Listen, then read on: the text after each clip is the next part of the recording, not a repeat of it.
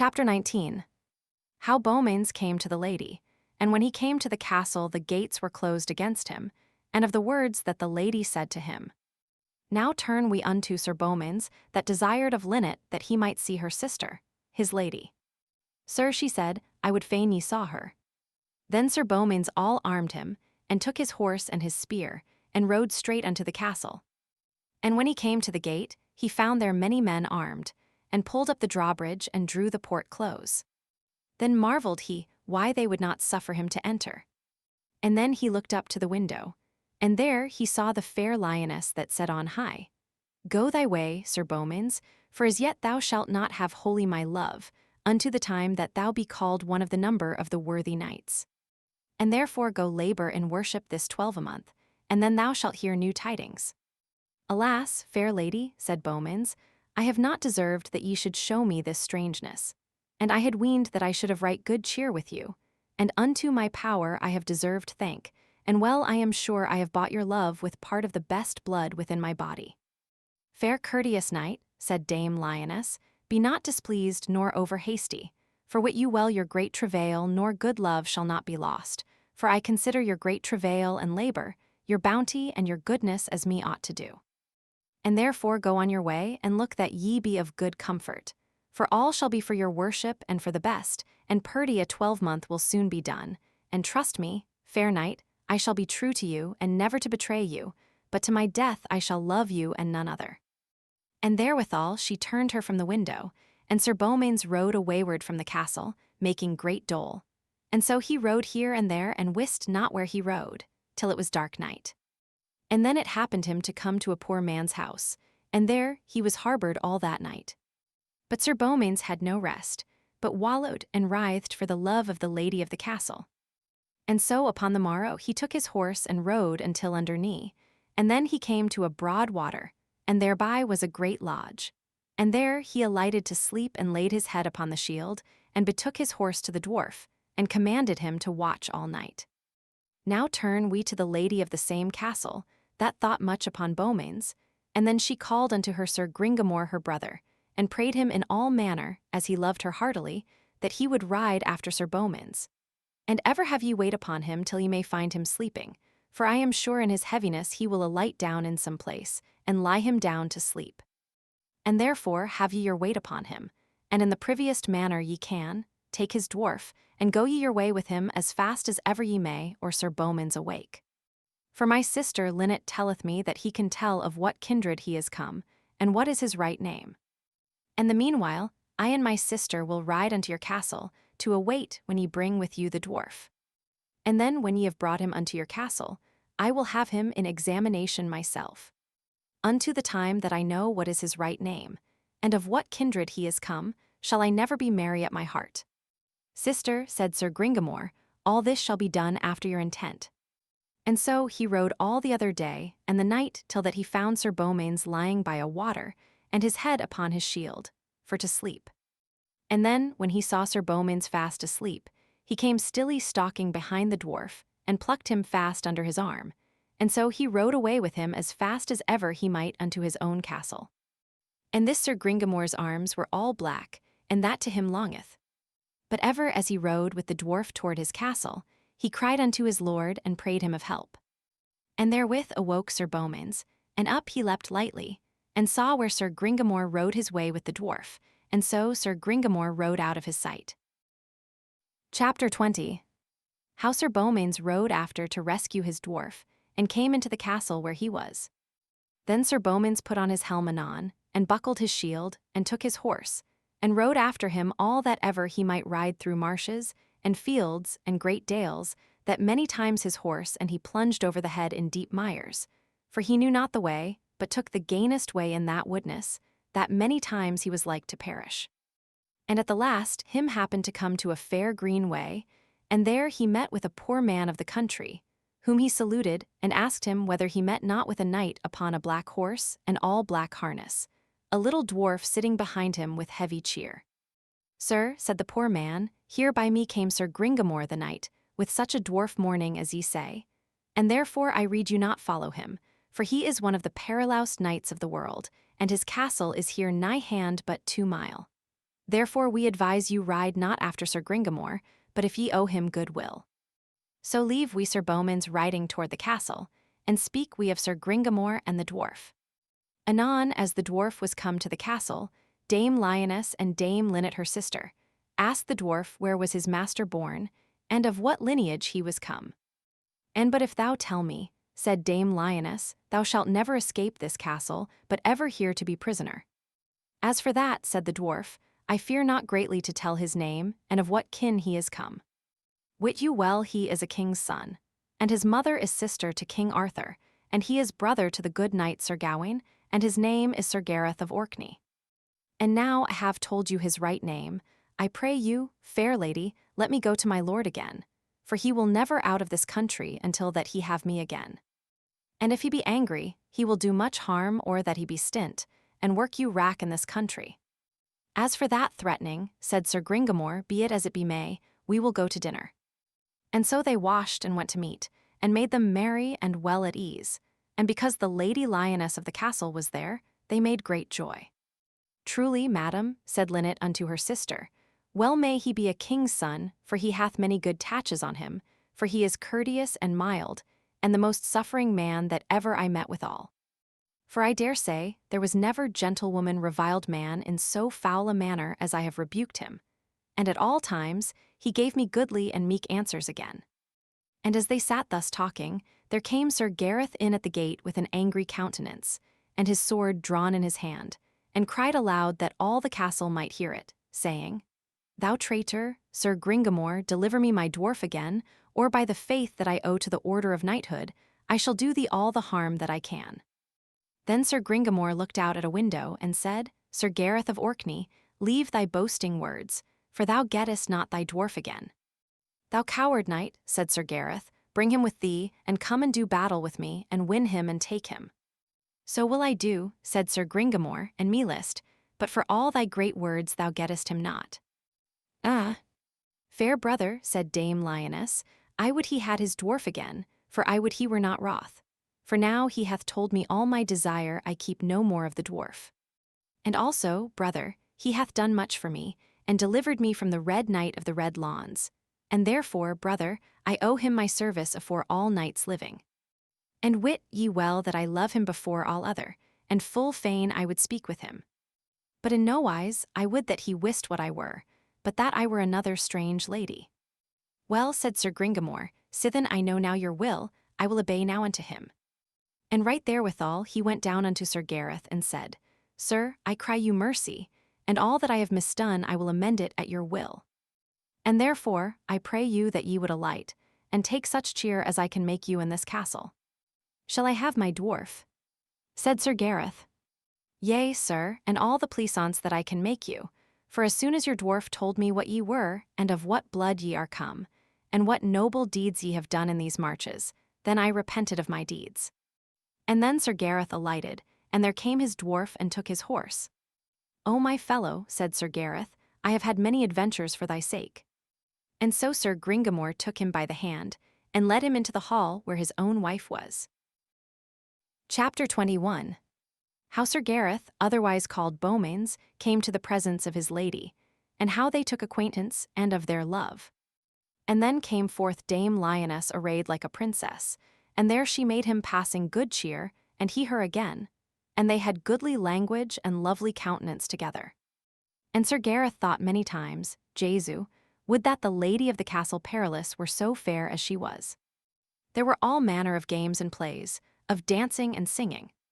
And ever the more Sir Gareth beheld that lady, the more he loved her. And so he burned in love that he was past himself in his reason. And forth toward night they yede unto supper, and Sir Gareth might not eat, for his love was so hot that he wist not where he was. All these looks espied Sir Gringamore, and then at after supper he called his sister Dame Lioness into a chamber, and said, Fair sister, I have well espied your countenance betwixt you and this knight, and I will, sister, that ye wit he is a full noble knight, and if ye can make him to abide here, I will do him all the pleasure that I can, for an ye were better than ye are, ye were well byweared upon him. Fair brother, said Dame Lioness, I understand well that the knight is good, and come he is of a noble house. Notwithstanding, I will assay him better. Howbeit I am most beholden to him of any earthly man, for he hath had great labour for my love, and passed many a dangerous passage. Right so Sir Gringamore went unto Sir Gareth, and said, Sir, make ye good cheer, for ye shall have none other cause. For this lady, my sister, is yours at all times, her worship saved, for wit ye well she loveth you as well as ye do her, and better if better may be. And I wis that, said Sir Gareth, there lived not a gladder man than I would be.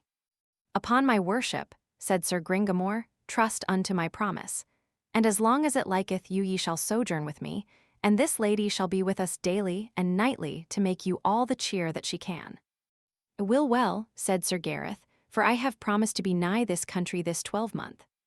And well I am sure King Arthur and other noble knights will find me where that I am within this 12-month. For I shall be sought and found, if that I be alive. And then the noble knight Sir Gareth went unto the Dame Lioness, which he then much loved, and kissed her many times, and either made great joy of other. And there she promised him her love certainly, to love him and none other the days of her life. Then this lady, Dame Lioness, by the assent of her brother, told Sir Gareth all the truth what she was, and how she was the same lady that he did battle for, and how she was lady of the Castle Perilous, and there she told him how she caused her brother to take away his dwarf. Chapter 22.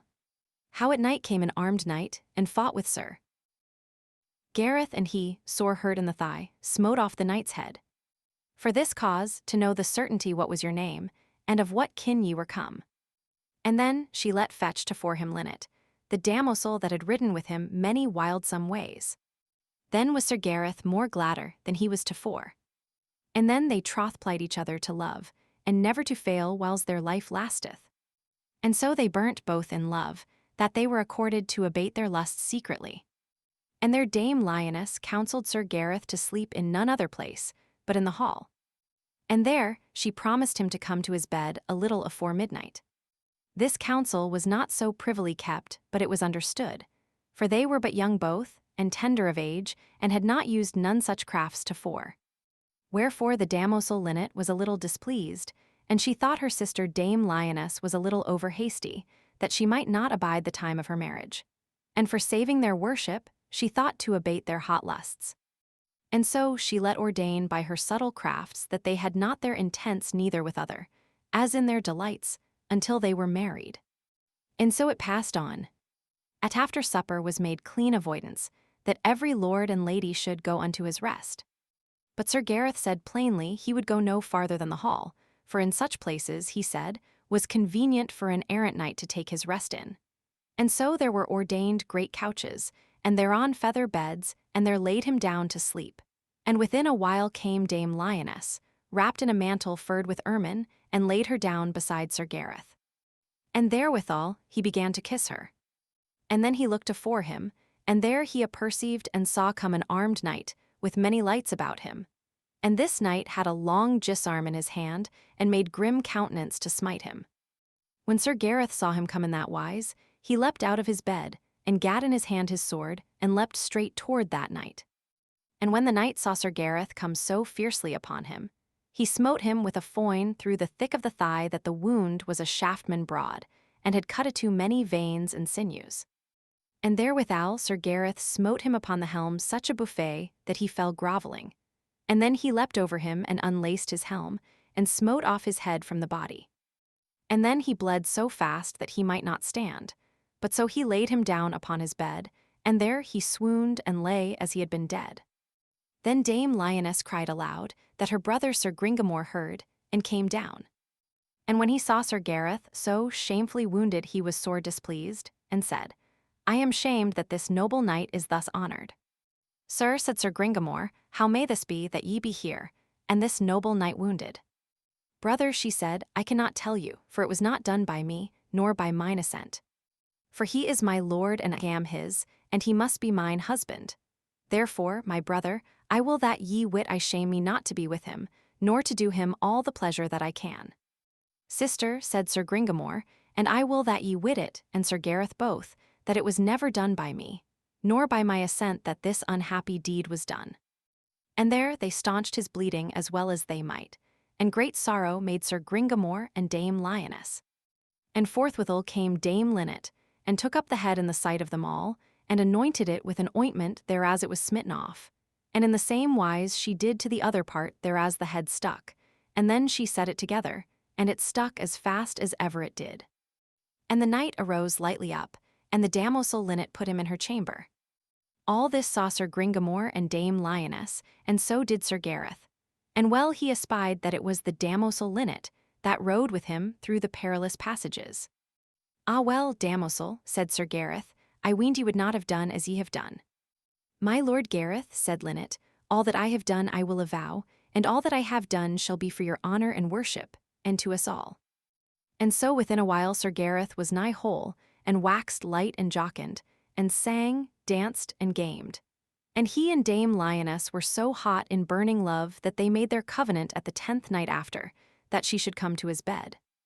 And because he was wounded afore, he laid his armor and his sword nigh his bedside. Chapter 23. How the said knight came again the next night, and was beheaded again, and how at the feast of Pentecost all the knights that Sir Gareth had overcome came and yielded them to King Arthur.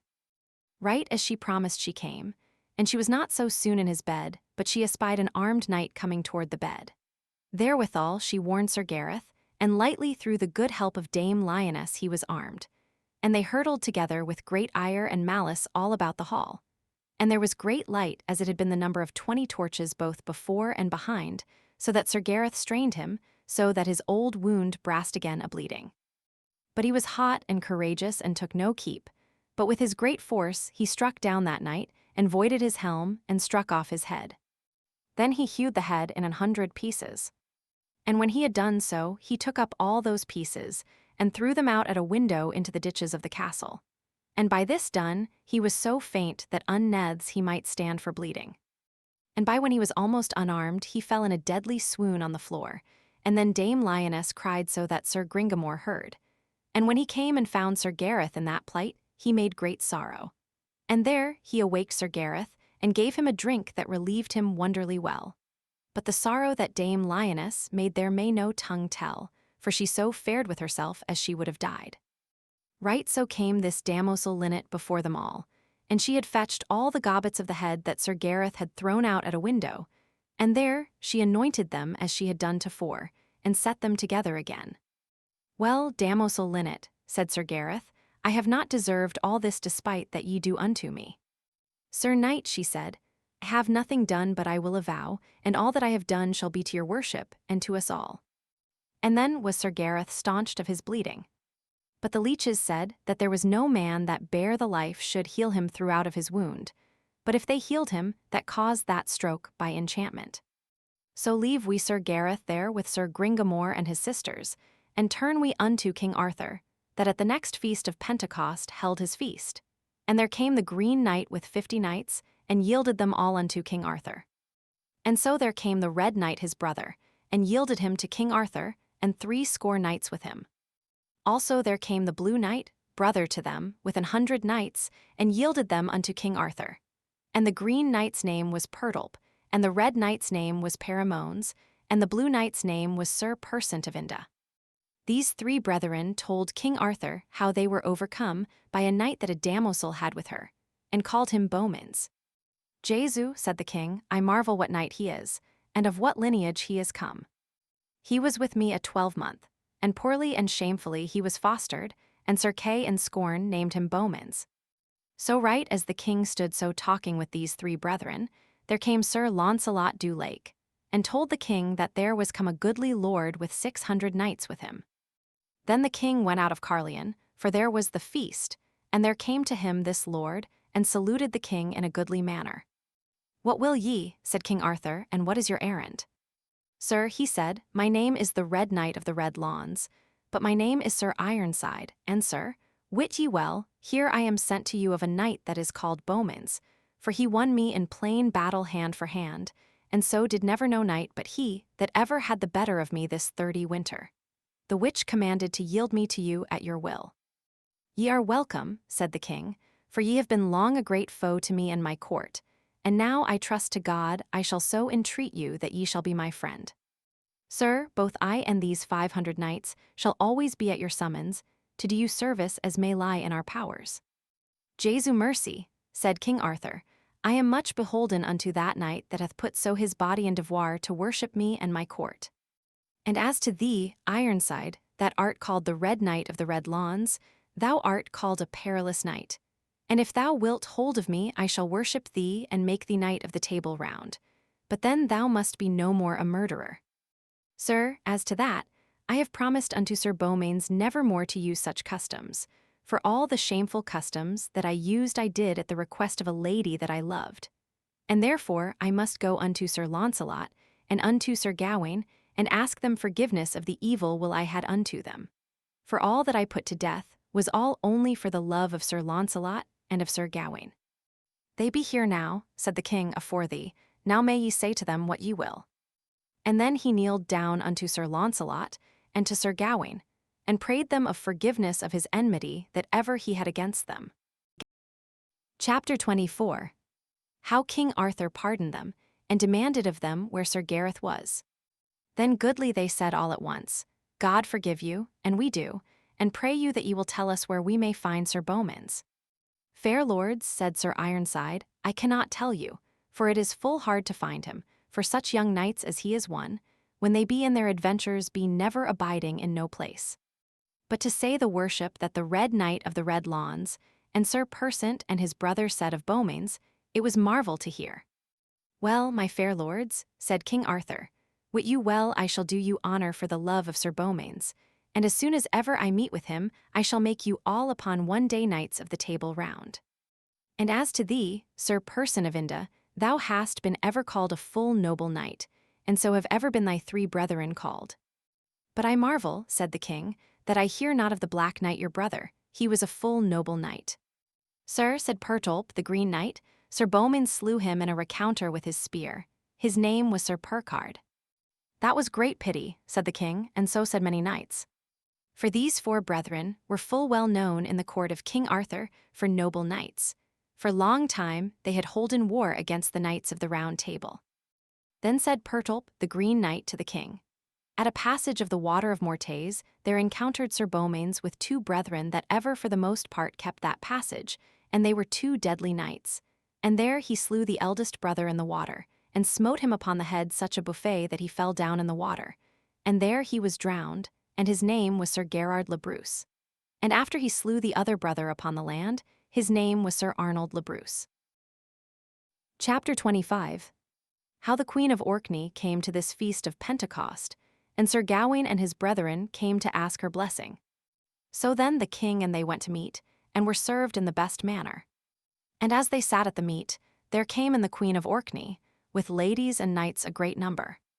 And then Sir Gawain, Sir Agravaine, and Gaheris arose, and went to her and saluted her upon their knees, and asked her blessing. For in 15 years they had not seen her. Then she spake on high to her brother King Arthur, Where have ye done my young son Sir Gareth? He was here amongst you a 12-month, and ye made a kitchen knave of him, the which is shame to you all. Alas, where have ye done my dear son, that was my joy and bliss? O dear mother, said Sir Gawain, I knew him not. Nor I, said the king, that now me repenteth, but thanked be God, he is proved a worshipful knight as any is now living of his years, and I shall never be glad till I may find him. Ah, brother, said the queen unto King Arthur, and unto Sir Gawain, and to all her sons, ye did yourself great shame when ye amongst you kept my son in the kitchen, and fed him like a poor hog. Fair sister, said King Arthur, ye shall right well wit I knew him not, nor no more did Sir Gawain, nor his brethren. But sithen it is so, said the king, that he is thus gone from us all, we must shape a remedy to find him. Also, sister, meseemeth ye might have done me to wit of his coming, and then an I had not done well to him, ye might have blamed me. For when he came to this court, he came leaning upon two men's shoulders, as though he might not have gone. And then he asked me 3 gifts, and one he asked the same day, that was that I would give him meat enough that 12 a month, and the other 2 gifts he asked that day a 12-month, and that was that he might have the adventure of the damosel Linet, and the third was that Sir Launcelot should make him knight when he desired him. And so I granted him all his desire, and many in this court marveled that he desired his sustenance for a 12-month. And thereby we deemed, many of us, that he was not come of a noble house, Sir, said the Queen of Orkney unto King Arthur her brother, wit ye well that I sent him unto you right well armed and horsed, and worshipfully beseen of his body, and gold and silver plenty to spend. It may be, said the king, but thereof saw we none, save that same day as he departed from us. Knights told me that there came a dwarf hither suddenly, and brought him armor and a good horse full well and richly beseen.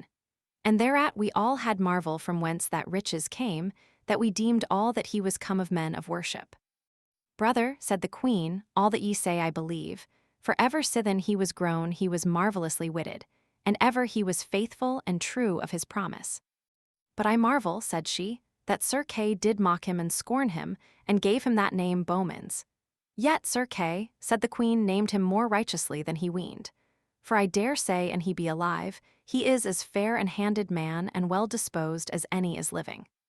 Sir, said Arthur, let this language be still, and by the grace of God he shall be found and he be within this 7 realms, and let all this pass and be merry. For he is proved to be a man of worship, and that is my joy. Chapter 26. How King Arthur sent for the Lady Lioness, and how she let cry a tourney at her castle, whereas came many knights. Then said Sir Gawain and his brethren unto Arthur, Sir, and ye will give us leave, we will go and seek our brother. Nay, said Sir Launcelot, that shall ye not need. And so said Sir Bodwin of Britain, for as by our advice the king shall send unto Dame Lioness a messenger, and pray her that she will come to the court in all the haste that she may, and doubt ye not she will come. And then she may give you best counsel where ye shall find him. This is well said of you, said the king. So then goodly letters were made, and the messenger sent forth, that night and day he went till he came unto the castle Perilous. And then the Lady Dame Lioness was sent for, thereas she was with Sir Gringamore her brother, and Sir Gareth. And when she understood this message, she bade him ride on his way unto King Arthur, and she would come after in all goodly haste. Then when she came to Sir Gringamore and to Sir Gareth, she told them all how King Arthur had sent for her. That is because of me, said Sir Gareth. Now advise me, said Dame Lioness, what shall I say, and in what manner I shall rule me. My lady and my love, said Sir Gareth, I pray you in no wise be ye Anduin where I am. But well I wot my mother is there, and all my brethren, and they will take upon them to seek me, I wot well that they do. But this, madam, I would ye said, and advised the king when he questioned with you of me.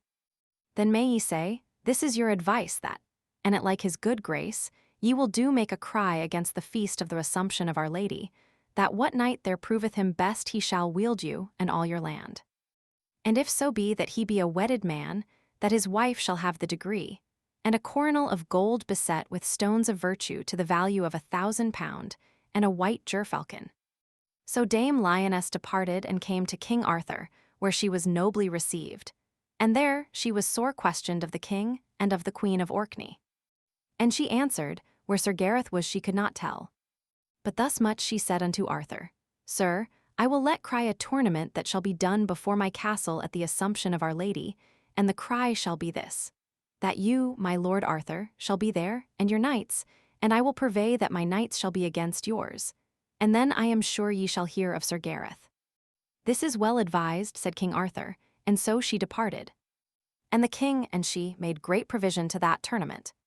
When Dame Lioness was come to the Isle of Avilion, that was the same isle thereas her brother Sir Gringamore dwelt, then she told them all how she had done, and what promise she had made to King Arthur. Alas, said Sir Gareth, I have been so wounded with unhappiness sithen, I came into this castle that I shall not be able to do at that tournament like a knight, for I was never thoroughly whole since I was hurt. Be ye of good cheer, said the damosel Linnet, for I undertake within these 15 days to make ye whole, and as lusty as ever ye were. And then she laid an ointment, and a salve to him as it pleased to her, that he was never so fresh nor so lusty. Then said the damosel Linnet, Send you unto Sir Persant of Inde, and summon him and his knights to be here with you as they have promised. Also that ye send unto Sir Ironside, that is the Red Knight of the Red Lawns, and charge him that he be ready with you with his whole sum of knights, and then shall ye be able to match with King Arthur and his knights. So this was done, and all knights were sent for unto the castle Perilous. And then the Red Knight answered and said unto Dame Lioness, and to Sir Gareth, Madam, and my lord Sir Gareth, ye shall understand that I have been at the court of King Arthur, and Sir Persant of Inde and his brethren, and there we have done our homage as ye commanded us. Also Sir Ironside said, I have taken upon me with Sir Persant of Inde and his brethren to hold part against my lord Sir Launcelot and the knights of that court. And this have I done for the love of my lady Dame Lioness, and you my lord Sir Gareth. Ye have well done, said Sir Gareth, but wit you well ye shall be full sore matched with the most noble knights of the world, therefore we must purvey us of good knights, where we may get them. That is well said Sir Persant, and worshipfully.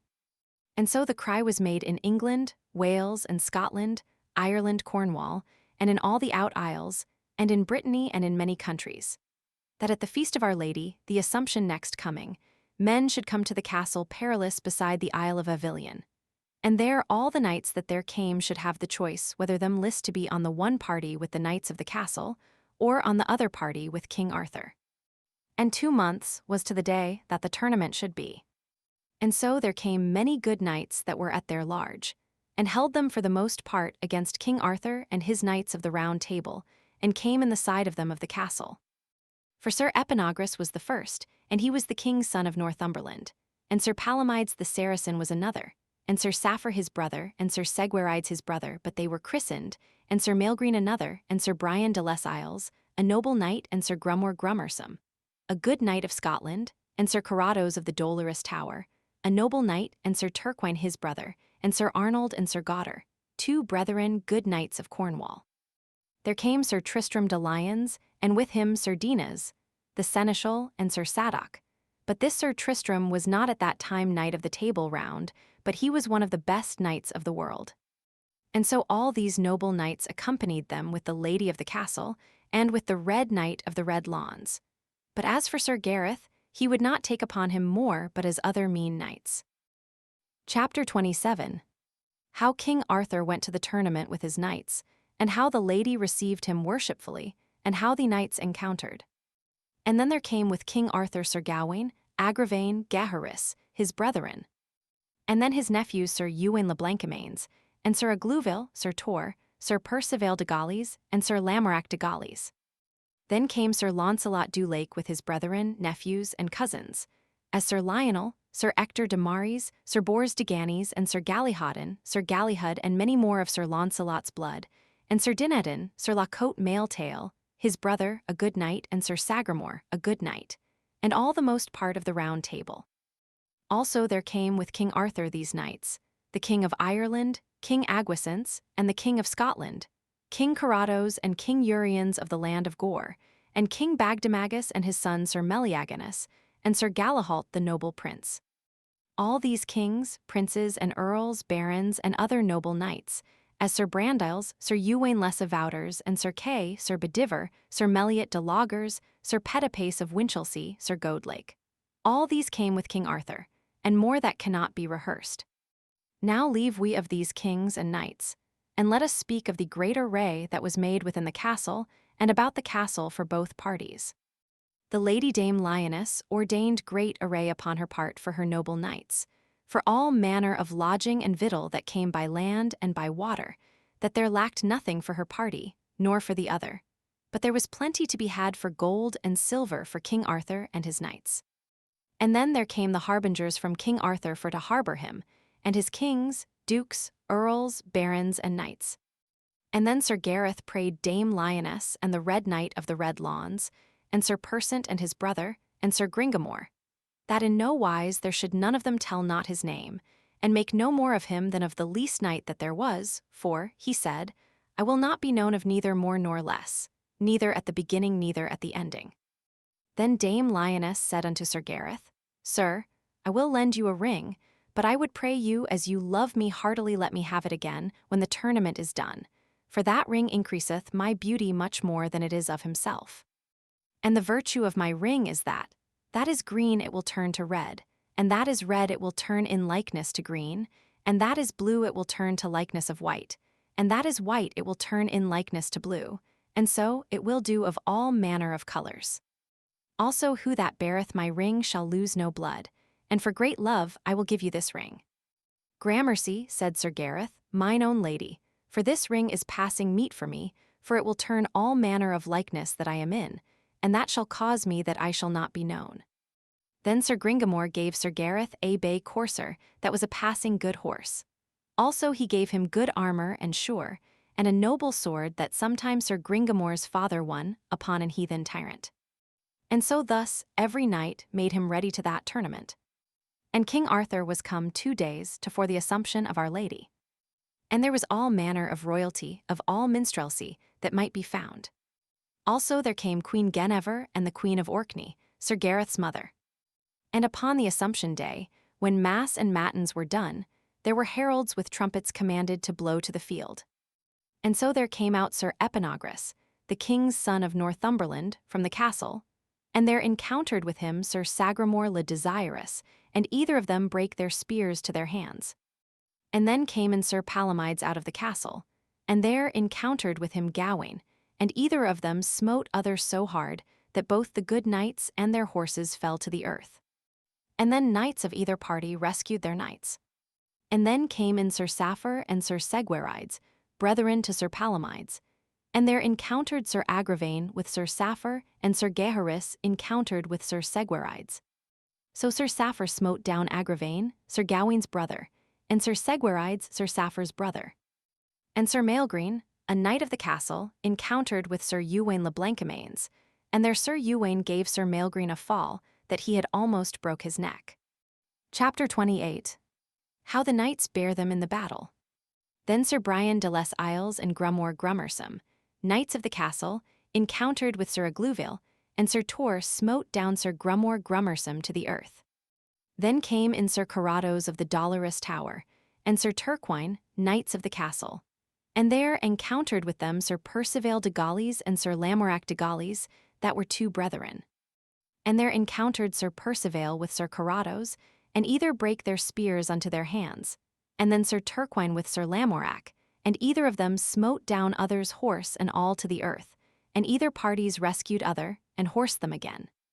And Sir Arnold and Sir Gauder, knights of the castle, encountered with Sir Brandiles and Sir Kay, and these 4 knights encountered mightily, and brake their spears to their hands. Then came in Sir Tristram, Sir Sadoc, and Sir Dinas, knights of the castle, and there encountered Sir Tristram with Sir Bedivere, and there Sir Bedivere was smitten to the earth both horse and man. And Sir Sadoc encountered with Sir Petipace, and there Sir Sadoc was overthrown. And there Uwaine les Avouters smote down Sir Dinas, the seneschal. Then came in Sir Persant of Inde, a knight of the castle, and there encountered with him Sir Launcelot du Lake, and there he smote Sir Persant, horse and man, to the earth. Then came Sir Perdulp from the castle, and there encountered with him Sir Lionel, and there Sir Perdulp, the Green Knight, smote down Sir Lionel, brother to Sir Launcelot. All this was marked by noble heralds, who bare him best, and their names. And then came into the field Sir Paramones, the Red Knight, Sir Persant's brother, that was a knight of the castle, and he encountered with Sir Ector de Maris, and either smote other so hard that both their horses and they fell to the earth. And then came in the Red Knight of the Red Lawns, and Sir Gareth, from the castle, and there encountered with them Sir Bors de Ganis and Sir Bleobris. And there the Red Knight and Sir Bors smote other so hard that their spears brast, and their horses fell grovelling to the earth. Then Sir Bleobris brake his spear upon Sir Gareth, but of that stroke Sir Bleobris fell to the earth. When Sir Galihodin saw that, he bade Sir Gareth keep him, and Sir Gareth smote him to the earth. Then Sir Galihud gat a spear to avenge his brother, and in the same wise Sir Gareth served him, and Sir Dinadin and his brother, La Cote Mail Tail, and Sir Sagramore le Desirous, and Sir Dodinas le Savage. All these he bare down with one spear. When King Agwisance of Ireland saw Sir Gareth fare so, he marvelled what he might be that one time seemed green, and another time, at his again coming, he seemed blue. And thus at every course that he rode to and fro he changed his colour, so that there might neither king nor knight have ready cognizance of him. Then Sir Agwisance, the king of Ireland, encountered with Sir Gareth, and there Sir Gareth smote him from his horse, saddle and all. And then came King Carados of Scotland, and Sir Gareth smote him down horse and man. And in the same wise he served King Uriens of the land of Gore. And then came in Sir Bagdemagus, and Sir Gareth smote him down, horse and man, to the earth. And Bagdemagus, son, Meliganus, brake a spear upon Sir Gareth mightily and knightly. And then Sir Galahalt, the noble prince, cried on high, Knight with the many colours, well hast thou jousted. Now make thee ready that I may joust with thee. Sir Gareth heard him, and he gat a great spear, and so they encountered together, and there the prince brake his spear. But Sir Gareth smote him upon the left side of the helm that he reeled here and there, and he had fallen down had not his men recovered him. So God me help, said King Arthur, that same knight with the many colours is a good knight. Wherefore the king called unto him Sir Launcelot, and prayed him to encounter with that knight. Sir, said Launcelot, I may well find in my heart for to forbear him as at this time, for he hath had travail enough this day. And when a good knight doth so well upon some day, it is no good knight's part to let him of his worship, and namely, when he seeth a knight hath done so great labour. For peradventure, said Sir Launcelot, his quarrel is here this day, and peradventure he is best beloved with this lady of all that be here. For I see well he paineth him and enforceth him to do great deeds, and therefore, said Sir Launcelot, as for me, this day he shall have the honour. Though it lay in my power to put him from it, I would not. Chapter 29. Yet of the said tournament. Then when this was done, there was drawing of swords, and then there began a sore tournament. And there did Sir Lamorak marvellous deeds of arms, and betwixt Sir Lamorak and Sir Ironside, that was the Red Knight of the Red Lawns, there was strong battle, and betwixt Sir Palomides and Bleobrus there was a strong battle. And Sir Gawain and Sir Tristram met, and there Sir Gawain had the worse, for he pulled Sir Gawain from his horse, and there he was long upon foot and defouled. Then came in Sir Launcelot, and he smote Sir Turquine, and he him. And then came Sir Carados his brother, and both at once they assailed him. And he as the most noblest knight of the world worshipfully fought with them both, that all men wondered of the noblesse of Sir Launcelot. And then came in Sir Gareth, and knew that it was Sir Launcelot that fought with the two perilous knights. And then Sir Gareth came with his good horse, and hurtled them in sunder, and no stroke would he smite to Sir Launcelot. That espied Sir Launcelot, and deemed it should be the good knight Sir Gareth. And then Sir Gareth rode here and there, and smote on the right hand and on the left hand, and all the folk might well espy where that he rode. And by fortune he met with his brother Sir Gawain, and there he put Sir Gawain to the worse, for he put off his helm. And so he served 5 or 6 knights of the Round Table, that all men said he put him in the most pain, and best he did his devoir. For when Sir Tristram beheld him how he first jousted, and after fought so well with a sword, then he rode unto Sir Ironside and to Sir Persant of Inde, and asked them, by their faith, what manner a knight is yonder knight that seemeth in so many divers colours? Truly meseemeth, said Tristram, that he putteth himself in great pain, for he never ceaseth.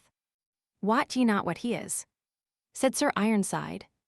No, said Sir Tristram.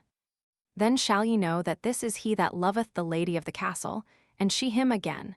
And this is he that won me when I besieged the lady of this castle, and this is he that won Sir Persant of Inde, and his 3 brethren. What is his name, said Sir Tristram, and of what blood is he come? He was called in the court of King Arthur Beaumains, but his right name is Sir Gareth of Orkney, brother to Sir Gawain. By my head, said Sir Tristram, he is a good knight, and a big man of arms, and if he be young he shall prove a full noble knight. He is but a child, they all said, and of Sir Launcelot he was made knight. Therefore he is mickle the better, said Tristram.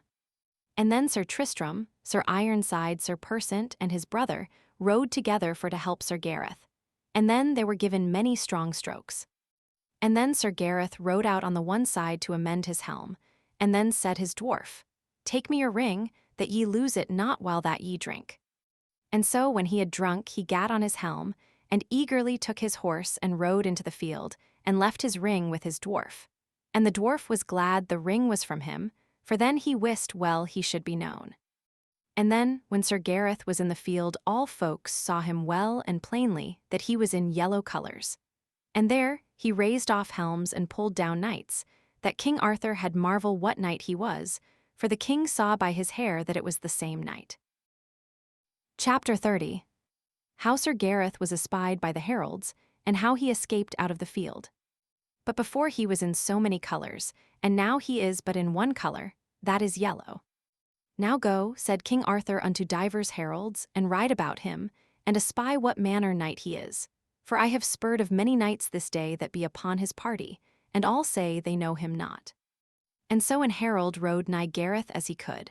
And there he saw written about his helm in gold, This helm is Sir Gareth of Orkney. Then the herald cried as he were wood, and many heralds with him, This is Sir Gareth of Orkney in the yellow arms, that by all kings and knights of Arthur's beheld him and awaited. And then they pressed all to behold him, and ever the heralds cried, This is Sir Gareth of Orkney, King Lot's son. And when Sir Gareth espied that he was discovered, then he doubled his strokes, and smote down Sir Sagramore, and his brother Sir Gawain. O brother, said Sir Gawain, I weened ye would not have stricken me. So when he heard him say so, he thrang here and there, and so with great pain he gat out of the press, and there he met with his dwarf. O boy, said Sir Gareth, thou hast beguiled me foul this day that thou kept my ring. Give it me anon again, that I may hide my body withal. And so he took it him. And then they all wist not where he was become. And Sir Gawain had in manner espied where Sir Gareth rode, and then he rode after with all his might. That espied Sir Gareth, and rode lightly into the forest, that Sir Gawain wist not where he was become. And when Sir Gareth wist that Sir Gawain was past, he asked the dwarf of best counsel. Sir, said the dwarf, meseemeth it were best, now that ye are escaped from spying, that ye send my lady dame Lioness her ring. It is well advised, said Sir Gareth. Now have it here and bear it to her, and say that I recommend me unto her good grace, and say her I will come when I may, and I pray her to be true and faithful to me as I will be to her. Sir, said the dwarf, it shall be done as ye command. And so he rode his way, and did his errand unto the lady. Then she said, Where is my knight Sir Gareth? Madam, said the dwarf, he bade me say that he would not be long from you. And so lightly the dwarf came again unto Sir Gareth, that would full fain have had a lodging, for he had need to be reposed. And then fell there a thunder and a rain, as heaven and earth should go together. And Sir Gareth was not a little weary, for of all that day he had but little rest, neither his horse nor he. So this Sir Gareth rode so long in that forest until the night came. And ever it lightened and thundered, as it had been wood. At the last by fortune he came to a castle, and there he heard the waits upon the walls. Chapter 31. How Sir Gareth came to a castle where he was well lodged, and he jousted with a knight and slew him. Then Sir Gareth rode unto the barbican of the castle, and prayed the porter fair to let him into the castle. The porter answered ungoodly again, and said, Thou gettest no lodging here. Fair sir, say not so, for I am a knight of King Arthur's, and pray the lord or the lady of this castle to give me harbour for the love of King Arthur. Then the porter went unto the duchess, and told her how there was a knight of King Arthur's would have harbour. Let him in, said the duchess, for I will see that knight, and for King Arthur's sake he shall not be harbourless. Then she yode up into a tower over the gate, with great torchlight. When Sir Gareth saw that torchlight he cried on high, Whether thou be lord or lady, giant or champion, I take no force so that I may have harbour this night. And if it so be that I must needs fight, spare me not to mourn when I have rested me, for both I and mine horse be weary. Sir knight, said the lady, thou speakest knightly and boldly. But wit thou well the lord of this castle loveth not King Arthur, nor none of his court, for my lord hath ever been against him. And therefore thou were better not to come within this castle. For an thou come in this night, thou must come in under such form, that wheresoever thou meet my lord, by stig or by street, thou must yield thee to him as prisoner. Madam, said Sir Gareth, what is your lord, and what is his name? Sir, my lord's name is the Duke de la Rose. Well, madam, said Sir Gareth, I shall promise you in what place I meet your lord, I shall yield me unto him, and to his good grace. With that I understand he will do me no harm, and if I understand that he will, I will release myself and I can with my spear and my sword. Ye say well, said the duchess, and then she let the drawbridge down, and so he rode into the hall, and there he alighted, and his horse was led into a stable. And in the hall he unarmed him and said, Madam, I will not out of this hall this night. And when it is daylight, let's see who will have ado with me, he shall find me ready. Then was he set unto supper, and had many good dishes. Then Sir Gareth list well to eat, and nightly he ate his meat, and eagerly. There was many a fair lady by him, and some said they never saw a goodlier man nor so well of eating. Then they made him passing good cheer, and shortly when he had supped his bed was made there, so he rested him all night. And on the morn he heard mass, and brake his fast, and took his leave at the duchess, and at them all, and thanked her goodly of her lodging, and of his good cheer. And then she asked him his name. Madam, he said, truly my name is Gareth of Orkney, and some men call me Bowmans. Then knew she well it was the same knight that fought for Dame Lioness. So Sir Gareth departed and rode up into a mountain, and there met him a knight, his name was Sir Bendelaine, and said to Sir Gareth, Thou shalt not pass this way, for either thou shalt joust with me, or else be my prisoner. Then will I joust, said Sir Gareth.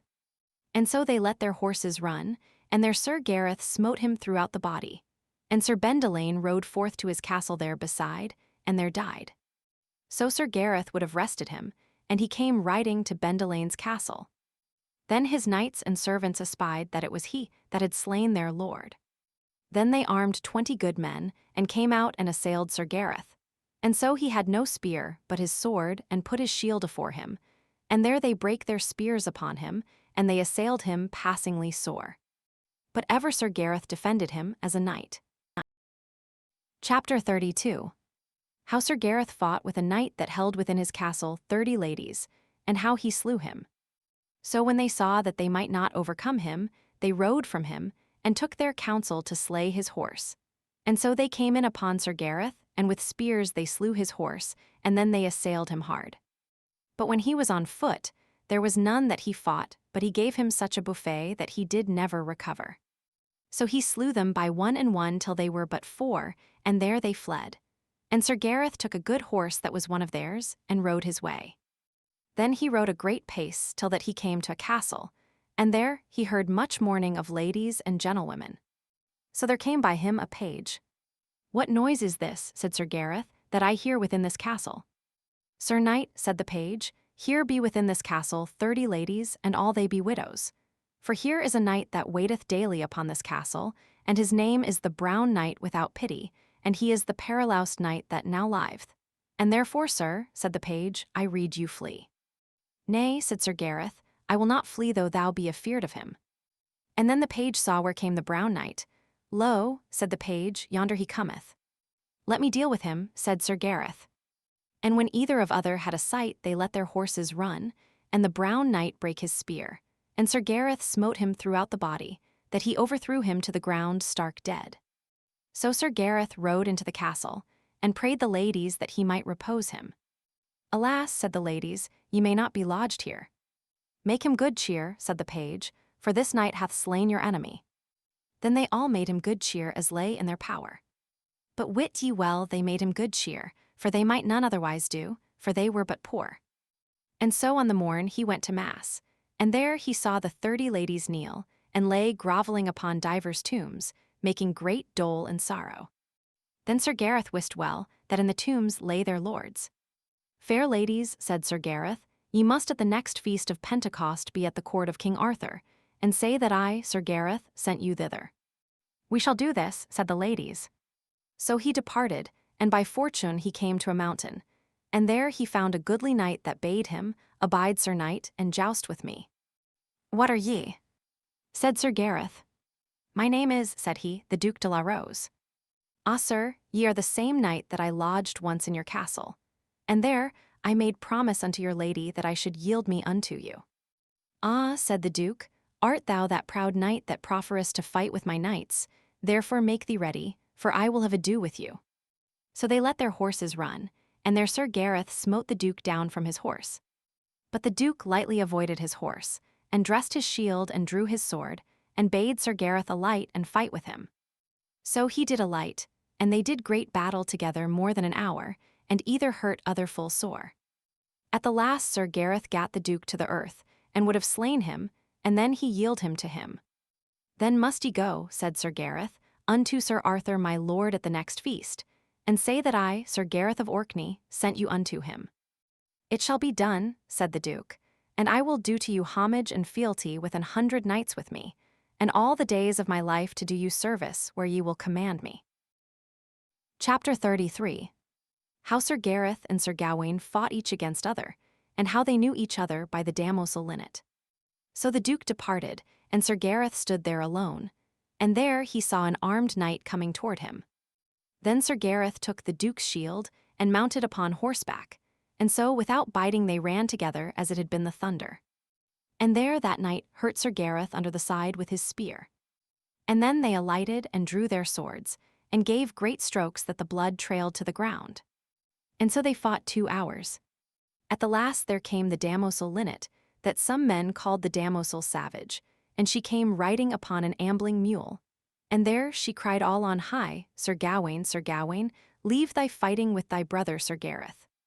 And when he heard her say so, he threw away his shield and his sword, and ran to Sir Gareth, and took him in his arms, and sithen kneeled down and asked him mercy. What are ye, said Sir Gareth, that right now were so strong and so mighty, and now so suddenly yield you to me? O Gareth, I am your brother Sir Gawain, that for your sake have had great sorrow and labor. Then Sir Gareth unlaced his helm, and kneeled down to him, and asked him mercy. Then they rose both, and embraced either other in their arms, and wept a great while or they might speak, and either of them gave other the prize of the battle. And there were many kind words between them. Alas, my fair brother, said Sir Gawain, purdy I owe of right to worship you, and ye were not my brother, for ye have worshipped King Arthur and all his court, for ye have sent me more worshipful knights this 12-month than 6, the best of the Round Table have done, except Sir Launcelot.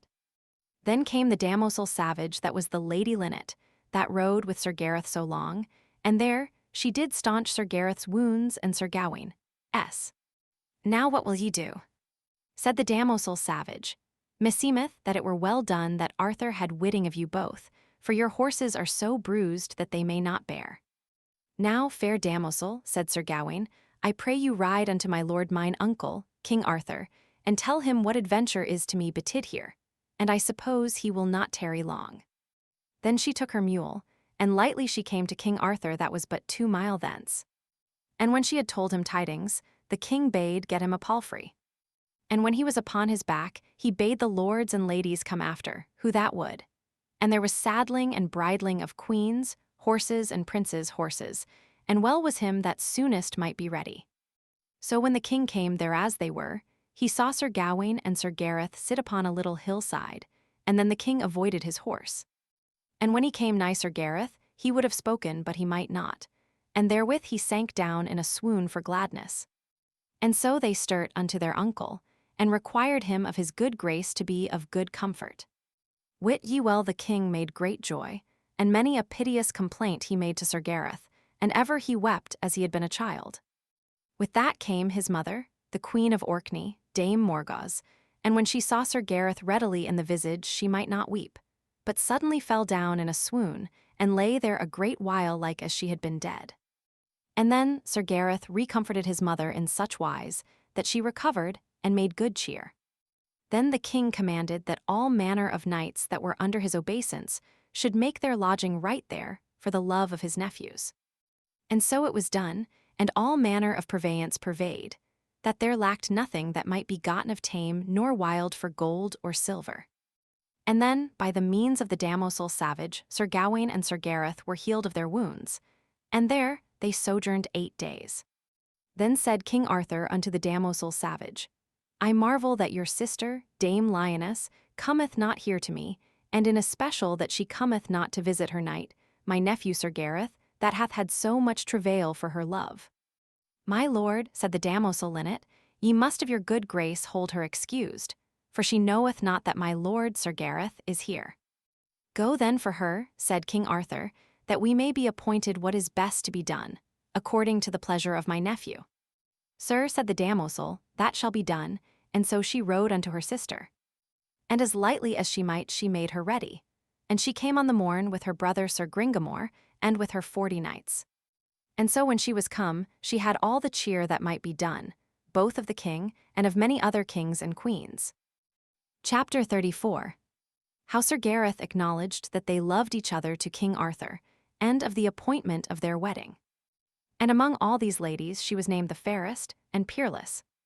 Then when Sir Gawain saw her, there was many a goodly look and goodly words, that all men of worship had joy to behold them. Then came King Arthur and many other kings, and Dame Guinevere, and the Queen of Orkney. And there the king asked his nephew, Sir Gareth, whether he would have that lady as paramour, or to have her to his wife. My lord, wit you well that I love her above all ladies living. Now, fair lady, said King Arthur, what say ye? Most noble king, said Dame Lioness, wit you well that my lord Sir Gareth is to me more liefer to have and wield as my husband than any king or prince that is christened, and if I may not have him, I promise you I will never have none. For my lord Arthur, said Dame Lioness, wit ye well he is my first love, and he shall be the last. And if ye will suffer him to have his will and free choice, I dare say he will have me. That is truth, said Sir Gareth, and I have not you and wield not you as my wife. There shall never lady nor gentlewoman rejoice me. What, nephew, said the king, is the wind in that door? For wit ye well, I would not for the stint of my crown to be causer to withdraw your hearts. And wit ye well ye cannot love so well, but I shall rather increase it than distress it. And also ye shall have my love and my lordship in the uttermost wise, that may lie in my power. And in the same wise, said Sir Gareth's mother. Then there was made a provision for the day of marriage. And by the king's advice it was provided that it should be at Michaelmas following, at Kink Kenadon by the seaside, for there is a plentiful country. And so it was cried in all the places through the realm.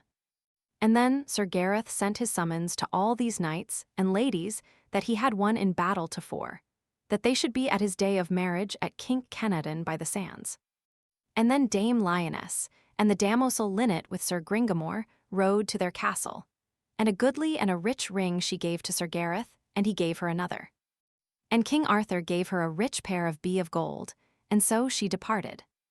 And King Arthur and his fellowship rode toward Kink Kenadon, and Sir Gareth brought his lady on the way, and so came to the king again and rode with him.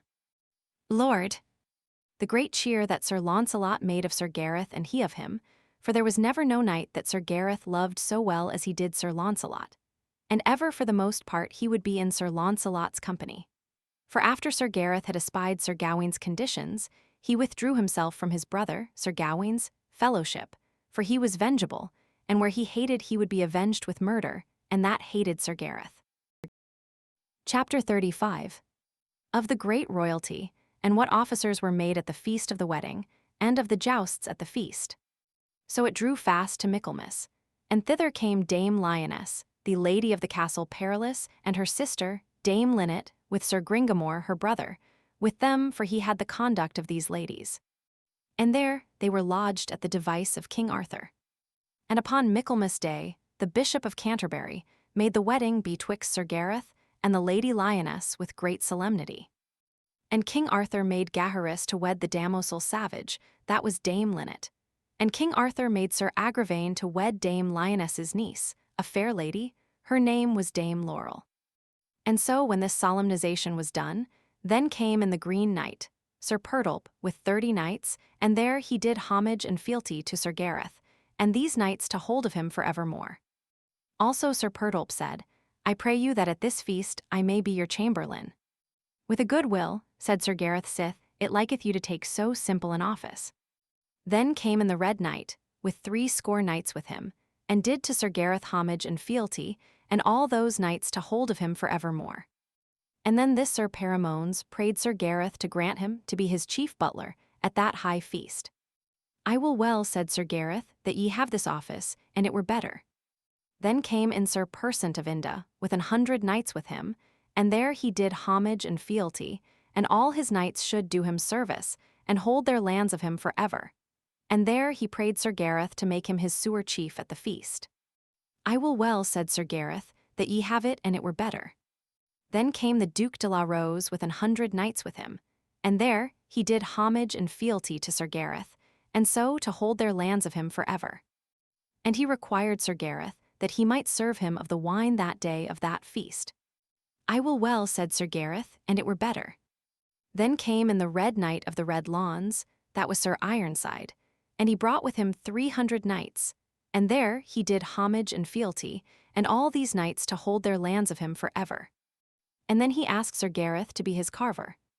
I will well, said Sir Gareth, and it please you. Then came into the court 30 ladies, and all they seemed widows, and those 30 ladies brought with them many fair gentlewomen. And all they kneeled down at once unto King Arthur and unto Sir Gareth, and there all those ladies told the king how Sir Gareth delivered them from the dolorous tower, and slew the brown knight without pity. And therefore we, and our heirs for evermore, will do homage unto Sir Gareth of Orkney. So then the kings and queens, princes and earls, barons, and many bold knights, went unto meat. And well may ye wit there were all manner of meat plenteously, all manner revels and games, with all manner of minstrelsy that was used in those days. Also there was great jousts 3 days. But the king would not suffer Sir Gareth to joust, because of his new bride. For, as the French book saith, that Dame Lioness desired of the king that none that were wedded should joust at that feast. So the first day there jousted Sir Lamorak de Gaulies, for he overthrew 30 knights, and did passing marvellously deeds of arms. And then King Arthur made Sir Persant and his 2 brethren knights of the Round Table to their lives' end, and gave them great lands. Also the second day there jousted Tristram best, and he overthrew 40 knights, and did their marvelous deeds of arms. And there King Arthur made Ironside, that was the Red Knight of the Red Lawns, a knight of the Table Round to his life's end, and gave him great lands. The third day there jousted Sir Launcelot du Lake, and he overthrew 50 knights, and did many marvelous deeds of arms, that all men wondered on him. And there King Arthur made the Duke de la Rose, a knight of the Round Table to his life's end, and gave him great lands to spend.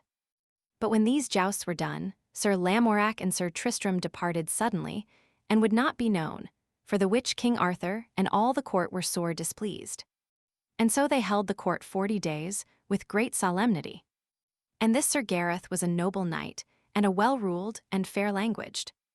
Thus endeth this tale of Sir Gareth of Orkney, that wedded Dame Lioness of the Castle Perilous.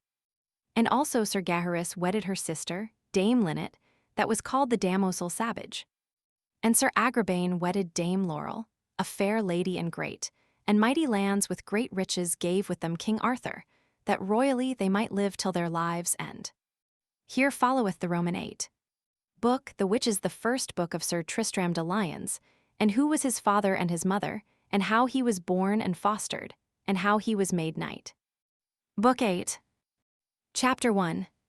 How Sir Tristram de Lyons was born, and how his mother died at his birth, wherefore she named him Tristram.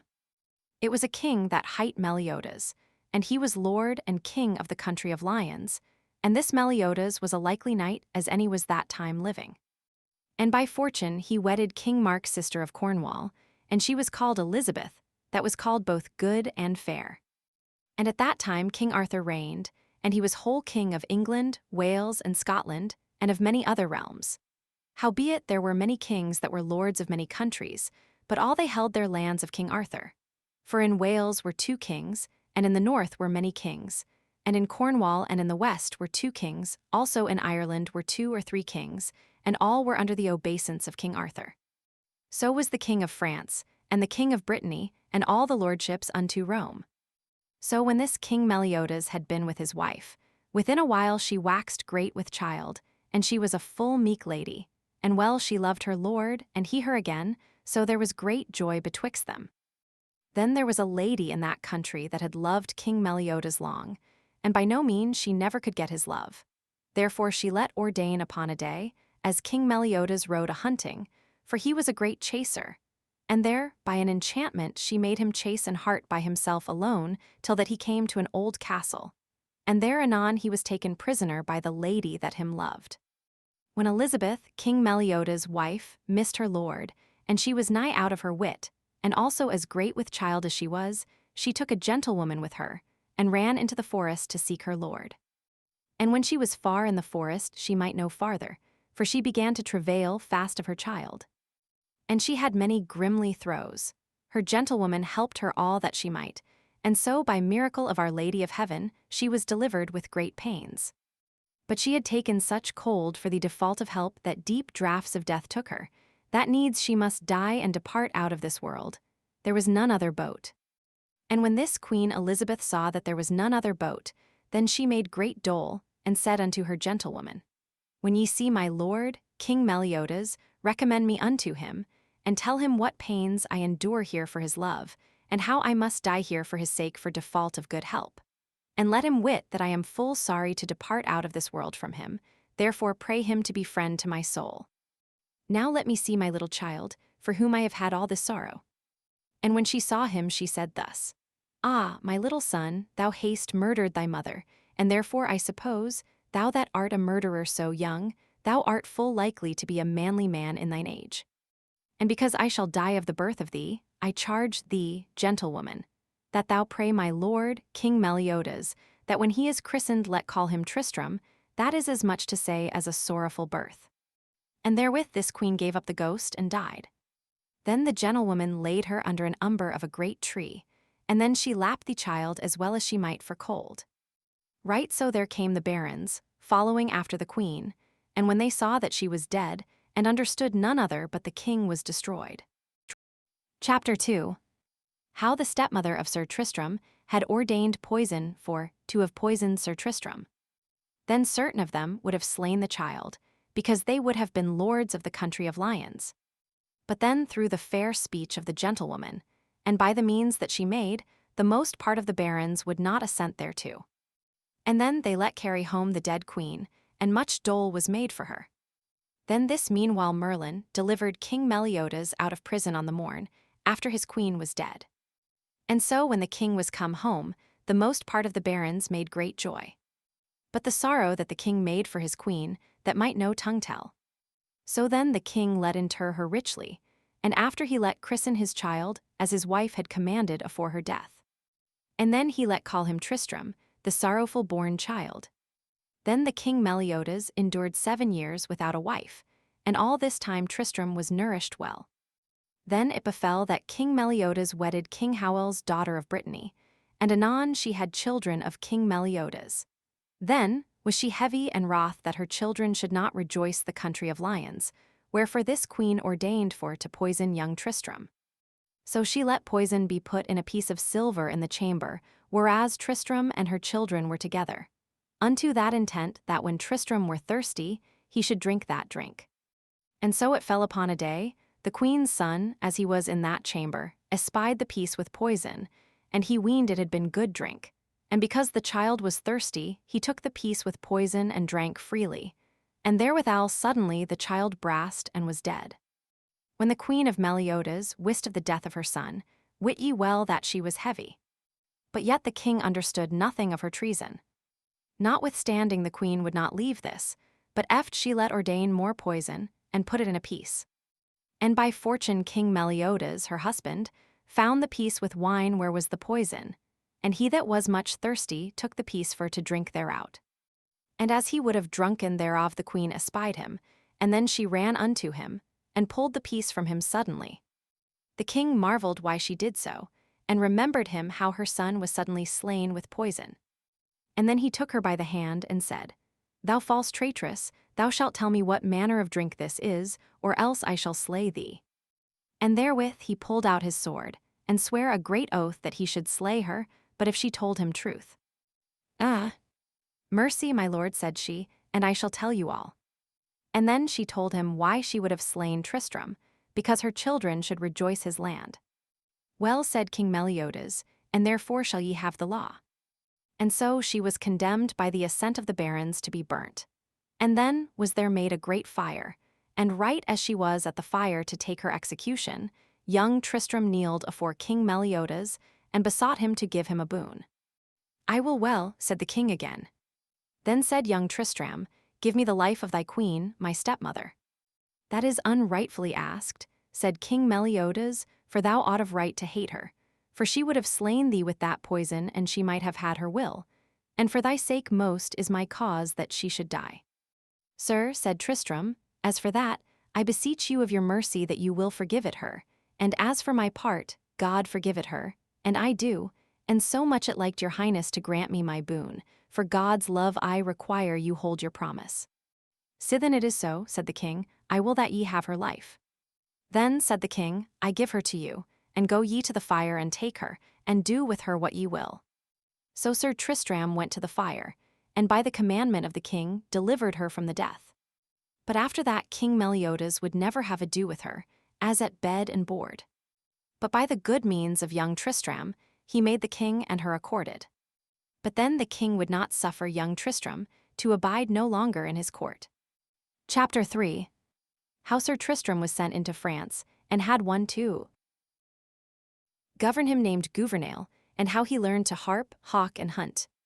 And then he let ordain a gentleman that was well learned and taught. His name was Gouvernail.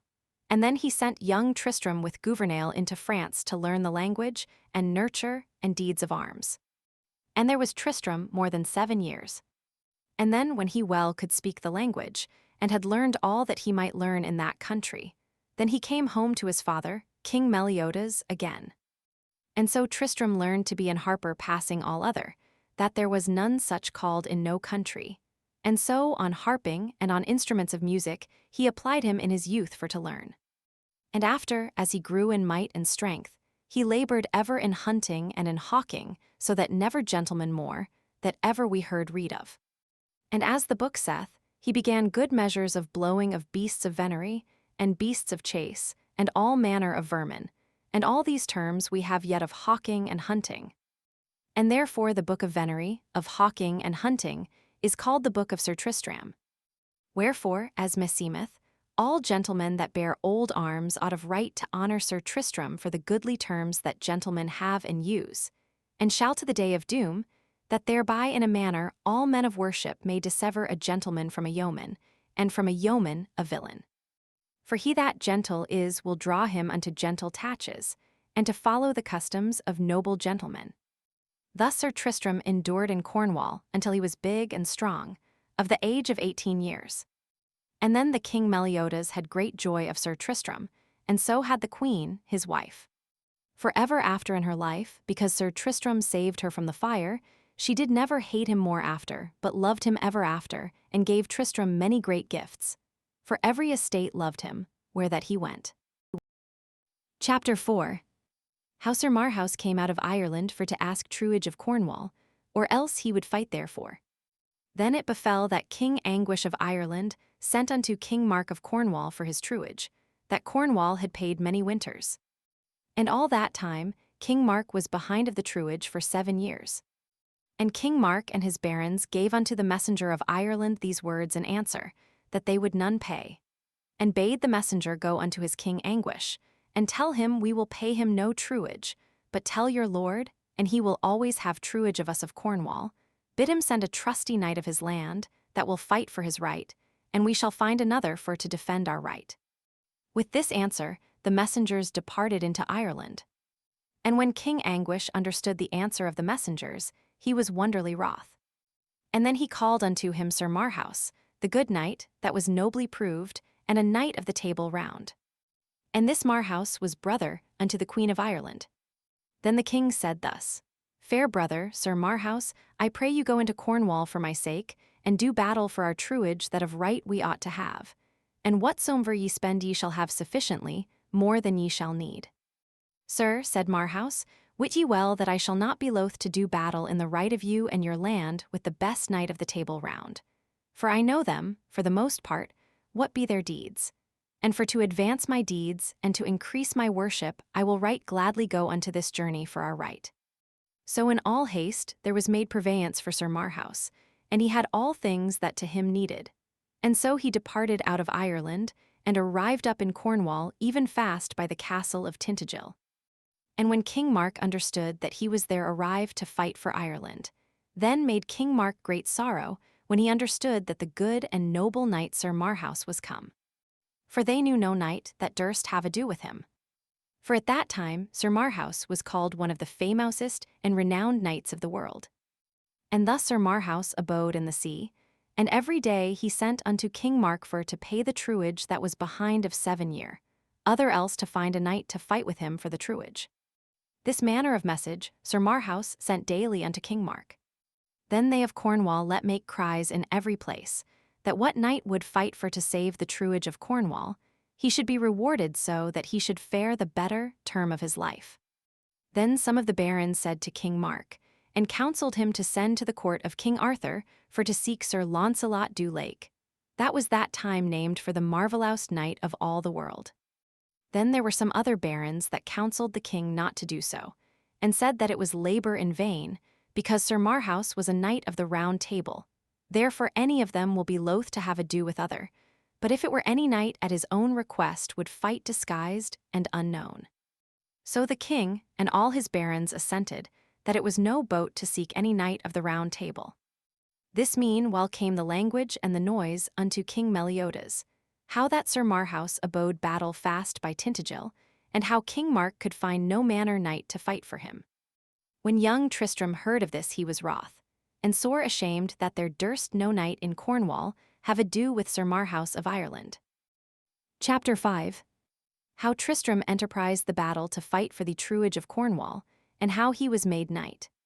Therewithal Tristram went unto his father, King Meliodas, and asked him counsel what was best to do for to recover Cornwall from truage. For as meseemeth, said Sir Tristram, it were shame that Sir Marhaus, the queen's brother of Ireland, should go away unless that he were foughten withal.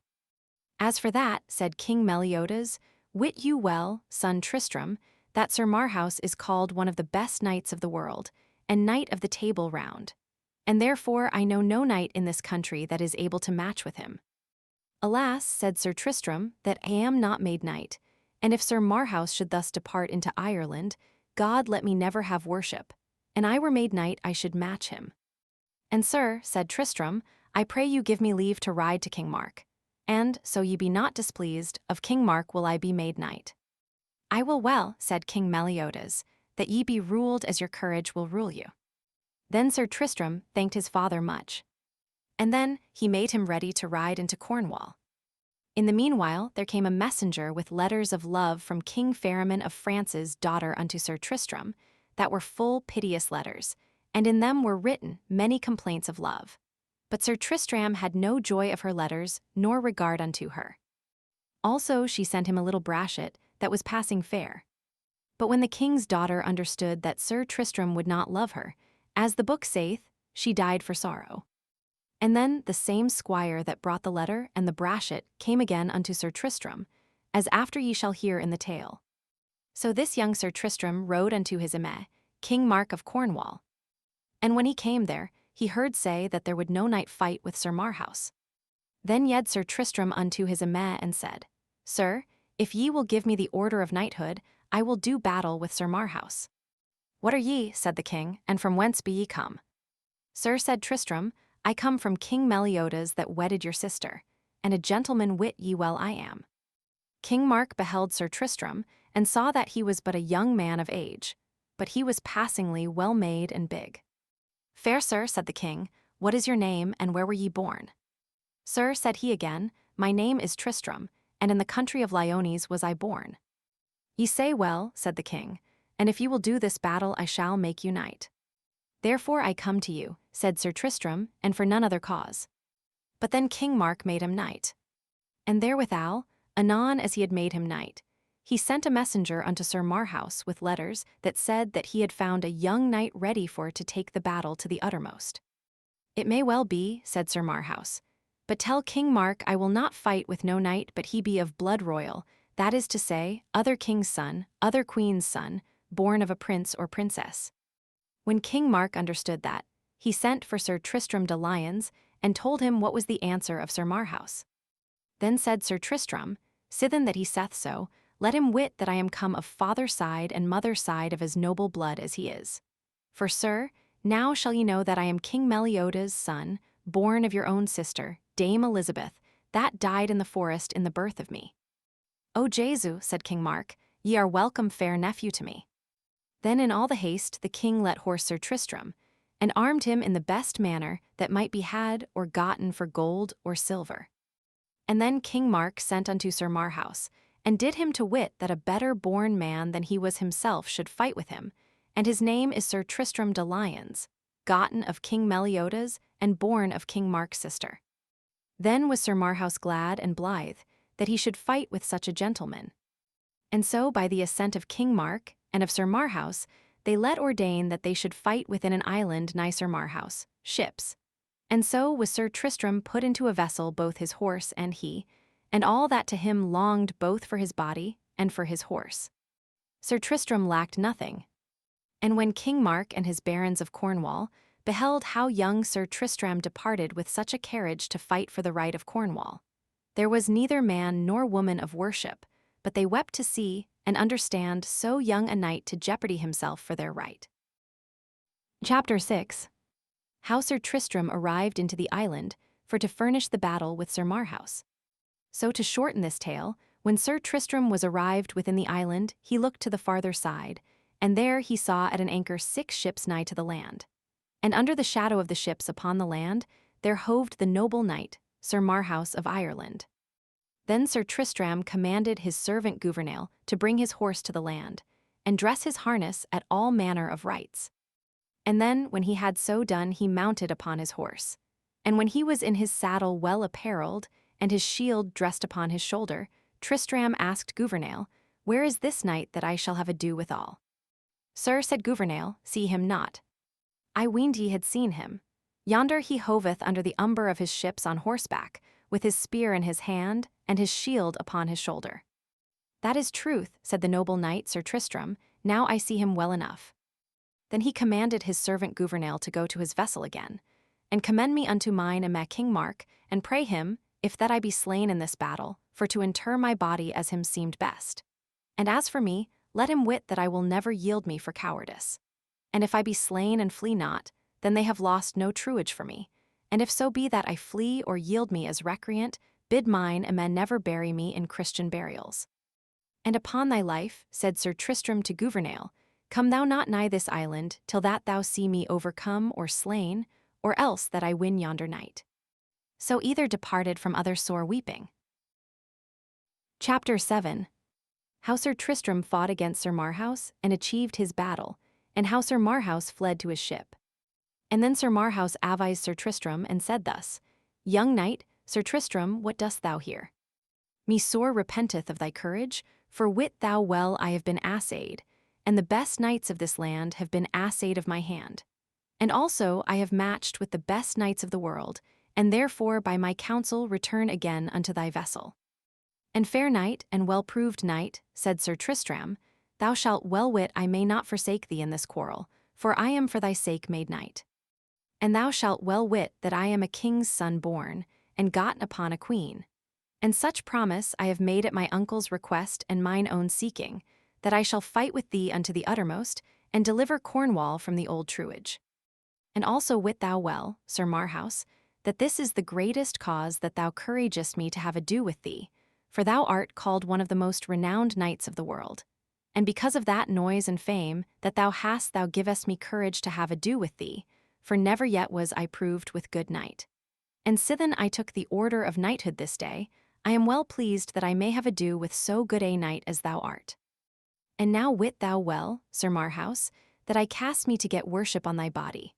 And if that I be not proved, I trust to God that I shall be worshipfully proved upon thy body, and to deliver the country of Cornwall for ever from all manner of truage from Ireland for ever." When Sir Marhaus had heard him say what he would, he said then thus again, "Fair knight, sithen it is so that thou castest to win worship of me, I let thee wit worship may thou none lose by me if thou mayest stand me 3 strokes. For I let thee wit for my noble deeds, proved and seen, King Arthur made me knight of the Table Round." Then they began to feuter their spears, and they met so fiercely together that they smote either other down, both horse and all. But Sir Marhaus smote Sir Tristram a great wound in the side with his spear, and then they avoided their horses, and pulled out their swords, and threw their shields afore them. And then they lashed together, as men that were wild and courageous. And when they had stricken so together long, then they left their strokes, and foined at their breaths and visors. And when they saw that that might not prevail them, then they hurtled together like rams to bear either other down. Thus they fought still more than half a day, and either were wounded passing sore, that the blood ran down freshly from them upon the ground. By then Sir Tristram waxed more fresher than Sir Marhaus, and better winded and bigger. And with a mighty stroke he smote Sir Marhaus upon the helm such a buffet that it went through his helm, and through the coif of steel, and through the brain-pan, and the sword stuck so fast in the helm, and in his brain-pan that Sir Tristram pulled thrice at his sword or ever he might pull it out from his head. And there Marhaus fell down on his knees, the edge of Tristram's sword left in his brain-pan. And suddenly Sir Marhaus rose groveling, and threw his sword and his shield from him, and so ran to his ships and fled his way. And Sir Tristram had ever his shield and his sword. And when Sir Tristram saw Sir Marhaus withdraw him, he said, "Ah, Sir Knight of the Round Table, why withdrawst thou thee? Thou dost thyself and thy kin great shame, for I am but a young knight, or now I was never proved, and rather than I should withdraw me from thee, I had rather be hewn in 100 pieces." Sir Marhaus answered no word, but yet his way sore groaning. "Well, Sir Knight," said Sir Tristram, "I promise thee thy sword and thy shield shall be mine. And thy shield shall I wear in all places where I ride on mine adventures, and in the sight of King Arthur and all the Round Table." Chapter 8. How Sir Marhaus after that he was arrived in Ireland died of the stroke that Sir Tristram had given him, and how Tristram was hurt. Anon Sir Marhaus and his fellowship departed into Ireland. And as soon as he came to the king, his brother, he let search his wounds. And when his head was searched, a piece of Sir Tristram's sword was found therein, and might never be had out of his head for no surgeons, and so he died of Sir Tristram's sword. And that piece of the sword, the queen, his sister, kept it for ever with her, for she thought to be revenged, and she might. Now turn we again unto Sir Tristram, that was sore wounded, and full sore bled that he might not within a little while, when he had taken cold, unnethe stir him of his limbs. And then he set him down softly upon a little hill, and bled fast. Then anon came Gouvernail, his man with his vessel, and the king and his barons came with procession against him. And when he was come unto the land, King Mark took him in his arms, and the king and Sir Dinas, the seneschal, led Sir Tristram into the castle of Tintagel. And then was he searched in the best manner, and laid in his bed. And when King Mark saw his wounds he wept heartily, and so did all his lords. "So God me help," said King Mark, "I would not for all my lands that my nephew died." So Sir Tristram lay there a month and more, and ever he was like to die of that stroke that Sir Marhaus smote him first with the spear. For, as the French book saith, the spear's head was envenomed, that Sir Tristram might not be whole.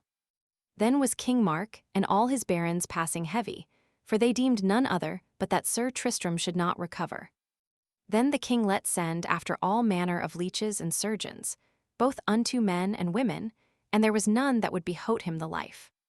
Then came there a lady that was a right wise lady, and she said plainly unto King Mark, and to Sir Tristram, and to all his barons, that he should never be whole, but if Sir Tristram went in the same country that the venom came from, and in that country should he be holpen or else never. Thus said the lady unto the king. When King Mark understood that, he let purvey for Sir Tristram a fair vessel, well victualled, and therein was put Sir Tristram, and Gouvernail with him, and Sir Tristram took his harp with him, and so he was put into the sea to sail into Ireland. And so by good fortune he arrived up in Ireland, even fast by a castle where the king and the queen was. And at his arrival he sat and harped in his bed a merry lay, such one heard they never none in Ireland before that time. And when it was told the king and the queen of such a knight that was such an harper, anon the king sent for him, and let search his wounds, and then asked him his name. Then he answered, "I am of the country of Lyones, and my name is Tramtrist, that thus was wounded in a battle as I fought for a lady's right." "So God me help," said King Anguish, "ye shall have all the help in this land that ye may have here. But I let you wit, in Cornwall I had a great loss as ever had king, for there I lost the best knight of the world. His name was Marhaus, a full noble knight, and knight of the Table Round. And there he told Sir Tristram wherefore Sir Marhaus was slain. Sir Tristram made semblant as he had been sorry, and better knew he how it was than the king. Chapter 9. How Sir Tristram was put to the keeping of La Beale, Isaud first for to be healed of his wound. Then the king for great favour made Tramtrist to be put in his daughter's ward and keeping, because she was a noble surgeon. And when she had searched him, she found in the bottom of his wound that therein was poison, and so she healed him within a while. And therefore Tramtrist cast great love to La Beale Isaud, for she was at that time the fairest maid and lady of the world. And there Tramtrist learned her to harp, and she began to have a great fantasy unto him. And at that time Sir Palomides, the Saracen, was in that country, and well cherished with the king and the queen. And every day Sir Palomides drew into La Beale Isaud and proffered her many gifts, for he loved her passingly well. all that espied Tramtrist, and full well knew he Sir Palomides for a noble knight and a mighty man. And wit you well Sir Tramtrist had great despite at Sir Palomides, for La Beale Isoud told Tramtrist that Palomides was in will to be christened for her sake. Thus was there great envy betwixt Tramtrist and Sir Palomides. Then it befell that King Anguish let cry a great jousts and a great tournament for a lady that was called the Lady of the Lawns, and she was nigh cousin unto the king. And what man won her, 3 days after he should wed her and have all her lands? This cry was made in England, Wales, Scotland, and also in France and in Brittany. It befell upon a day, La Beale Isoud came unto Sir Tramtrist, and told him of this tournament. He answered and said, Fair lady, I am but a feeble knight, and but late I had been dead had not your good ladyship been. Now, fair lady, what would ye I should do in this matter? Well ye wot, my lady, that I may not joust. Ah, Tramtrist, said La Beale Isoud, why will ye not have ado at that tournament? Well I wot Sir Palomides shall be there, and to do what he may. And therefore, Tramtrist, I pray you for to be there, for else Sir Palomides is like to win the degree. Madam, said Tramtrist, as for that, it may be so, for he is a proved knight, and I am but a young knight and late made. And the first battle that I did it mishapped me to be sore wounded as ye see. But an I wist ye would be my better lady, at that tournament I will be, so that ye will keep my counsel and let no creature have knowledge that I shall joust but yourself. And such as ye will to keep your counsel, my poor person shall I jeopard there for your sake, that, peradventure, Sir Palomides shall know when that I come. Thereto, said La Beale Isoud, do your best, and as I can, said La Beale Isoud, I shall purvey horse and armor for you at my device. As ye will so be it, said Sir Tramtrist, I will be at your commandment. So at the day of jousts there came Sir Palomides with a black shield, and he overthrew many knights, that all the people had marvel of him. For he put to the worse Sir Gawain, Gaheris, Agravaine, Bagdemagus, Kay, Dodonus le Savage, Sagramore le Desirous, Gumret le Petty, and Griflet le Fise de Dieu. All these the first day Sir Palomides struck down to the earth. And then all manner of knights were adreed of Sir Palomides, and many called him the knight with the black shield. So that day Sir Palomides had great worship. Then came King Anguish unto Tramtrist, and asked him why he would not joust. Sir, he said, I was but late hurt, and as yet I dare not adventure me. Then came there the same squire that was sent from the king's daughter of France unto Sir Tristram. And when he had espied Sir Tristram, he fell flat to his feet. All that espied La Beale Isoud, what courtesy the squire made unto Sir Tristram. And therewithal suddenly Sir Tristram ran unto his squire, whose name was Hebes le Renoumes, and prayed him heartily in no wise to tell his name. Sir, said Hebes, I will not discover your name, but if ye command me. Chapter 10. How Sir Tristram won the degree at a tournament in Ireland, and there made Palomides to bear no more harness in a year. Then Sir Tristram asked him what he did in those countries. Sir, he said, I came hither with Sir Gawain for to be made knight, and if it please you, of your hands that I may be made knight. Await upon me as to mourn secretly, and in the field I shall make you a knight. Then had La Beale Isoud great suspicion unto Tramtrist, that he was some man of worship proved, and therewith she comforted herself, and cast more love unto him than she had done tofore. And so on the morn, Sir Palomides made him ready to come into the field, as he did the first day. And there he smote down the king with 100 knights, and the king of Scots. Then had La Beale Isoud ordained, and well arrayed Sir Tristram in white horse and harness. And right so, she let put him out at a privy postern, and so he came into the field as it had been a bright angel. And anon Sir Palomides espied him, and therewith he feutred a spear unto Sir Tramtrist, and he again unto him. And there Sir Tristram smote down Sir Palomides unto the earth. And then there was a great noise of people. Some said Sir Palomides had a fall, some said the knight with the black shield had a fall. And wit you well, La Beale Isoud was passing glad. And then Sir Gawain and his fellows 9 had marvel what knight it might be that had smitten down Sir Palomides. Then would there none joust with Tramtrist, but all that there were forsook him, most and least.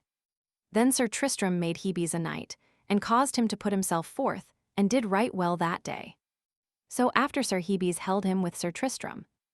And when Sir Palomides had received this fall, wit ye well that he was sore ashamed, and as privily as he might, he withdrew him out of the field. All that espied Sir Tristram, and lightly he rode after Sir Palomides and overtook him, and bade him turn, for better he would assay him or ever he departed. Then Sir Palomides turned him, and either lashed at other with their swords. But at the first stroke Sir Tristram smote down Palomides, and gave him such a stroke upon the head that he fell to the earth. So then Tristram bade yield him, and do his commandment, or else he would slay him. When Sir Palomides beheld his countenance, he dread his buffets so, that he granted all his askings. Well said, said Sir Tristram, this shall be your charge. First, upon pain of your life that ye forsake my lady La Beale Isoud, and in no manner wise that ye draw not to her. Also this 12-month, and a day that ye bear none armor, nor none harness of war. Now promise me this, or here shalt thou die. Alas, said Palomides, for ever am I ashamed. Then he sware, as Sir Tristram had commanded him. Then for despite and anger Sir Palomides cut off his harness, and threw them away. And so Sir Tristram turned again to the castle, where was La Beale Isoud. And by the way he met with a damoisel that asked after Sir Launcelot, that won the dolorous guard worshipfully. And this damoisel asked Sir Tristram what he was. For it was told her, that it was he that smote down Sir Palomides, by whom the 10 knights of King Arthur's were smitten down. Then the damoisel prayed Sir Tristram to tell her what he was, and whether that he were Sir Launcelot du Lake, for she deemed that there was no knight in the world might do such deeds of arms, but if it were Launcelot. Fair damoisel, said Sir Tristram, wit ye well that I am not Sir Launcelot, for I was never of such prowess, but in God is all that he may make me as good a knight as the good knight Sir Launcelot.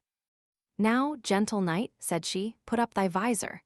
And when she beheld his visage, she thought she saw never a better man's visage, nor a better faring knight. And then, when the damoisel knew certainly that he was not Sir Launcelot, then she took her leave, and departed from him. And then Sir Tristram rode privily unto the postern, where kept him La Beale Isoud, and there she made him good cheer, and thanked God of his good speed. So anon, within a while the king and the queen understood that it was Tramtris that smote down Sir Palomides. Then was he much made of, more than he was before. Chapter 11. How the queen espied that Sir Tristram had slain her brother Sir Marhaus by his sword, and in what jeopardy he was. Thus was Sir Tramtris long there well cherished with the king and the queen, and namely with La Beale Isoud. So upon a day, the queen and La Beale Isoud made a bane for Sir Tramtris. And when he was in his bane, the queen and Isoud, her daughter, roamed up and down in the chamber end, their whiles Gouvernail and Hebes attended upon Tramtris. And the queen beheld his sword, thereas it lay upon his bed. And then by unhap the queen drew out his sword, and beheld it a long while, and both they thought it a passing fair sword. But within a foot and an half of the point, there was a great piece thereof outbroken of the edge. And when the queen espied that gap in the sword, she remembered her of a piece of a sword that was found in the brain pan of Sir Marhaus, the good knight that was her brother. Alas then, said she unto her daughter, La Beale Isoud, this is the same traitor knight that slew my brother, thine Aimé. When Isoud heard her say so, she was passing sore abashed, for passing well she loved Tramtris, and full well she knew the cruelness of her mother the queen. Anon therewithal the queen went unto her own chamber, and sought her coffer, and there she took out the piece or the sword that was pulled out of Sir Marhaus, head after that he was dead. And then she ran with that piece of iron to the sword that lay upon the bed. And when she put that piece of steel and iron unto the sword, it was as meet as it might be when it was new broken. And then the queen gripped that sword in her hand fiercely, and with all her might she ran straight upon Tramtris where he sat in his bane, and there she had rived him through had not Sir Hebes gotten her in his arms, and pulled the sword from her, and else she had thrust him through. Then when she was led of her evil will she ran to the King Anguish, her husband, and said on her knees, O my lord, here have ye in your house that traitor knight that slew my brother and your servant, that noble knight, Sir Marhaus. Who is that, said King Anguish, and where is he? Sir, she said, it is Sir Tramtris, the same knight that my daughter healed. Alas, said the king, therefore am I right heavy, for he is a full noble knight as ever I saw in field. But I charge you, said the king to the queen, that ye have not ado with that knight, but let me deal with him. Then the king went into the chamber unto Sir Tramtris, And then was he gone unto his chamber, and the king found him already armed to mount upon his horse. When the king saw him already armed to go unto horseback, the king said, Nay, Tramtrist, it will not avail to compare thee against me. But thus much I shall do for my worship and for thy love. Insomuch as thou art within my court, it were no worship for me to slay thee. Therefore upon this condition I will give thee leave for to depart from this court in safety, so thou wilt tell me who was thy father, and what is thy name, and if thou slew Sir Marhaus, my brother. Chapter 12. How Sir Tristram departed from the king, and La Beale Isoud out of Ireland, for to come into Cornwall. Sir, said Tristram, now I shall tell you all the truth. My father's name is Sir Meliodas, king of Lions, and my mother hight Elizabeth, that was sister unto King Mark of Cornwall. And my mother died of me in the forest, and because thereof she commanded, or she died, that when I were christened they should christen me Tristram. And because I would not be known in this country, I turned my name and let me call Tramtrist. And for the truage of Cornwall, I fought for my Emme's sake, and for the right of Cornwall that ye had posseted many years. And wit ye well, said Tristram unto the king, I did the battle for the love of mine uncle, King Mark, and for the love of the country of Cornwall, and for to increase mine honor. For that same day that I fought with Sir Marhaus I was made knight, and never then did I battle with no knight. And from me he went alive, and left his shield and his sword behind. So God me help, said the king, I may not say but ye did as a knight should, and it was your part to do for your quarrel, and to increase your worship as a knight should. Howbeit I may not maintain you in this country with my worship, unless that I should displease my barons, and my wife and her kin. Sir, said Tristram, I thank you of your good lordship that I have had with you here, and the great goodness my lady, your daughter, hath showed me. And therefore, said Sir Tristram, it may so happen that ye shall win more by my life than by my death. For in the parts of England it may happen I may do you service at some season, that ye shall be glad that ever ye showed me your good lordship. With more I promise you as I am true knight, that in all places I shall be my lady your daughter's servant and knight in right and in wrong, and shall never fail her, to do as much as a knight may do.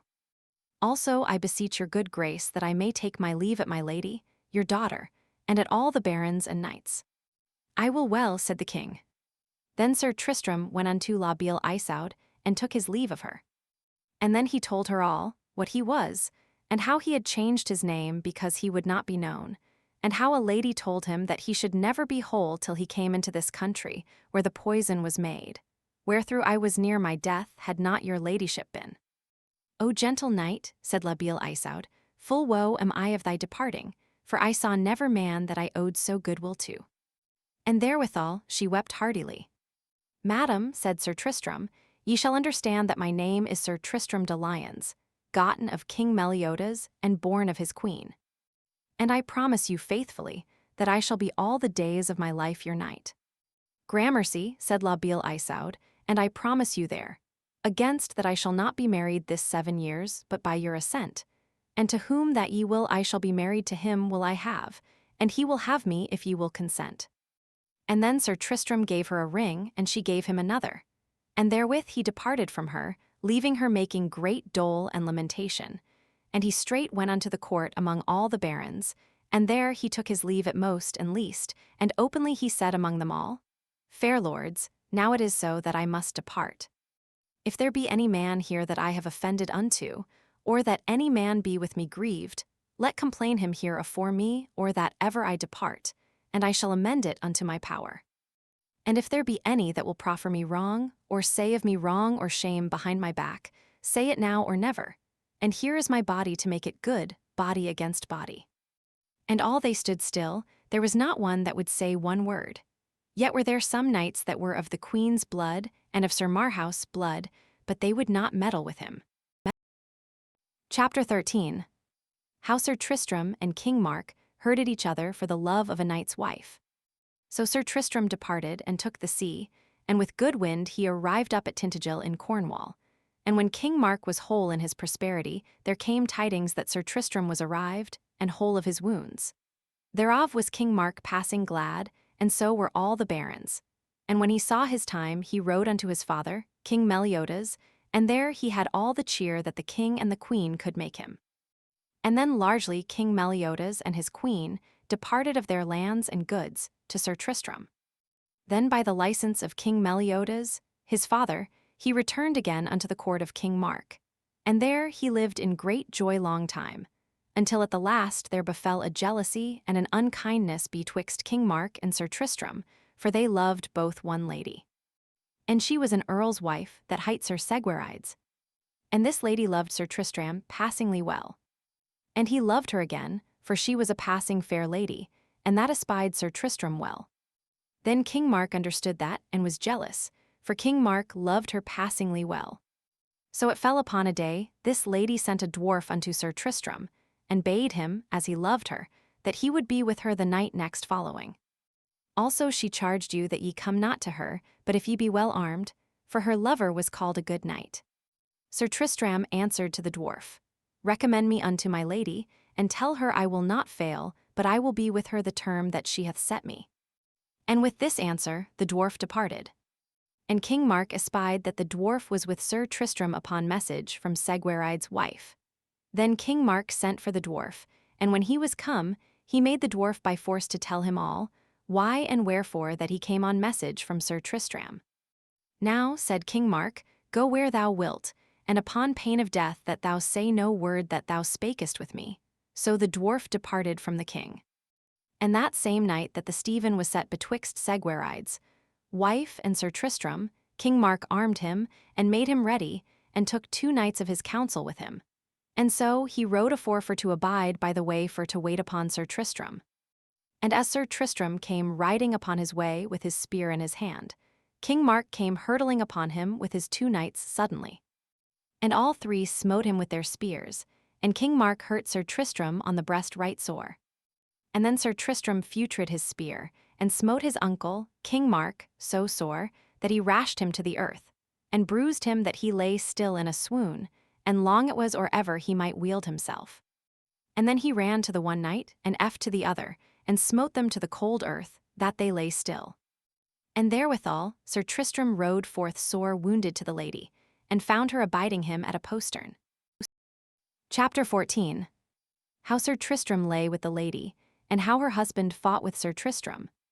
And there she welcomed him fair, and either halsed other in arms, and so she let put up his horse in the best wise, and then she unarmed him. And so they supped lightly, and went to bed with great joy and pleasance. And so in his raging he took no keep of his green wound that King Mark had given him. And so Sir Tristram bebled both the oversheet and the nether, and pillows and head sheet. And within a while there came one of 4, that warned her that her lord was near hand within a bow draught. So she made Sir Tristram to arise, and so he armed him and took his horse, and so departed. By then was come Segwarides, her lord, and when he found her bed troubled and broken, and went near and beheld it by candlelight, then he saw that there had lain a wounded knight. Ah, false traitress, then he said, why hast thou betrayed me? And therewithal he swung out a sword and said, But if thou tell me who hath been here, here thou shalt die. Ah, my lord, mercy, said the lady, and held up her hands, saying, Slay me not, and I shall tell you all who hath been here. Tell anon, said Segwarides, to me all the truth.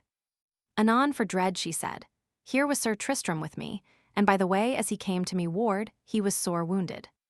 Ah, false traitress, said Segwarides, where is he become? Sir, she said, he is armed and departed on horseback, not yet hence 1/2 a mile.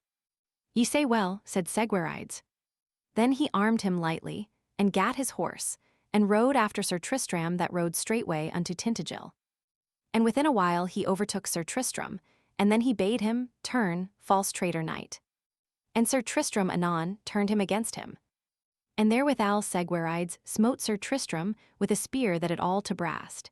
And then he swung out his sword and smote fast at Sir Tristram. Sir knight, said Sir Tristram, I counsel you that ye smite no more. Howbeit for the wrongs that I have done you, I will forbear you as long as I may. Nay, said Segwarides, that shall not be, for either thou shalt die or I. Then Sir Tristram drew out his sword, and hurtled his horse unto him fiercely, and through the waist of the body he smote Sir Segwarides that he fell to the earth in a swoon. And so Sir Tristram departed and left him there. And so he rode unto Tintagel, and took his lodging secretly, for he would not be known that he was hurt. Also Sir Segwarides, Men rode after their master, whom they found lying in the field sore wounded, and brought him home on his shield. And there he lay long or that he were whole, but at the last he recovered. Also King Mark would not be anon of that Sir Tristram, and he had met that knight. And as for Sir Tristram, he knew not that King Mark had met with him. And so the king askance came to Sir Tristram, to comfort him as he lay sick in his bed. But as long as King Mark lived, he loved never Sir Tristram after that. Though there was fair speech, love was there none. And thus it passed many weeks and days, and all was forgiven and forgotten. For Sir Segwarides durst not have ado with Sir Tristram, because of his noble prowess, and also because he was nephew unto King Mark. Therefore he let it overslip.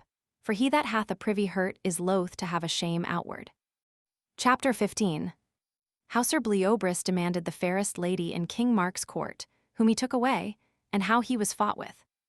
Then it befell upon a day that the good knight Bleoberis de Ganys, brother to Blamor de Ganys, and nigh cousin unto the good knight Sir Launcelot du Lake, this Bleoberis came unto the court of King Mark.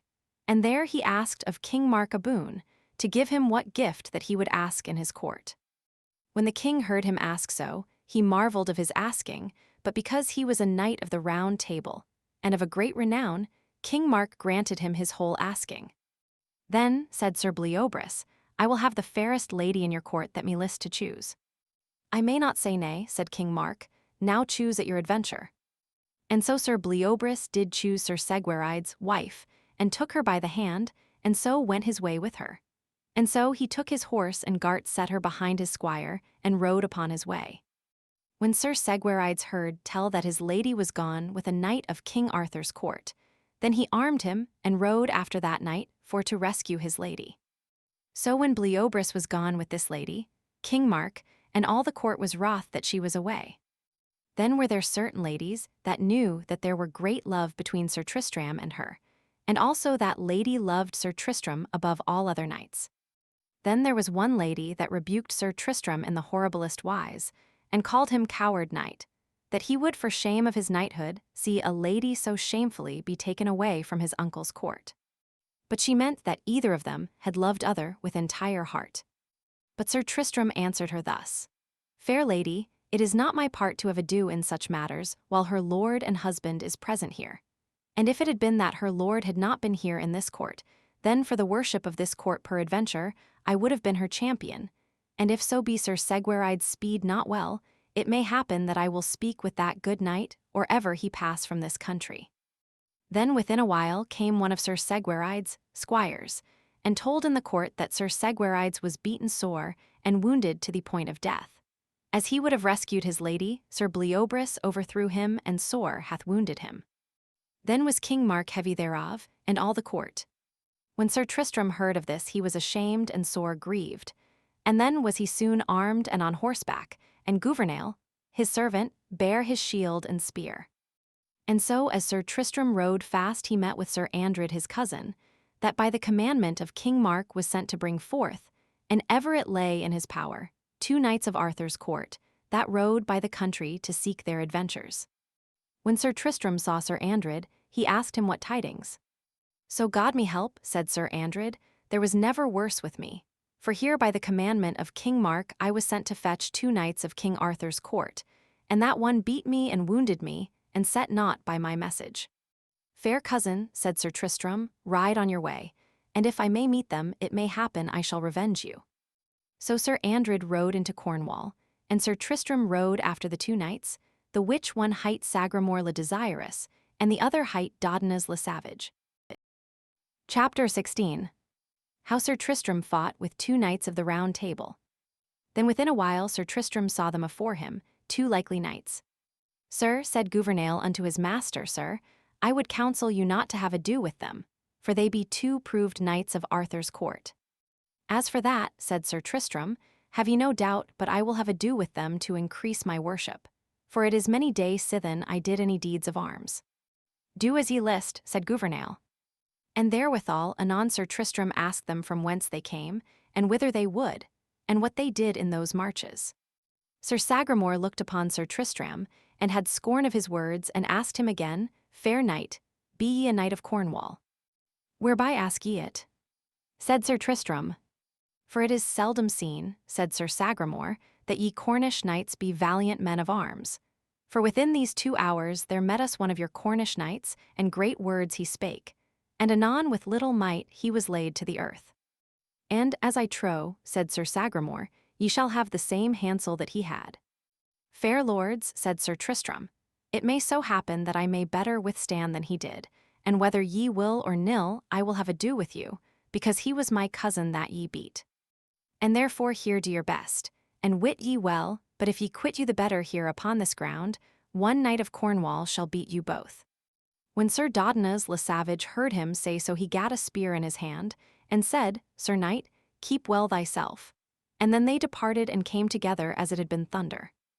And Sir Dodinas' spear brast in sunder, but Sir Tristram smote him with a more might, that he smote him clean over the horse croup, that nigh he had broken his neck. When Sir Sagramore saw his fellow have such a fall, he marvelled what knight he might be. And he dressed his spear with all his might, and Sir Tristram against him, and they came together as the thunder. And there Sir Tristram smote Sir Sagramore a strong buffet, that he bare his horse and him to the earth, and in the falling he brake his thigh. When this was done, Sir Tristram asked them, Fair knights, will ye any more? Be there no bigger knights in the court of King Arthur? It is to you shame to say of us knights of Cornwall dishonor, for it may happen a Cornish knight may match you. That is truth, said Sir Sagramore, that have we well proved. But I require thee, said Sir Sagramore, tell us your right name, by the faith and troth that ye owe to the high order of knighthood. Ye charge me with a great thing, said Sir Tristram, and sithen ye list to wit it, ye shall know and understand that my name is Sir Tristram de Lyons, King Meliodas' son, and nephew unto King Mark. Then were they 2 knights fain that they had met with Tristram, and so they prayed him to abide in their fellowship. Nay, said Sir Tristram, for I must have ado with one of your fellows, his name is Sir Bleobrus de Ganys. God speed you well, said Sir Sagramore and Dodinas. Sir Tristram departed, and rode onward on his way. And then was he ware before him in a valley where rode Sir Bleobrus, with Sir Segwarides' lady, that rode behind his squire upon a palfrey. Chapter 17. How Sir Tristram fought with Sir Bleobrus for a lady, and how the lady was put to choice to whom she would go. Then Sir Tristram rode more than a pace, until that he had overtaken him. Then spake Sir Tristram, Abide, he said, knight of Arthur's court, bring again that lady, or deliver her to me. I will do neither, said Bleobrus, for I dread no Cornish knight so sore that me list to deliver her. Why, said Sir Tristram, may not a Cornish knight do as well as another knight? This same day 2 knights of your court within this 3 mile met with me, and or ever we departed they found a Cornish knight good enough for them both. What were their names? Said Bleobrus. They told me, said Sir Tristram, that the one of them hight Sir Sagramore le Desirous, and the other hight Dodinas le Savage. Ah, said Sir Bleobrus, have ye met with them? So God me help, they were 2 good knights and men of great worship, and if ye have beat them both, ye must needs be a good knight. But if it so be ye have beat them both, yet shall ye not fear me, but ye shall beat me or ever ye have this lady. Then defend you, said Sir Tristram. So they departed and came together like thunder, and either bare other down, horse and all, to the earth. Then they avoided their horses, and lashed together eagerly with swords, and mightily, now tracing and traversing on the right hand and on the left hand more than 2 hours. And sometime they rushed together, with such a might that they lay both grovelling on the ground. Then Sir Bleobrus de Ganys stirred aback, and said thus, Now, gentle good knight, awhile hold your hands, and let us speak together. Say what ye will, said Tristram, and I will answer you. Sir, said Bleobrus, I would wit of whence ye be, and of whom ye be come, and what is your name. So God me help, said Sir Tristram, I fear not to tell you my name. Wit ye well I am King Meliodas' son, and my mother is King Mark's sister, and my name is Sir Tristram de Lyons, and King Mark is mine uncle. Truly, said Bleobrus, I am right glad of you, for ye are he that slew Marhaus the knight, hand for hand in an island, for the truage of Cornwall. Also ye overcame Sir Palomides the good knight at a tournament in an island, where ye beat Sir Gawain and his 9 fellows. So God me help, said Sir Tristram, wit ye well that I am the same knight. Now I have told you my name, tell me yours with good will. Wit ye well that my name is Sir Bleobrus de Ganys, And my brother hight Sir Blamor de Ganys, that is called a good knight. And we be sisters children unto my lord Sir Launcelot du Lake, that we call one of the best knights of the world. That is truth, said Sir Tristram, Sir Launcelot is called peerless of courtesy and of knighthood. And for his sake, said Sir Tristram, I will not with my good will fight no more with you, for the great love I have to Sir Launcelot du Lake. In good faith, said Bleoberis, as for me I will be loath to fight with you. But sithen ye follow me here to have this lady, I shall proffer you kindness, courtesy, and gentleness right here upon this ground. This lady shall be betwixt us both, and to whom that she will go, let him have her in peace. I will well, said Tristram, for, as I deem, she will leave you and come to me.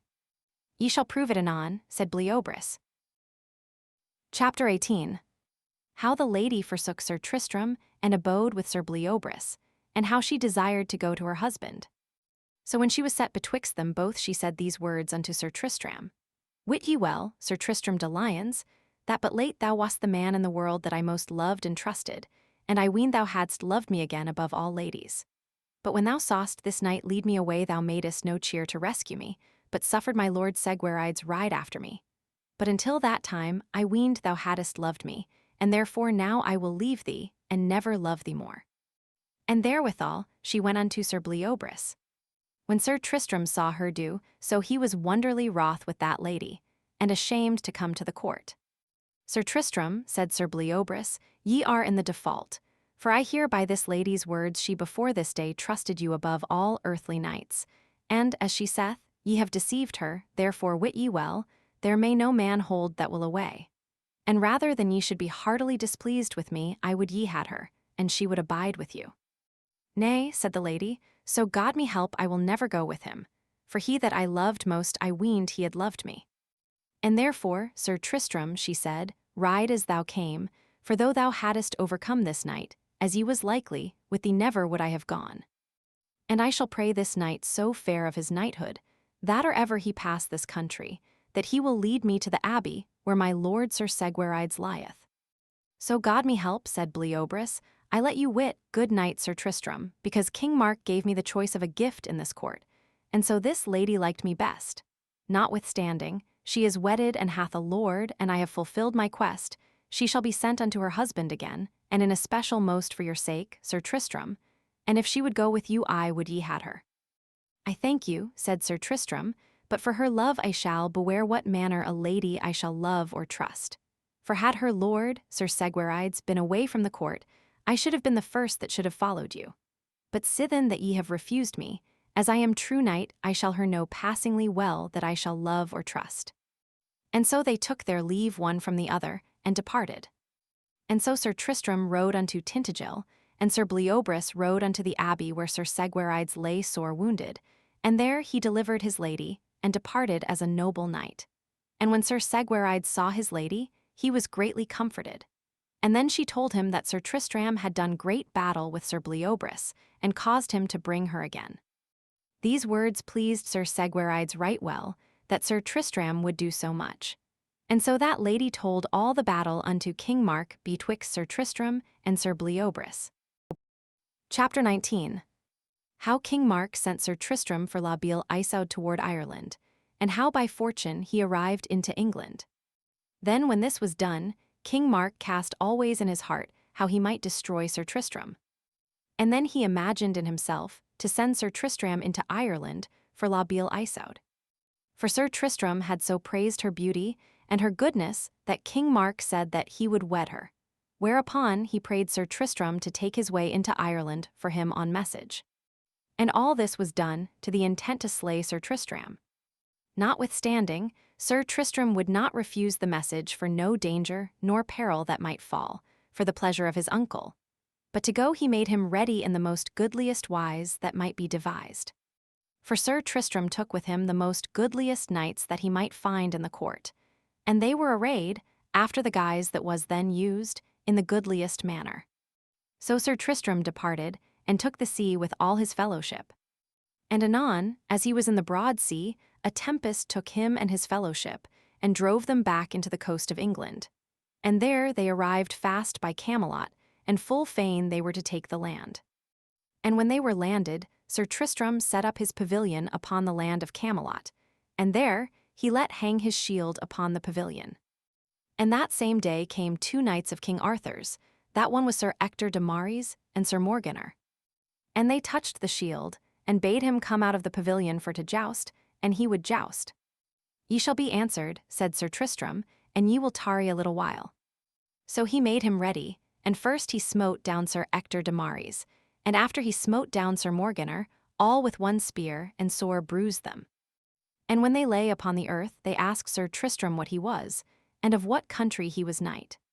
Fair lords, said Sir Tristram, wit ye well that I am of Cornwall. Alas, said Sir Ector, now am I ashamed that ever any Cornish knight should overcome me. And then for despite Sir Ector put off his armor from him, and went on foot, and would not ride. Chapter 20. How King Anguish of Ireland was summoned to come to King Arthur's court for treason. Then it fell that Sir Bleobrus and Sir Blamor de Ganys, that were brethren, they had summoned the King Anguish of Ireland for to come to Arthur's court upon pain of forfeiture of King Arthur's good grace. And if the King of Ireland came not in, at the day assigned and set, the king should lose his lands. So it happened that at the day assigned, King Arthur neither Sir Launcelot might not be there for to give the judgment. For King Arthur was with Sir Launcelot at the castle Joyous Gard. And so King Arthur assigned King Carados and the King of Scots to be there that day as judges. So when the kings were at Camelot, King Anguish of Ireland was come to know his accusers. Then was there Sir Blamor de Ganys, and appealed the King of Ireland of treason, that he had slain a cousin of his in his court in Ireland by treason. The king was sore abashed of his accusation, for why he was come at the summons of King Arthur, and or he came at Camelot he wist not wherefore he was sent after. And when the king heard Sir Blamor say his will, he understood well there was none other remedy but for to answer him knightly. For the custom was such in those days, that in any man were appealed of any treason or murder he should fight body for body, or else to find another knight for him. And all manner of murders in those days were called treason. So when King Anguish understood his accusing he was passing heavy, for he knew Sir Blamor de Ganys that he was a noble knight, and of noble knights come. Then the King of Ireland was simply purveyed of his answer. Therefore the judges gave him respite by the 3rd day to give his answer. So the king departed unto his lodging. The meanwhile there came a lady by Sir Tristram's pavilion, making great dole. What aileth you, said Sir Tristram, that ye make such dole? Ah, fair knight, said the lady, I am ashamed unless that some good knight help me. For a great lady of worship sent by me a fair child and a rich, unto Sir Launcelot du Lake, and hereby there met with me a knight, and threw me down from my palfrey, and took away the child from me. Well, my lady, said Sir Tristram, and for my lord Sir Launcelot's sake I shall get you that child again, or else I shall be beaten for it. And so Sir Tristram took his horse, and asked the lady which way the knight rode, and then she told him. And he rode after him, and within a while he overtook that knight. And then Sir Tristram bade him turn, and give again the child. Chapter 21. How Sir Tristram rescued a child from a knight, and how Gouvernail told him of King Anguish. The knight turned his horse, and made him ready to fight. And then Sir Tristram smote him with a sword, such a buffet that he tumbled to the earth. And then he yielded him unto Sir Tristram. Then come thy way, said Sir Tristram, and bring the child to the lady again. So he took his horse meekly, and rode with Sir Tristram, and then by the way Sir Tristram asked him his name. Then he said, My name is Bruce Sans Pité. So when he had delivered that child to the lady, he said, Sir, as in this the child is well remedied. Then Sir Tristram let him go again, that sore repented him after, for he was a great foe unto many good knights of King Arthur's court. Then when Sir Tristram was in his pavilion Gouvernail, his man came and told him how that King Anguish of Ireland was come thither, and he was put in great distress. And there Gouvernail told Sir Tristram how King Anguish was summoned and appealed of murder. So God me help, said Sir Tristram, these be the best tidings that ever came to me this 7 years, for now shall the King of Ireland have need of my help. For I dare say there is no knight in this country that is not of Arthur's court dare do battle with Sir Blamor de Ganys, and for to win the love of the King of Ireland I will take the battle upon me. and therefore Gouvernail bring me, I charge thee, to the king. Then Gouvernail went unto King Anguish of Ireland, and saluted him fair. The king welcomed him, and asked him what he would. Sir, said Gouvernail, here is a knight near hand that desireth to speak with you. He bade me say he would do you service. What knight is he? Said the king. Sir, said he, it is Sir Tristram de Lyons, that for your good grace that ye showed him in your lands will reward you in this country. Come on, fellow, said the king, with me anon and show me unto Sir Tristram.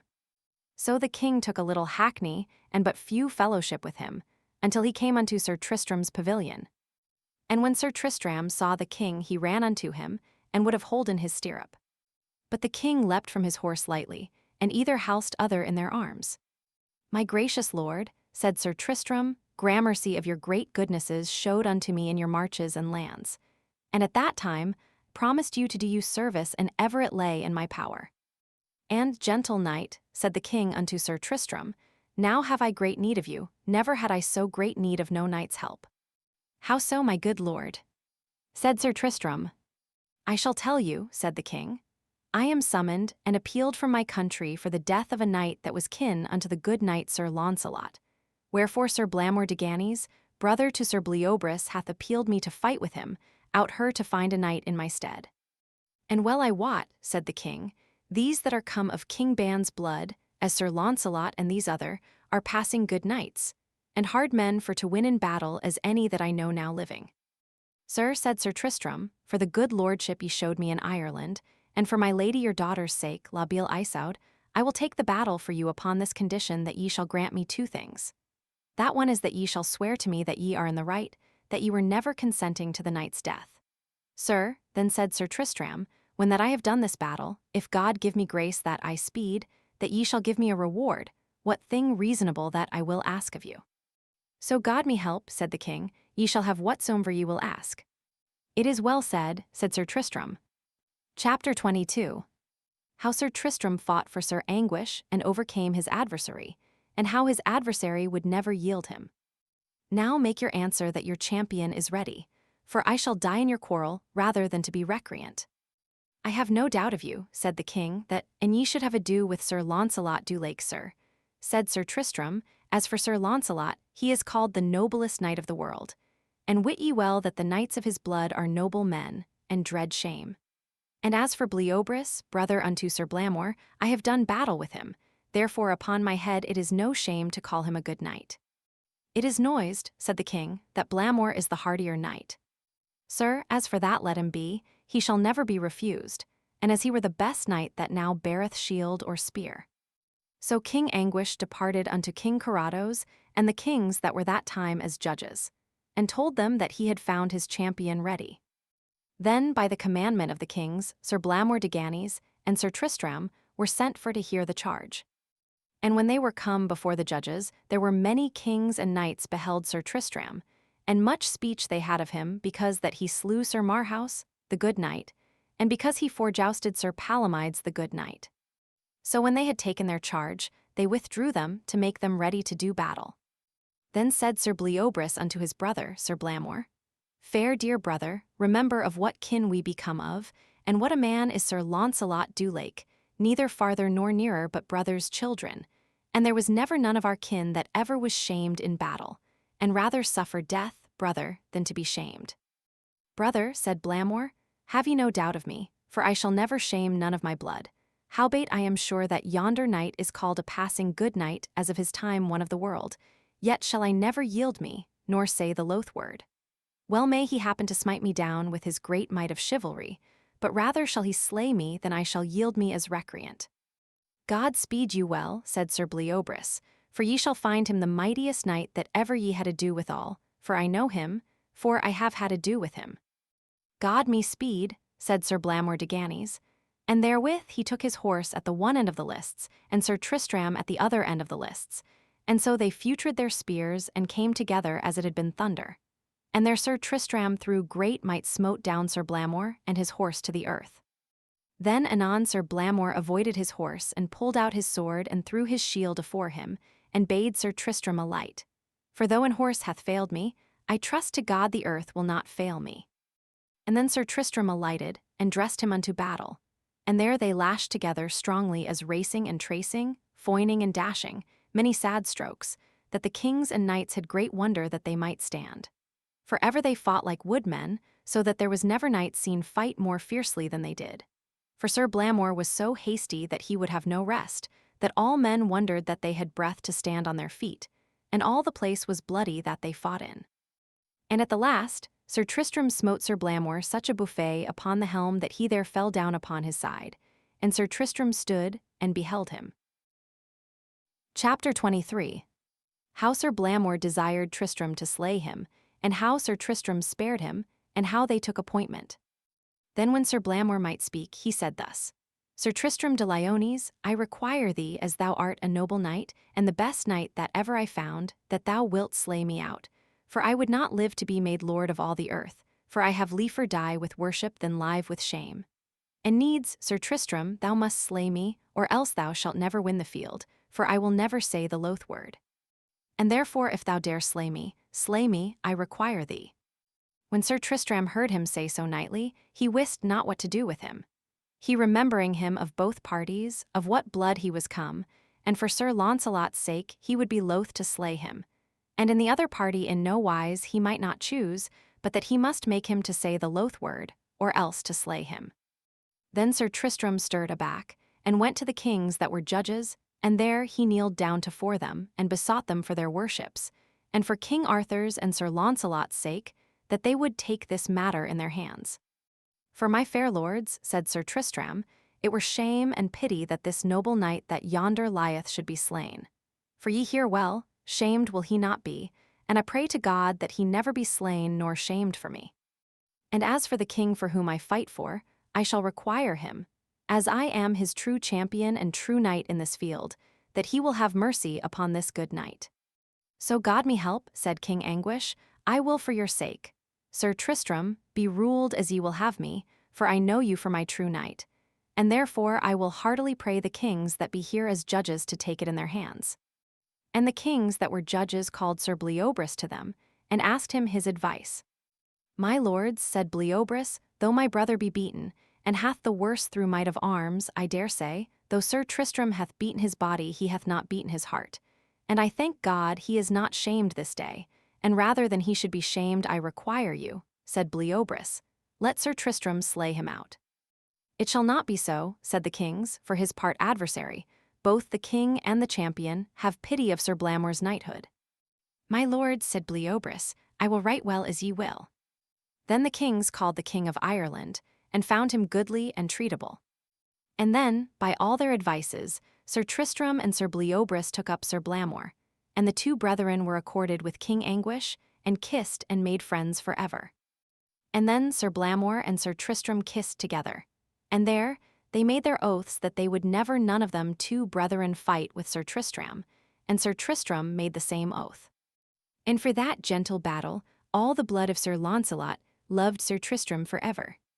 Then King Anguish and Sir Tristram took their leave, and sailed into Ireland with great noblesse and joy. So when they were in Ireland, the king let make it known throughout all the land how, and in what manner Sir Tristram had done for him. Then the queen and all that there were made the most of him that they might. But the joy that La Beale Isoud made of Sir Tristram there might no tongue tell, for of all men earthly she loved him most. Chapter 24.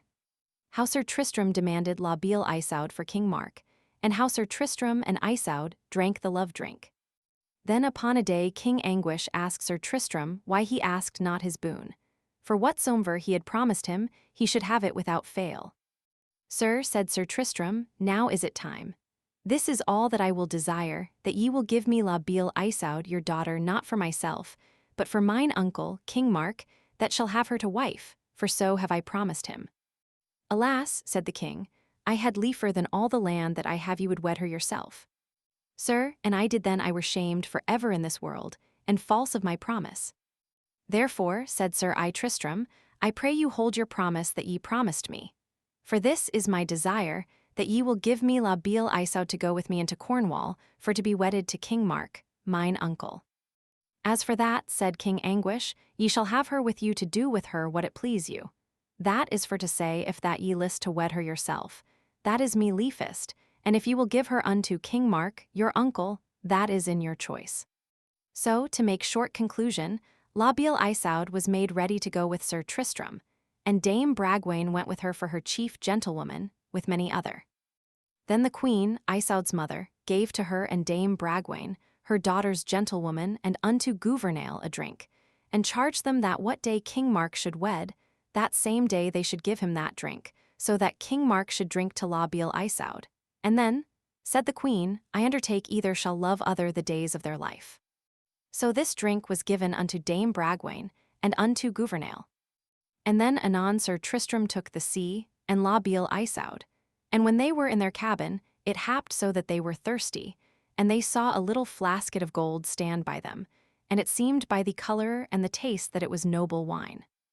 Then Sir Tristram took the flasket in his hand, and said, Madam Isoud, here is the best drink that ever ye drank, that Dame Bragwaine, your maiden, and Gouvernail, my servant, have kept for themselves. Then they laughed and made good cheer, and either drank to other freely. And they thought never drink that ever they drank to other was so sweet nor so good. But by that their drink was in their bodies, they loved either other so well, that never their love departed for weal neither for woe. And thus it happed the love first betwixt Sir Tristram and La Beale Isoud, the which love never departed the days of their life. So then they sailed till by fortune they came nigh a castle that hight Pleura, and thereby arrived for to repose them, weening to them to have had good harborage. But anon, as Sir Tristram was within the castle, they were taken prisoners, for the custom of the castle was such, who that rode by that castle and brought any lady, he must needs fight with the lord, that hight Brunner. And if it were so that Brunner won the field, then should the knight stranger and his lady be put to death, what that ever they were. And if it were so that the strange knight won the field of Sir Brunner, then should he die and his lady both. This custom was used many winters, for it was called the Castle Pleura, that is to say the Weeping Castle. Chapter 25. How Sir Tristram and Isoud were in prison, and how he fought for her beauty, and smote off another lady's head. Thus as Sir Tristram and La Beale Isoud were in prison, it happed a night, and a lady came unto them where they were, to cheer them. I have marvel, said Tristram unto the knight and the lady, what is the cause the lord of this castle holdeth us in prison? It was never the custom of no place of worship that ever I came in, when a knight and a lady asked harbour, and they to receive them, and after to destroy them that be his guests. Sir, said the knight, this is the old custom of this castle, that when a knight cometh here he must needs fight with our lord, and he that is weaker must lose his head. And when that is done, if his lady that he bringeth be fouler than our lord's wife, she must lose her head. And if she be fairer proved than is our lady, then shall the lady of this castle lose her head. So God me help, said Sir Tristram, this is a foul custom and a shameful. But one advantage have I, said Sir Tristram, I have a lady is fair enough, fairer saw I never in all my life days, and I doubt not for lack of beauty she shall not lose her head. And rather than I should lose my head, I will fight for it on a fair field. Wherefore, Sir Knight, I pray you tell your lord that I will be ready as to morn with my lady, and myself to do battle. If it be so, I may have my horse and mine armor. Sir, said that knight, I undertake that your desire shall be sped right well. And then he said, Take your rest, and look that ye be up betimes, and make you ready and your lady, for ye shall want no thing that you behoveth. And therewith he departed, and on the morn betimes that same night came to Sir Tristram, and fetched him out and his lady, and brought him horse and armor that was his own, and bade him make him ready to the field, for all the estates and commons of that lordship were there ready to behold that battle and judgment. Then came Sir Brunner, the lord of that castle, with his lady in his hand, muffled, and asked Sir Tristram where was his lady. For an thy lady be fairer than mine, with thy sword smite off my lady's head, and if my lady be fairer than thine, with my sword I must strike off her head. And if I may win thee, yet shall thy lady be mine, and thou shalt lose thy head. Sir, said Tristram, this is a foul custom and horrible, and rather than my lady should lose her head, yet had I liefer lose my head. Nay, nay, said Sir Brunner, the ladies shall be first showed together, and the one shall have her judgment. Nay, I will not so, said Sir Tristram, for here is none that will give righteous judgment. But I doubt not, said Sir Tristram, my lady is fairer than thine, and that will I prove and make good with my hand. And whosoever he be that will say the contrary, I will prove it on his head. And therewith Sir Tristram showed La Beale Isoud, and turned her thrice about with his naked sword in his hand. And when Sir Brunner saw that, he did the same wise turn his lady. But when Sir Brunner beheld La Beale Isoud, him thought he saw never a fairer lady, and then he dread his lady's head should be off. And so all the people that were there present gave judgment that La Beale Isoud was the fairer lady and the better made. How now, said Sir Tristram, meseemeth it were pity that my lady should lose her head, but because thou and she of long time have used this wicked custom, and by you both have many good knights and ladies been destroyed, for that cause it were no loss to destroy you both. So God me help, said Sir Brunner, for to say the sooth, thy lady is fairer than mine, and that me sore repenteth. And so I hear the people privily say, for of all women I saw none so fair. And therefore, and thou wilt slay my lady, I doubt not but I shall slay thee and have thy lady. Thou shalt win her, said Sir Tristram, as dear as ever knight won lady. And because of thine own judgment, as thou wouldst have done to my lady if that she had been fouler, and because of the evil custom, give me thy lady, said Sir Tristram. And therewithal Sir Tristram strode unto him and took his lady from him, and with an ox stroke he smote off her head clean. Well, knight, said Sir Brunner, now hast thou done me a despite. Chapter 26. How Sir Tristram fought with Sir Brunner, and at the last smote off his head. Now take thine horse, sithen I am ladyless, I will win thy lady and I may. Then they took their horses and came together as it had been the thunder. And Sir Tristram smote Sir Brunner clean from his horse, and lightly he rose up. And as Sir Tristram came again by him, he thrust his horse throughout both the shoulders, that his horse hurled here and there and fell dead to the ground.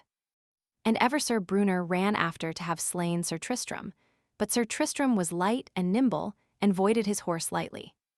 And or ever Sir Tristram might dress his shield, and his sword the other gave him 3 or 4 sad strokes. Then they rushed together like 2 boars, tracing and traversing mightily and wisely as 2 noble knights. For this Sir Brunner was a proved knight, and had been or then the death of many good knights, that it was pity that he had so long endured. Thus they fought, hurling here and there nigh 2 hours, and either were wounded sore. Then at the last Sir Brunner rashed upon Sir Tristram and took him in his arms, for he trusted much in his strength. Then was Sir Tristram called the strongest and the highest knight of the world, for he was called bigger than Sir Launcelot, but Sir Launcelot was better breathed. So anon Sir Tristram thrust Sir Brunner down grovelling, and then he unlaced his helm and struck off his head. And then all they that longed to the castle came to him, and did him homage and fealty, praying him that he would abide there still a little while to fordo that foul custom. Sir Tristram granted thereto. The meanwhile one of the knights of the castle rode unto Sir Galahad, the Haut Prince, the which was Sir Brunner's son, which was a noble knight, and told him what misadventure his father had and his mother. Chapter 27. How Sir Galahad fought with Sir Tristram, and how Sir Tristram yielded him and promised to fellowship with Launcelot. Then came Sir Galahad, and the king with the 100 knights with him, and this Sir Galahad proffered to fight with Sir Tristram hand for hand. And so they made them ready to go unto battle on horseback, with great courage. Then Sir Galahad and Sir Tristram met together so hard that either bare other down, horse and all, to the earth. And then they avoided their horses as noble knights, and dressed their shields, and drew their swords with ire and rancor, and they lashed together many sad strokes, and one while striking, another while foining, tracing, and traversing as noble knights. Thus they fought long, near half a day, and either were sore wounded. At the last Sir Tristram waxed light and big, and doubled his strokes, and drove Sir Galahad aback on the one side and on the other, so that he was like to have been slain. With that came the king with the 100 knights, and all that fellowship went fiercely upon Sir Tristram. When Sir Tristram saw them coming upon him, then he wist well he might not endure.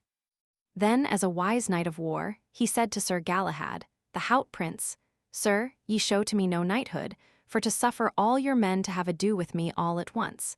And as meseemeth ye be a noble knight of your hands, it is great shame to you. So God me help, said Sir Galahad, there is none other way but thou must yield thee to me, other else to die, said Sir Galahad to Sir Tristram. I will rather yield me to you than die, for that is more for the might of your men than of your hands. And therewithal Sir Tristram took his own sword by the point, and put the pommel in the hand of Sir Galahad. Therewithal came the king with the 100 knights, and hard began to assail Sir Tristram. Let be, said Sir Galahad, be ye not so hardy to touch him, for I have given this knight his life. That is your shame, said the king with the 100 knights. Hath he not slain your father and your mother? As for that, said Sir Galahad, I may not wite him greatly, for my father had him in prison, and enforced him to do battle with him. And my father had such a custom that was a shameful custom, that what knight came there to ask harbour his lady must needs die, but if she were fairer than my mother. And if my father overcame that knight, he must needs die. This was a shameful custom and usage, a knight for his harbour asking to have such harbourage.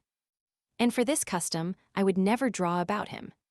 So God me help, said the king, this was a shameful custom. Truly, said Sir Galahad, so seemed me. And meseemed it had been great pity that this knight should have been slain, for I dare say he is the noblest man that beareth life, but if it were Sir Launcelot du Lake. Now, fair knight, said Sir Galahad, I require thee tell me thy name, and of whence thou art, and whither thou wilt. Sir, he said, my name is Sir Tristram de Lyons, and from King Mark of Cornwall I was sent on message unto King Anguish of Ireland, for to fetch his daughter to be his wife. And here she is ready to go with me into Cornwall, and her name is La Beale Isoud. And, Sir Tristram, said Sir Galahad, the Haut Prince, well be ye found in these marches. And so ye will promise me to go unto Sir Launcelot du Lake, and accompany with him, ye shall go where ye will, and your fair lady with you. And I shall promise you never in all my days shall such customs be used in this castle as have been used. Sir, said Sir Tristram, now I let you wit, so God me help, I weened ye had been Sir Launcelot du Lake when I saw you first, and therefore I dread you the more. And sir, I promise you, said Sir Tristram, as soon as I may I will see Sir Launcelot and in fellowship me with him. For of all the knights of the world I most desire his fellowship. Chapter 28.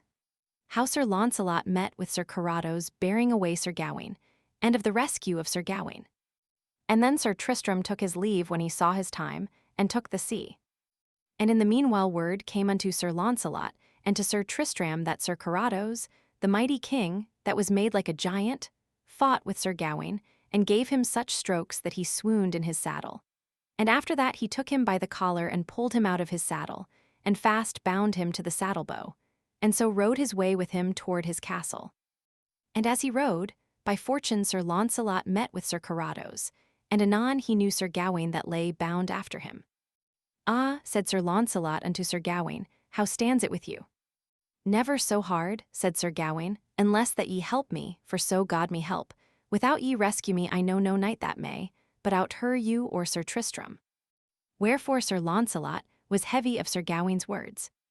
And then Sir Launcelot bade Sir Carados, lay down that night and fight with me.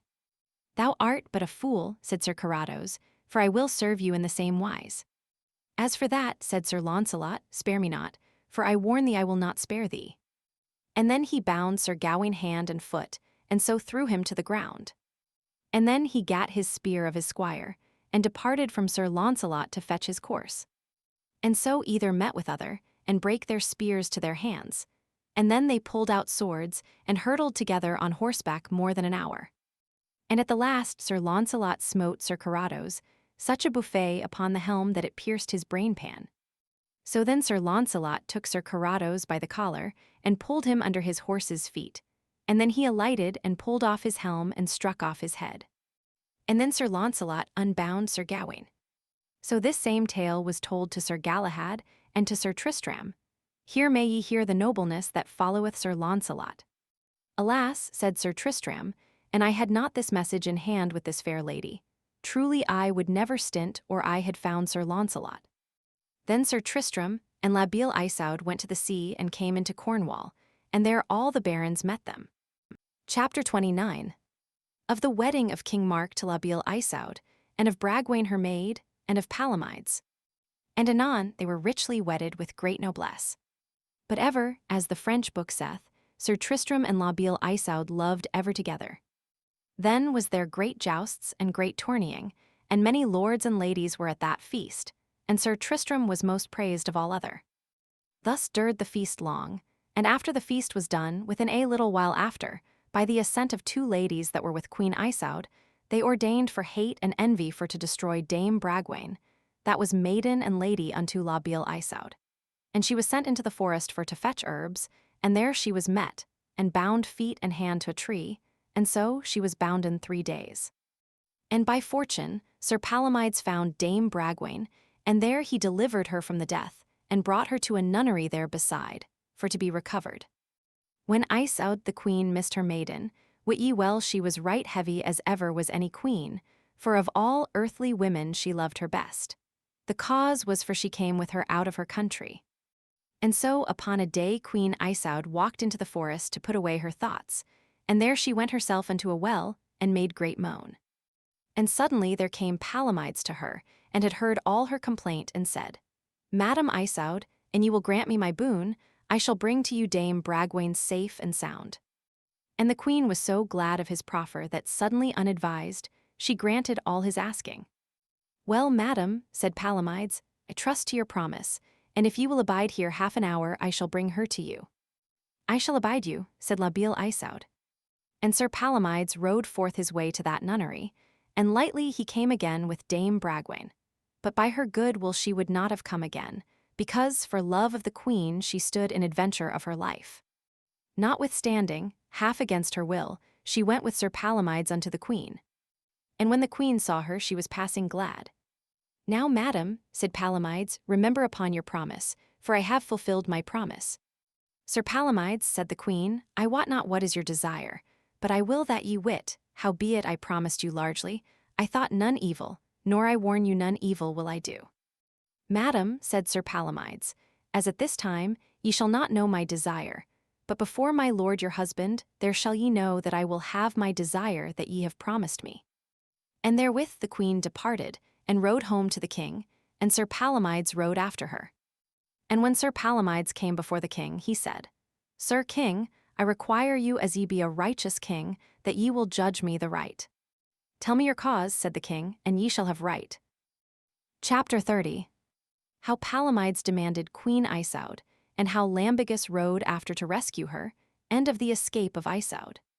Sir, said Palomides, I promised your queen Isoud to bring again Dame Bragwaine that she had lost, upon this covenant, that she should grant me a boon that I would ask, and without grudging out her advisement. She granted me. What say ye, my lady? Said the king.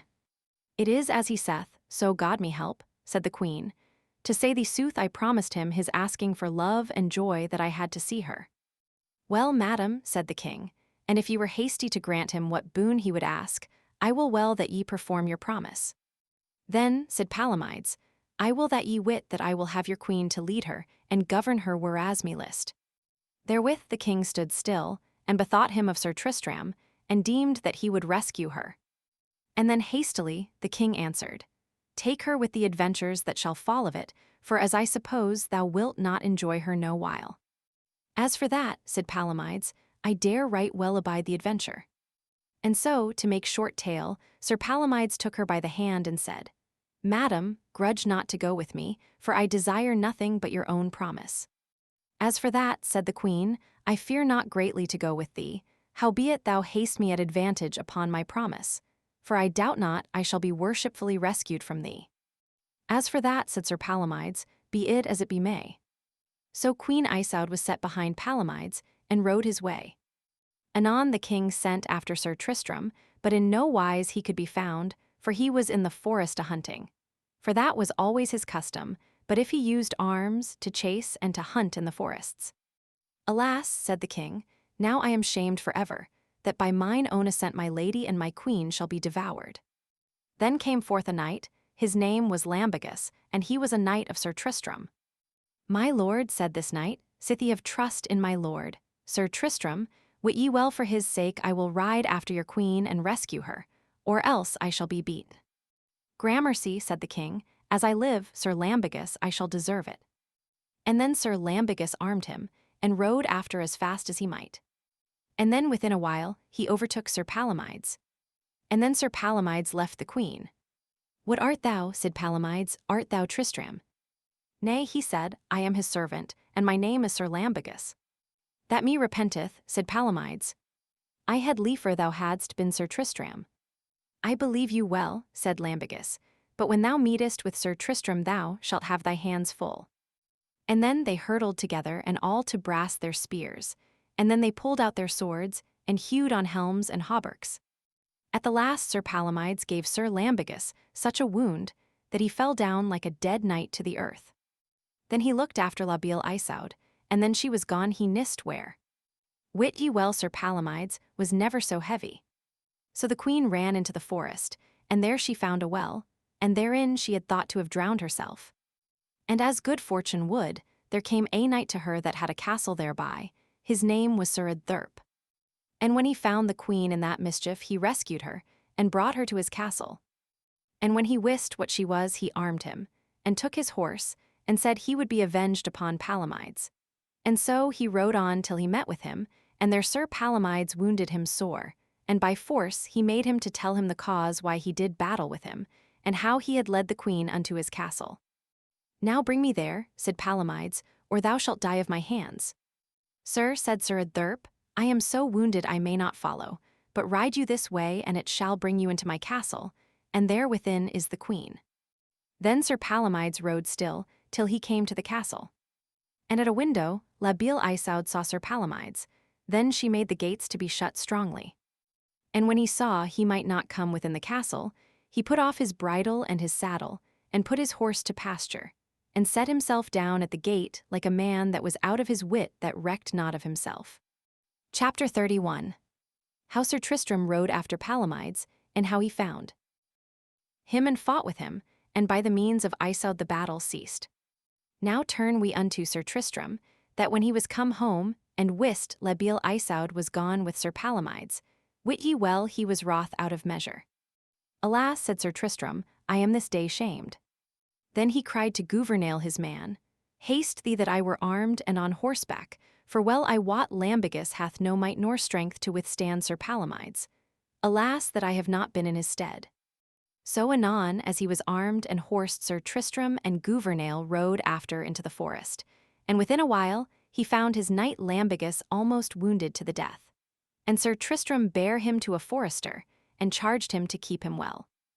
And then he rode forth, and there he found Sir Edtherp sore wounded, and he told him how the queen would have drowned herself had he not been, and how for her sake and love he had taken upon him to do battle with Sir Palomides. Where is my lady? Said Sir Tristram. Sir, said the knight, she is sure enough within my castle, and she can hold her within it. Gramercy, said Sir Tristram, of thy great goodness. And so he rode till he came nigh to that castle. And then Sir Tristram saw where Sir Palomides sat at the gate sleeping, and his horse pastured fast afore him.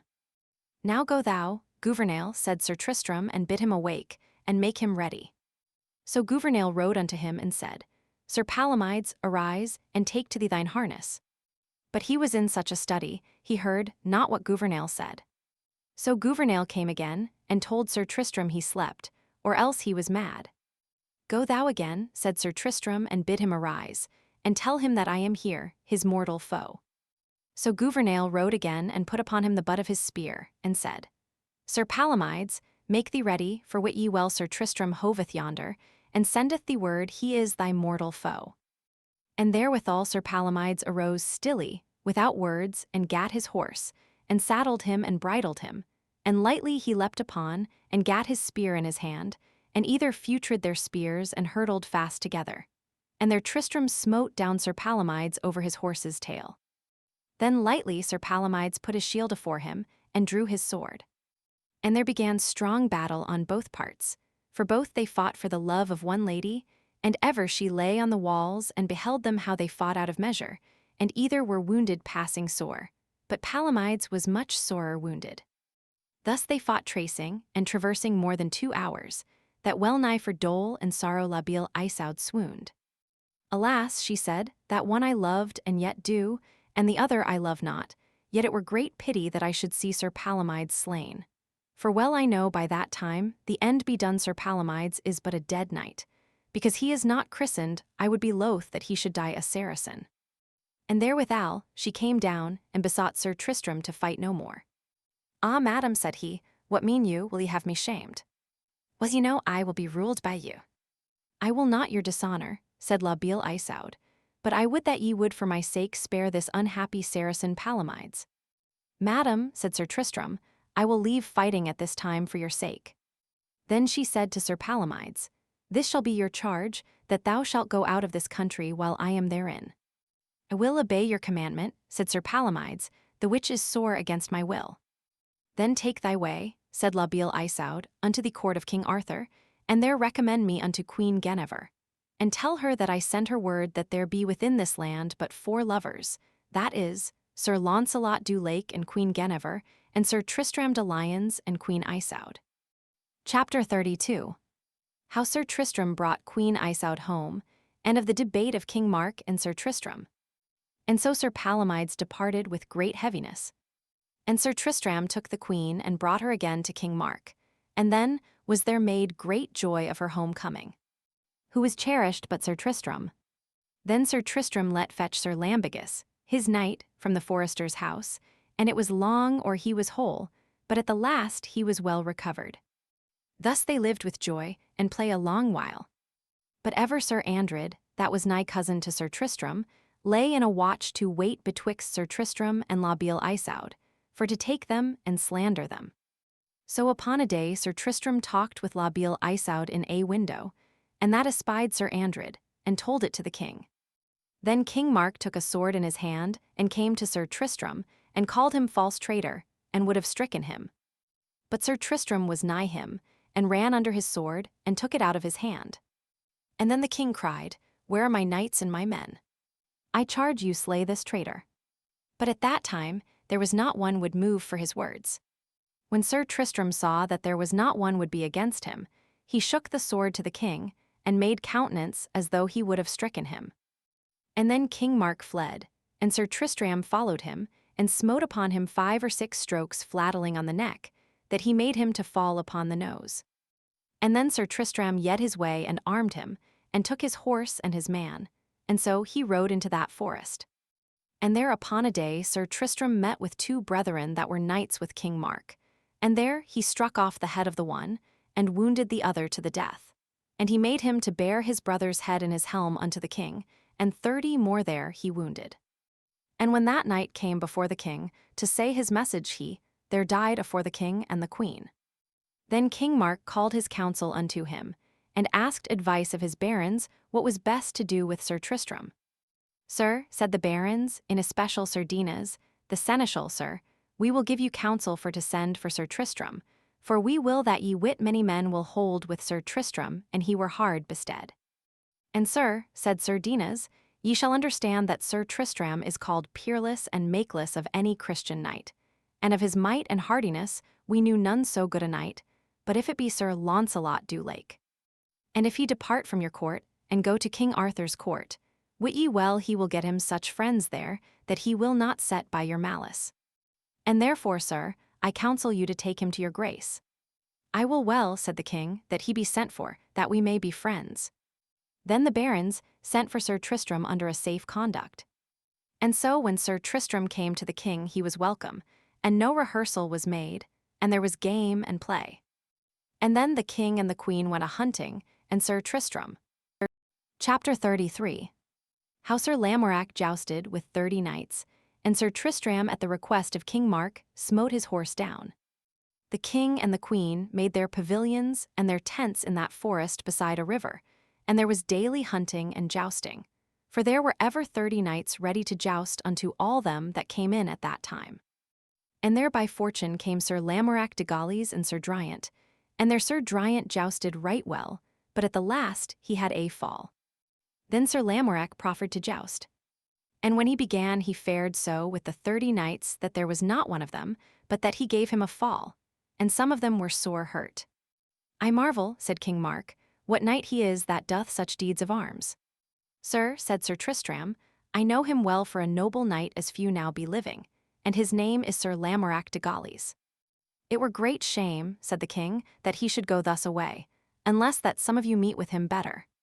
"Sir," said Sir Tristram, "meseemeth it were no worship for a noble man to have ado with him."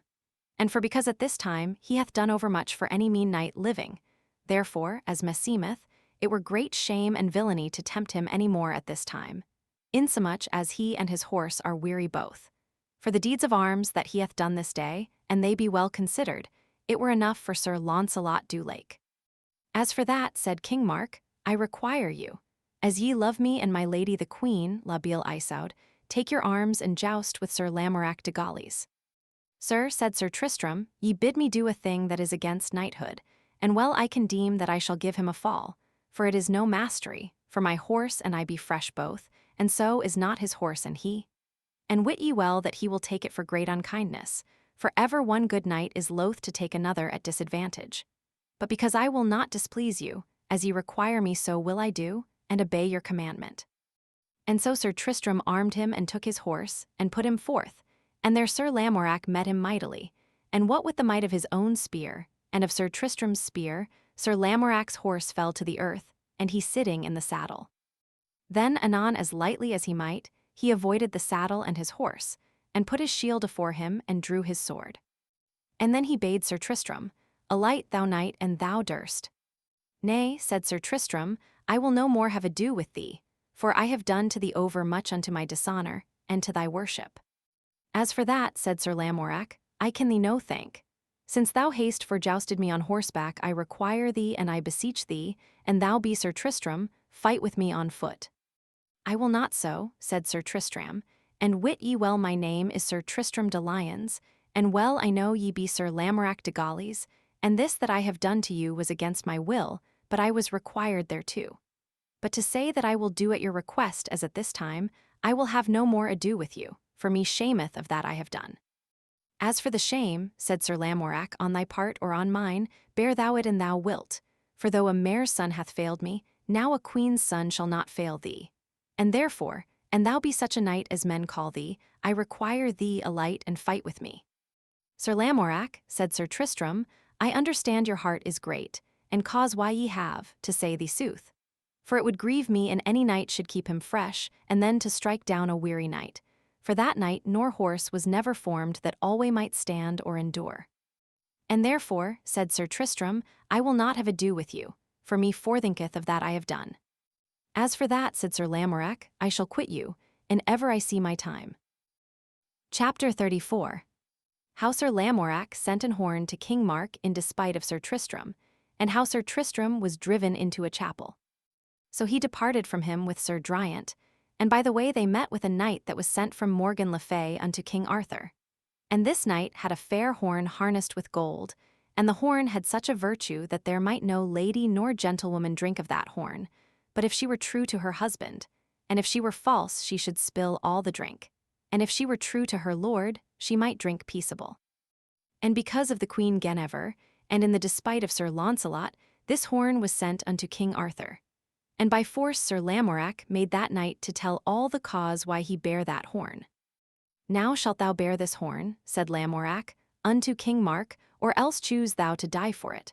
For I tell thee plainly, in despite and reproof of Sir Tristram thou shalt bear that horn unto King Mark, his uncle, and say thou to him that I sent it him for to assay his lady, and if she be true to him, he shall prove her. So the knight went his way unto King Mark, and brought him that rich horn, and said that Sir Lamorak sent it him, and thereto he told him the virtue of that horn. Then the king made Queen Isoud to drink thereof, and 100 ladies, and there were but 4 ladies of all those that drank clean.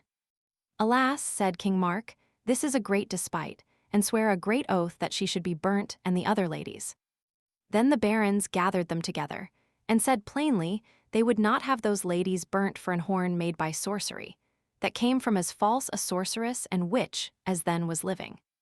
For that horn did never good, but caused strife and debate, and always in her days she had been an enemy to all true lovers.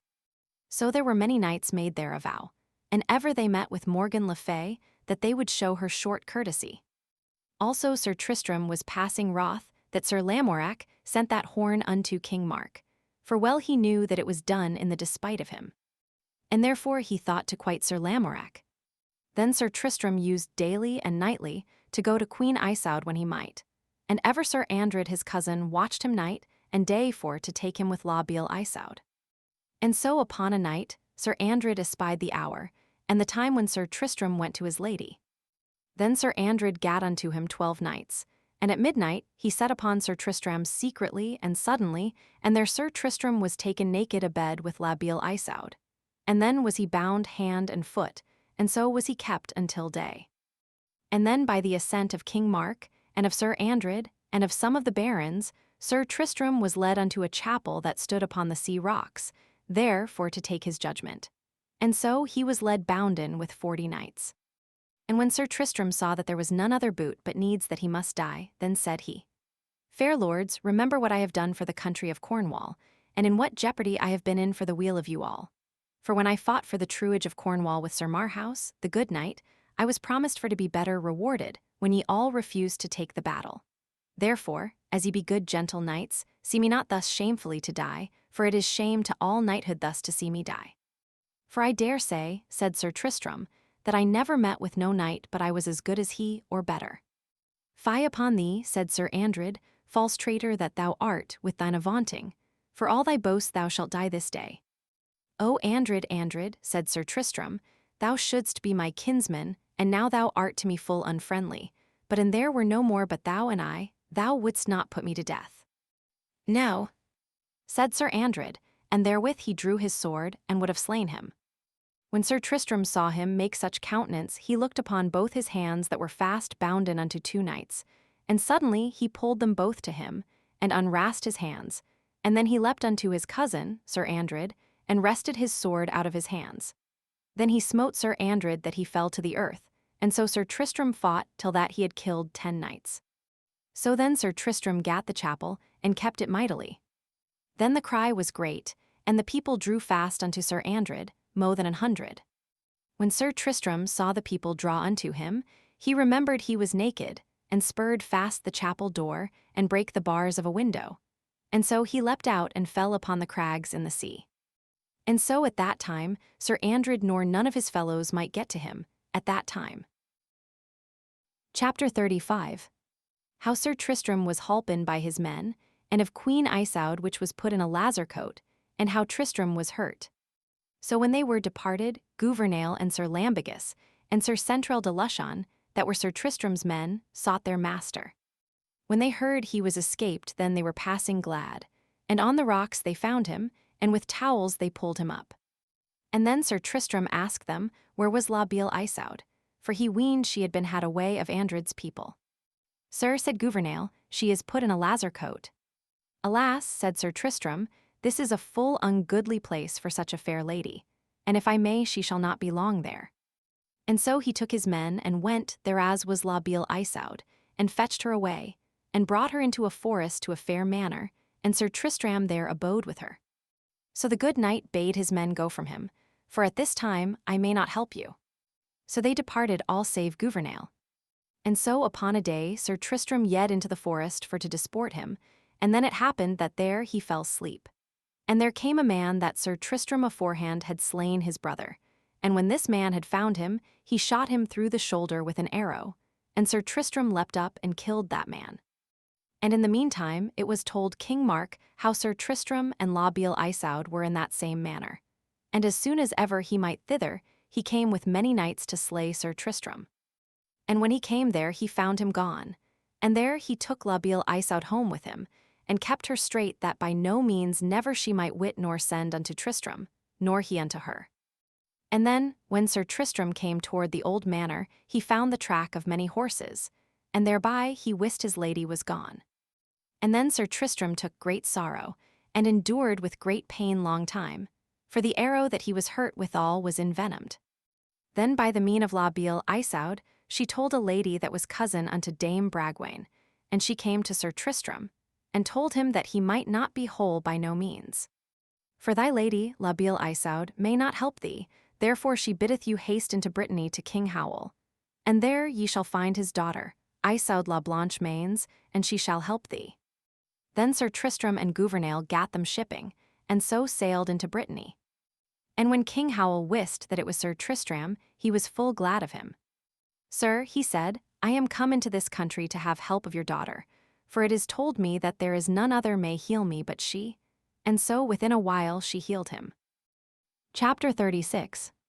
How Sir Tristram served in war King Howell of Brittany, and slew his adversary in the field. There was an earl that hight Grip, and this earl made great war upon the king, and put the king to the worse, and besieged him. And on a time Sir Chiedius, that was son to King Howell, as he issued out he was sore wounded, nigh to the death. Then Gouvernail went to the king and said, Sir, I counsel you to desire my lord, Sir Tristram, as in your need to help you. I will do by your counsel, said the king. And so he yede unto Sir Tristram, and prayed him in his wars to help him. For my son, Sir Chiedius, may not go into the field. Sir, said Sir Tristram, I will go to the field, and do what I may. Then Sir Tristram issued out of the town with such fellowship as he might make, and did such deeds that all Brittany spake of him. And then, at the last, by great might and force, he slew the Earl Grip with his own hands, and more than 100 knights he slew that day. And then Sir Tristram was received worshipfully with procession. Then King Howell embraced him in his arms and said, Sir Tristram, all my kingdom I will resign to thee. God defend, said Sir Tristram, for I am beholden unto you for your daughter's sake to do for you.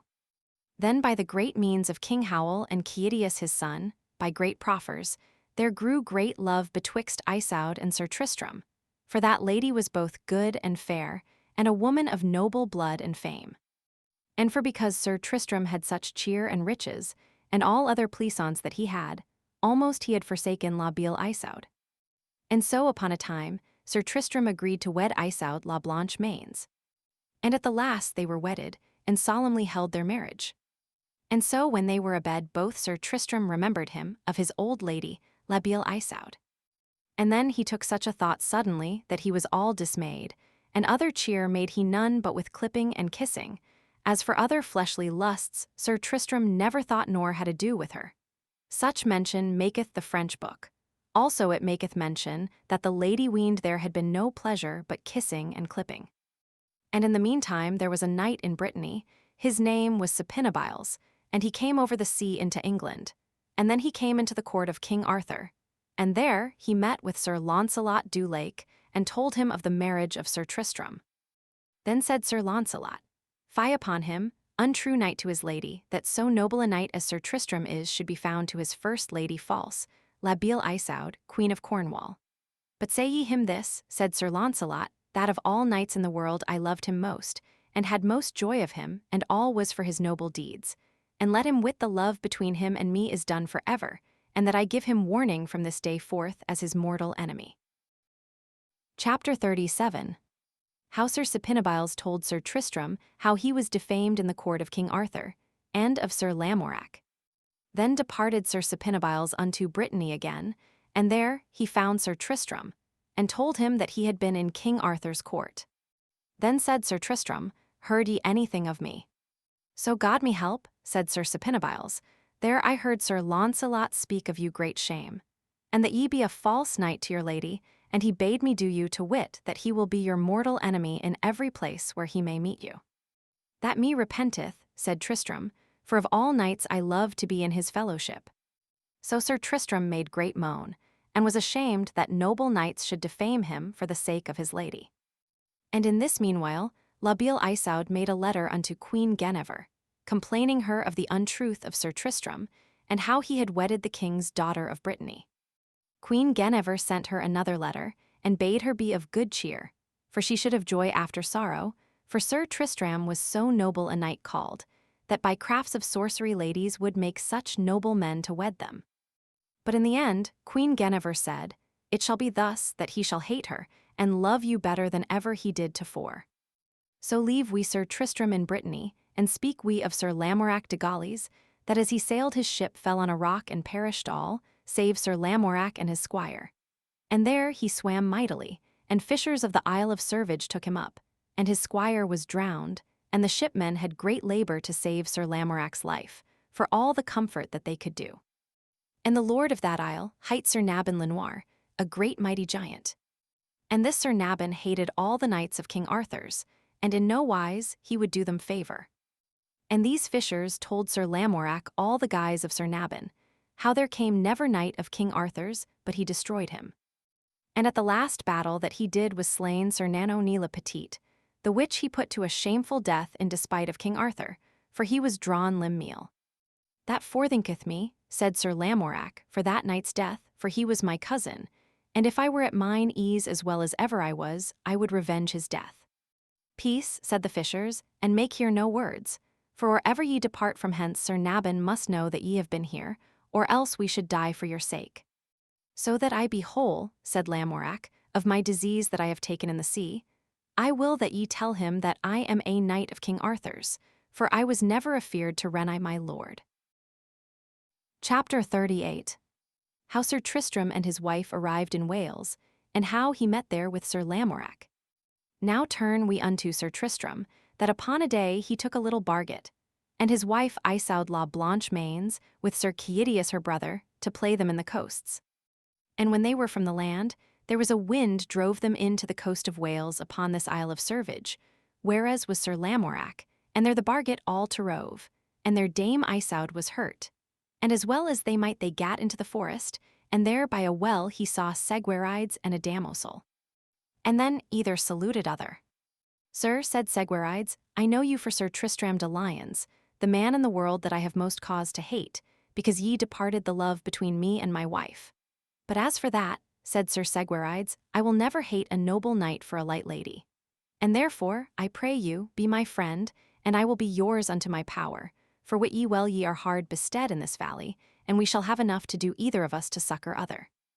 And then Sir Seguerides brought Sir Tristram to a lady thereby that was born in Cornwall, and she told him all the perils of that valley, and how there came never knight there, but he were taken prisoner or slain. Wit you well, fair lady, said Sir Tristram, that I slew Sir Marhaus and delivered Cornwall from the truage of Ireland. And I am he that delivered the king of Ireland from Sir Blamor de Ganys, and I am he that beat Sir Palamides. And wit ye well I am Sir Tristram de Lyons, that by the grace of God shall deliver this woeful isle of servage. So Sir Tristram was well eased. Then one told him there was a knight of King Arthur, that was wrecked on the rocks. What is his name? Said Sir Tristram. We wot not, said the fishers, but he keepeth it no counsel, but that he is a knight of King Arthur, and by the mighty lord of this isle he setteth not. I pray you, said Sir Tristram, and ye may, bring him hither that I may see him, and if he be any of the knights of Arthur's, I shall know him. Then the lady prayed the fishers to bring him to her place. So on the morrow they brought him thither in a fisher's raiment. And as soon as Sir Tristram saw him, he smiled upon him and knew him well, but he knew not Sir Tristram. Fair sir, said Sir Tristram, meseemeth by your cheer ye have been diseased but late, and also methinketh I should know you heretofore. I will well, said Sir Lamorak, that ye have seen me and met with me. Fair sir, said Sir Tristram, tell me your name. Upon a covenant I will tell you, said Sir Lamorak, that is, that ye will tell me whether ye be lord of this island or no, that is called Nabon le Noir. Forsooth, said Sir Tristram, I am not he, nor I hold not of him. I am his foe as well as ye be, and so shall I be found or I depart out of this isle. Well, said Sir Lamorak, since ye have said so largely unto me, my name is Sir Lamorak de Gaulies, son unto King Pellinore.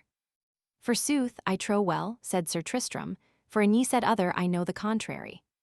What are ye, said Sir Lamorak, that knoweth me? I am Sir Tristram de Lyons. Ah, sir, remember ye not of the fall ye did give me once, and after ye refused me to fight on foot? That was not for fear I had of you, said Sir Tristram, but me shamed at that time to have more ado with you, for meseemed ye had enough. But Sir Lamorak, for my kindness many ladies ye put to a reproof when ye sent the horn from Morgan le Fay to King Mark, whereas ye did this in despite of me. Well, said he, and it were to do again, so would I do. For I had liefer strife and debate fell in King Mark's court rather than Arthur's court, for the honor of both courts be not alike. As to that, said Sir Tristram, I know well. But that was done it was for despite of me, but all your malice, I thank God, hurt not greatly. Therefore, said Sir Tristram, ye shall leave all your malice, and so will I, and let us assay how we may win worship between you and me upon this giant Sir Nabon le Noir that is lord of this island, to destroy him. Sir, said Sir Lamorak, now I understand your knighthood, it may not be false that all men say, for of your bounty, noblesse, and worship, of all knights ye are peerless. And for your courtesy and gentleness I showed you ungentleness, and that now me repenteth. Chapter 39. How Sir Tristram fought with Sir Nabon, and overcame him, and made Sir Segwarides lord of the isle. In the meantime, there came word that Sir Nabon had made a cry that all the people of that isle should be at his castle, the 5th day after. And the same day the son of Nabon should be made knight, and all the knights of that valley and thereabout should be there to joust, and all those of the realm of Logres should be there to joust with them of North Wales. And thither came 500 knights, and they of the country brought thither Sir Lamorak, and Sir Tristram, and Sir Caidius, and Sir Segwarides, for they durst none otherwise do. And then Sir Nabon lent Sir Lamorak horse and armor at Sir Lamorak's desire. And Sir Lamorak jousted and did such deeds of arms that Nabon and all the people said there was never knight that ever they saw do such deeds of arms. For, as the French book saith, he forjousted all that were there, for the most part of 500 knights, that none abode him in his saddle. Then Sir Nabon proffered to play with him his play, for I saw never no knight do so much upon a day. I will well, said Sir Lamorak, play as I may, but I am weary and sore bruised. And there either gat a spear, but Nabon would not encounter with Sir Lamorak, but smote his horse in the forehead, and so slew him. And then Sir Lamorak yet on foot, and turned his shield and drew his sword, and there began strong battle on foot. But Sir Lamorak was so sore bruised and short-breathed, that he traced and traversed somewhat aback. Fair fellow, said Sir Nabon, hold thy hand, and I shall show thee more courtesy than ever I showed knight. Because I have seen this day thy noble knighthood, and therefore stand thou by, and I will wit whether any of thy fellows will have ado with me. Then when Sir Tristram heard that, he stepped forth and said, Nabon, lend me horse and sure armor, and I will have ado with thee. Well, fellow, said Sir Nabon, go thou to yonder pavilion, and arm thee of the best thou findest there, and I shall play a marvellous play with thee. Then said Sir Tristram, look ye play well, or else peradventure I shall learn you a new play. That is well said, fellow, said Sir Nabon. So when Sir Tristram was armed as him liked best, and well shielded and sworded, he dressed to him on foot. For well he knew that Sir Nabon would not abide a stroke with a spear, therefore he would slay all knights, horses. Now, fair fellow Sir Nabon, let us play. So then they fought long on foot, tracing and traversing, smiting and foining long without any rest. At the last Sir Nabon prayed him to tell him his name. Sir Nabon, I tell thee my name is Sir Tristram de Lyons, a knight of Cornwall under King Mark. Thou art welcome, said Sir Nabon, for of all knights I have most desired to fight with thee or with Sir Launcelot. So then they went eagerly together, and Sir Tristram slew Sir Nabon, and so forthwith he leapt to his son, and struck off his head. And then all the country said they would hold of Sir Tristram. Nay, said Sir Tristram, I will not so. Here is a worshipful knight, Sir Lamorak de Gaulies, that for me he shall be lord of this country, for he hath done here great deeds of arms. Nay, said Sir Lamorak, I will not be lord of this country, for I have not deserved it as well as ye, therefore give ye it where ye will, for I will none have. Well, said Sir Tristram, since ye nor I will not have it, let us give it to him that hath not so well deserved it. Do as ye list, said Segwarides, for the gift is yours, for I will none have an I had deserved it. So was it given to Segwarides, whereof he thanked them, and so was he lord, and worshipfully he did govern it. And then Sir Segwarides delivered all prisoners, and set good governance in that valley. And so he returned into Cornwall, and told King Mark and La Beale Isoud how Sir Tristram had advanced him to the Isle of Servage, and there he proclaimed in all Cornwall of all the adventures of these two knights, so was it openly known. But full woe was La Beale Isoud, when she heard tell that Sir Tristram was wedded to Isoud la Blanche Mains. Chapter 40.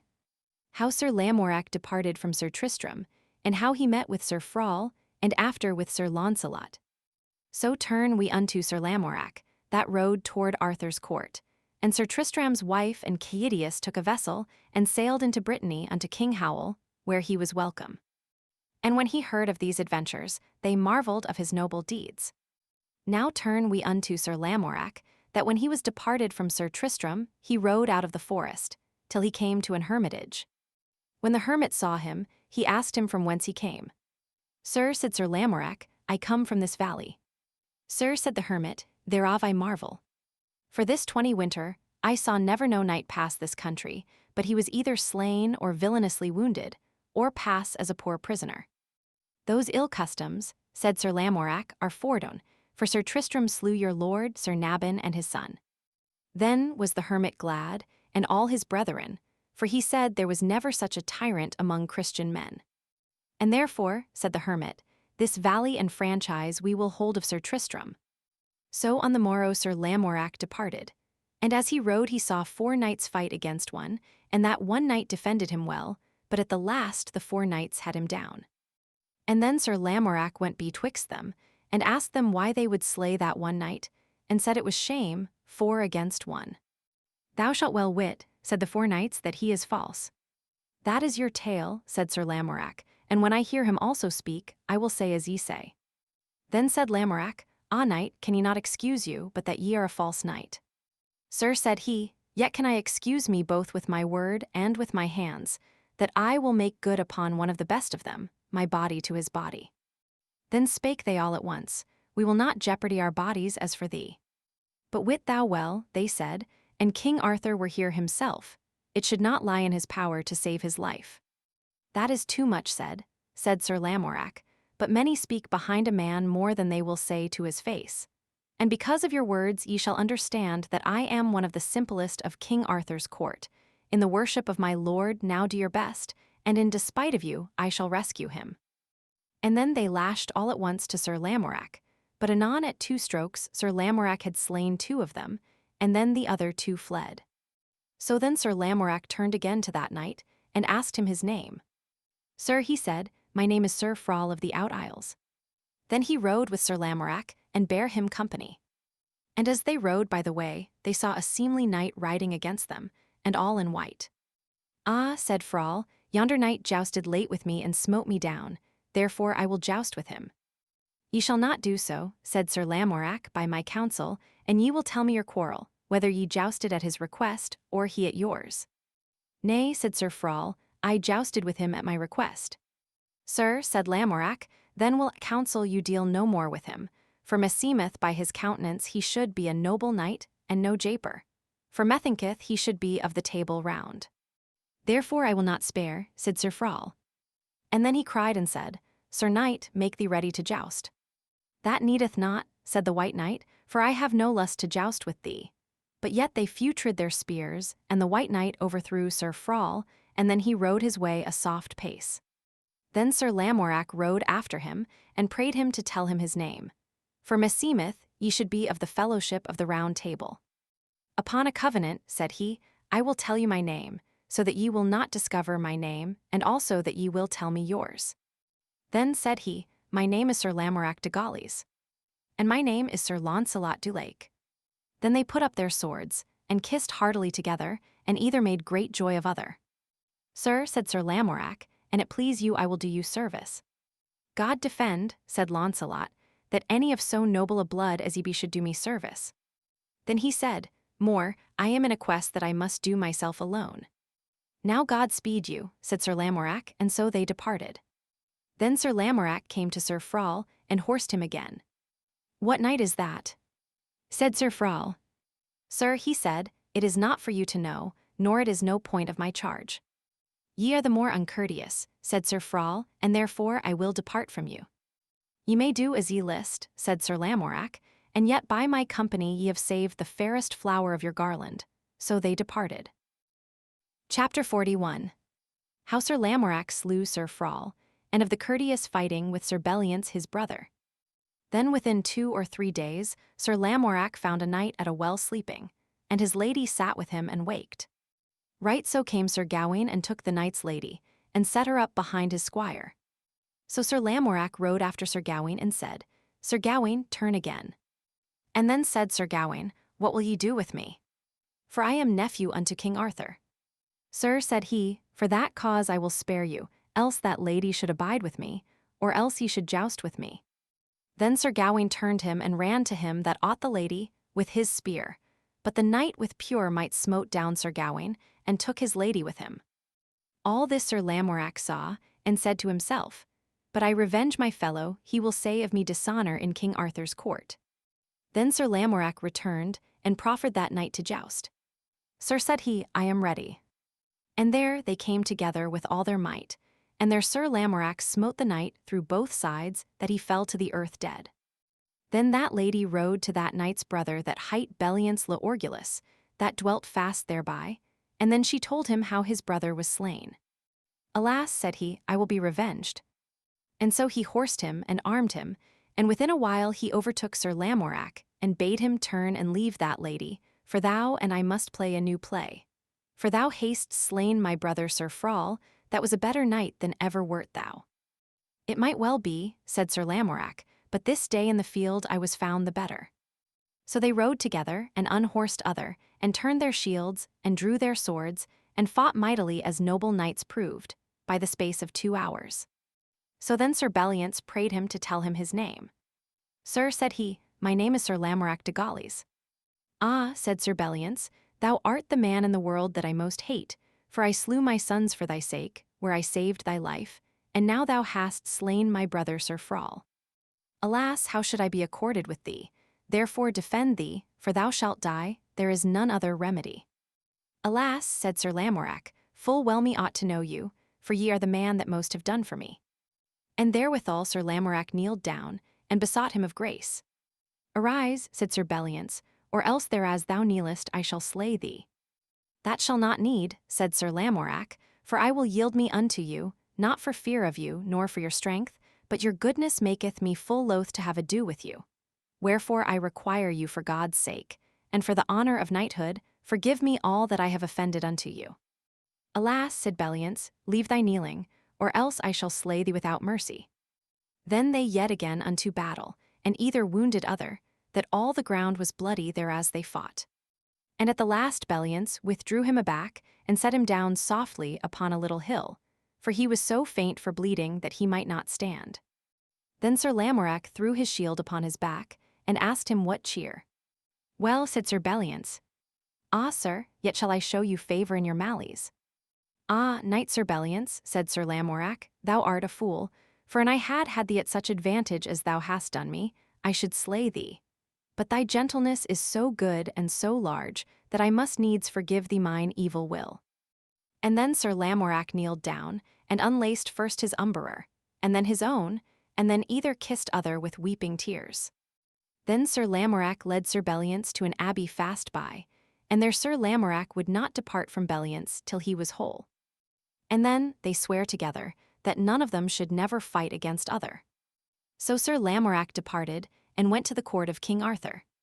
Here leave we of Sir Lamorak and of Sir Tristram. And here beginneth the history of La Cote Male Tale. Book 9. Chapter 1. How a young man came into the court of King Arthur, and how Sir Kay called him in scorn La Cote Male Tale. At the court of King Arthur there came a young man and bigly made, and he was richly beseen. And he desired to be made knight of the king, but his overgarment sat overthwartly, howbeit it was rich cloth of gold. What is your name? Said King Arthur. Sir, said he, my name is Bruner le Noir, and within short space ye shall know that I am of good kin. It may well be, said Sir Kay, the seneschal, but in mockage ye shall be called La Cote Male Tale. That is as much to say, the evil-shapen coat. It is a great thing that thou askest, said the king, and for what cause wearest thou that rich coat? Tell me, for I can well think for some cause it is. Sir, he answered, I had a father, a noble knight, and as he rode a-hunting, upon a day it happed him to lay him down to sleep. And there came a knight that had been long his enemy, and when he saw he was fast asleep he all to hew him. And this same coat had my father on the same time, and that maketh this coat to sit so evil upon me, for the strokes be on it as I found it, and never shall be amended for me. Thus to have my father's death in remembrance, I wear this coat, till I be revenged. And because ye are called the most noblest king of the world, I come to you, that ye should make me knight. Sir, said Sir Lamorak and Sir Gaheris, it were well done to make him knight. For him beseemeth well of person and of countenance, that he shall prove a good man, and a good knight, and a mighty. For, sir, and ye be remembered, even such one was Sir Launcelot du Lake when he came first into this court, and full few of us knew from whence he came, and now is he proved the man of most worship in the world. And all your court, and all your round table is by Sir Launcelot worshipped, and amended more than by any knight now living. That is truth, said the king, and tomorrow at your request I shall make him knight. So on the morrow there was an hart found, and thither rode King Arthur with a company of his knights to slay the hart. And this young man that Sir Kay named La Cote Male Tail was there left behind with Queen Guinevere. And by sudden adventure there was an horrible lion kept in a strong tower of stone, and it happened that he at that time brake loose, and came hurling afore the queen and her knights. And when the queen saw the lion she cried and fled, and prayed her knights to rescue her. And there was none of them all but 12 that abode, and all the other fled. Then said La Cote Male Tail, Now I see well that all coward knights be not dead, and therewithal he drew his sword and dressed him afore the lion. And that lion gaped wide, and came upon him ramping to have slain him. And he then smote him in the midst of the head, such a mighty stroke that it clave his head in sunder, and dashed to the earth. Then was it told the queen how the young man that Sir Kay, named by scorn La Cote Male Tail, had slain the lion. With that the king came home. And when the queen told him of that adventure, he was well pleased, and said, Upon pain of mine head he shall prove a noble man and a faithful knight, and true of his promise. Then the king forthwithal made him knight. Now, sir, said this young knight, I require you and all the knights of your court, that ye call me by none other name but La Cote Male Tail. Insomuch as Sir Kay hath so named me, so will I be called. I assent me well thereto, said the king. Chapter 2. How a damosel came into the court, and desired a knight to take on him an inquest, which La Cote Male Tail emprised. Then that same day there came a damosel into the court, and she brought with her a great black shield, with a white hand in the midst holding a sword. Other picture was there none in that shield. When King Arthur saw her, he asked her from whence she came, and what she would. Sir, she said, I have ridden long and many a day with this shield many ways, and for this cause I am come to your court. There was a good knight that ought this shield, and this knight had undertaken a great deed of arms to achieve it. And so it misfortuned him another strong knight met with him by sudden adventure, and there they fought long, and either wounded other passing sore, and they were so weary that they left that battle even hand. So this knight that ought this shield saw none other way, but he must die. And then he commanded me to bear this shield to the court of King Arthur, he requiring and praying some good knight to take this shield, and that he would fulfill the quest that he was in. Now what say ye to this quest? Said King Arthur, Is there any of you here that will take upon him to wield this shield? Then was there not one that would speak one word. Then Sir Kay took the shield in his hands. Sir Knight, said the damosel, what is your name? Wit ye well, said he, my name is Sir Kay, the seneschal that widewhere is known. Sir, said that damosel, lay down that shield, for wit ye well it falleth not for you, for he must be a better knight than ye that shall wield this shield. Damosel, said Sir Kay, wit ye well I took this shield in my hands by your leave for to behold it, not to that intent, but go wheresoever thou wilt, for I will not go with you. Then the damosel stood still a great while, and beheld many of those knights. Then spake the knight, La Cote Male Tail, Fair damosel, I will take the shield and that adventure upon me, so I wist I should know whitherward my journey might be. For because I was this day made knight, I would take this adventure upon me. What is your name, fair young man? Said the damosel. My name is, said he, La Cote Male Tail. Well mayest thou be called so, said the damosel, the knight with the evil-shapen coat. But an thou be so hardy to take upon thee to bear that shield, and to follow me, wit thou well thy skin shall be as well hewn as thy coat. As for that, said La Cote Male Tail, when I am so hewn, I will ask you no salve to heal me withal. And forthwithal there came into the court 2 squires, and brought him great horses, and his armor, and his spears. And anon he was armed, and took his leave. I would not by my will, said the king, that ye took upon you that hard adventure.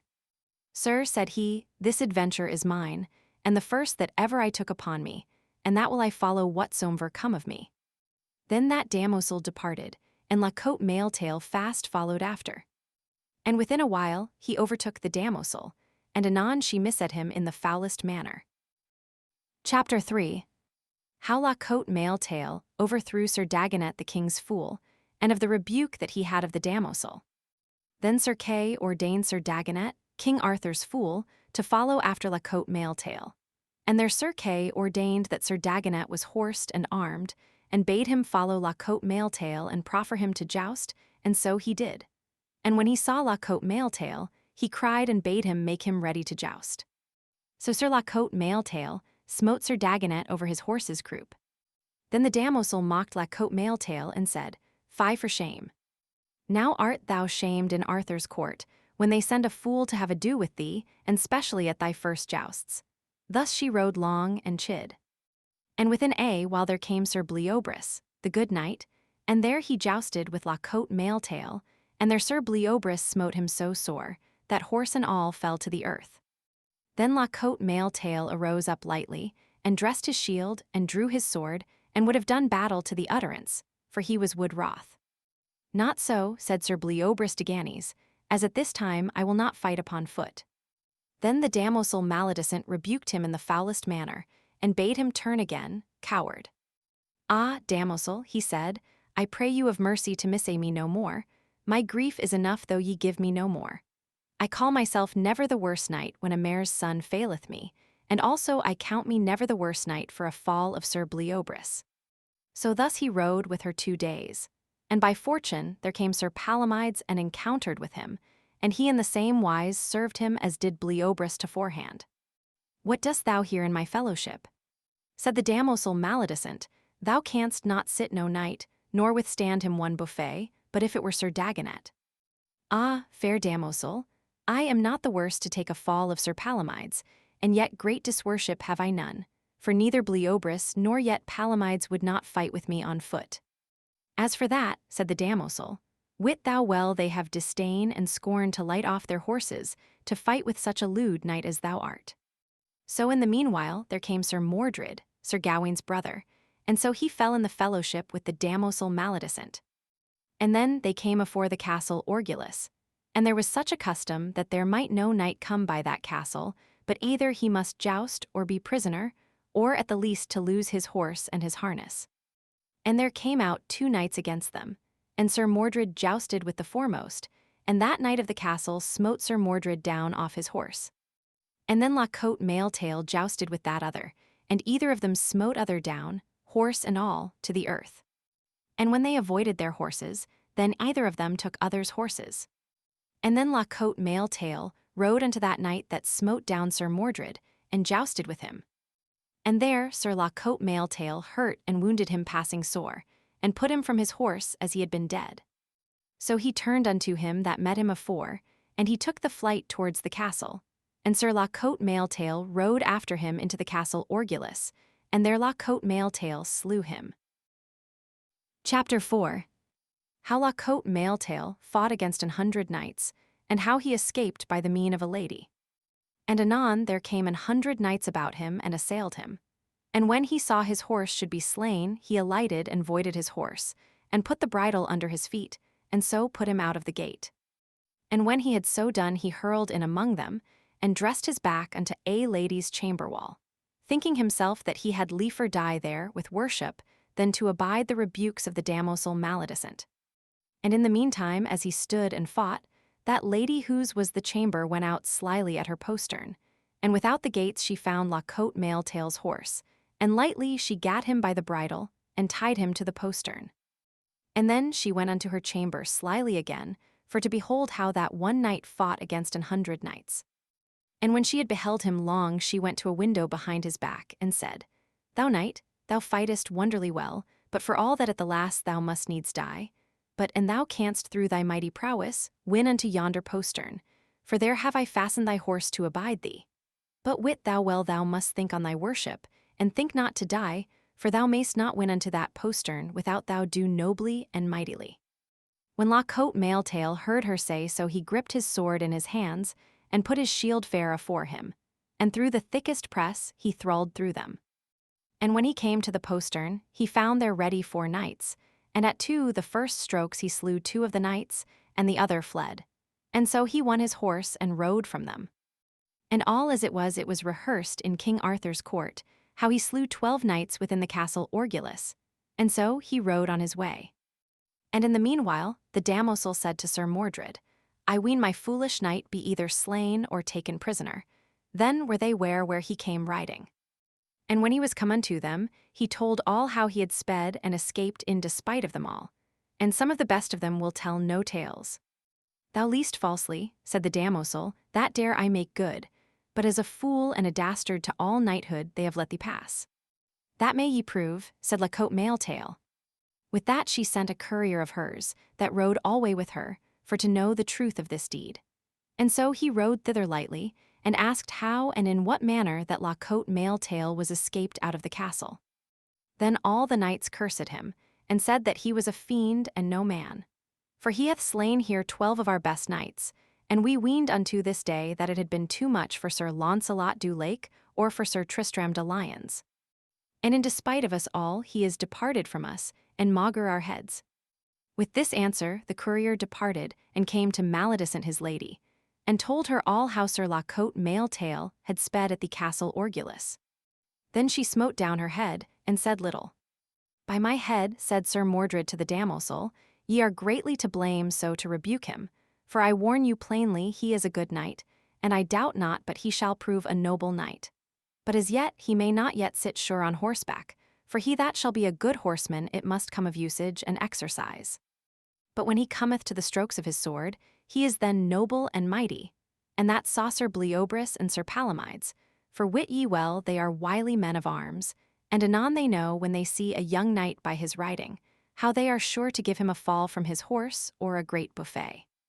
But for the most part they will not light on foot with young knights, for they are white and strongly armed.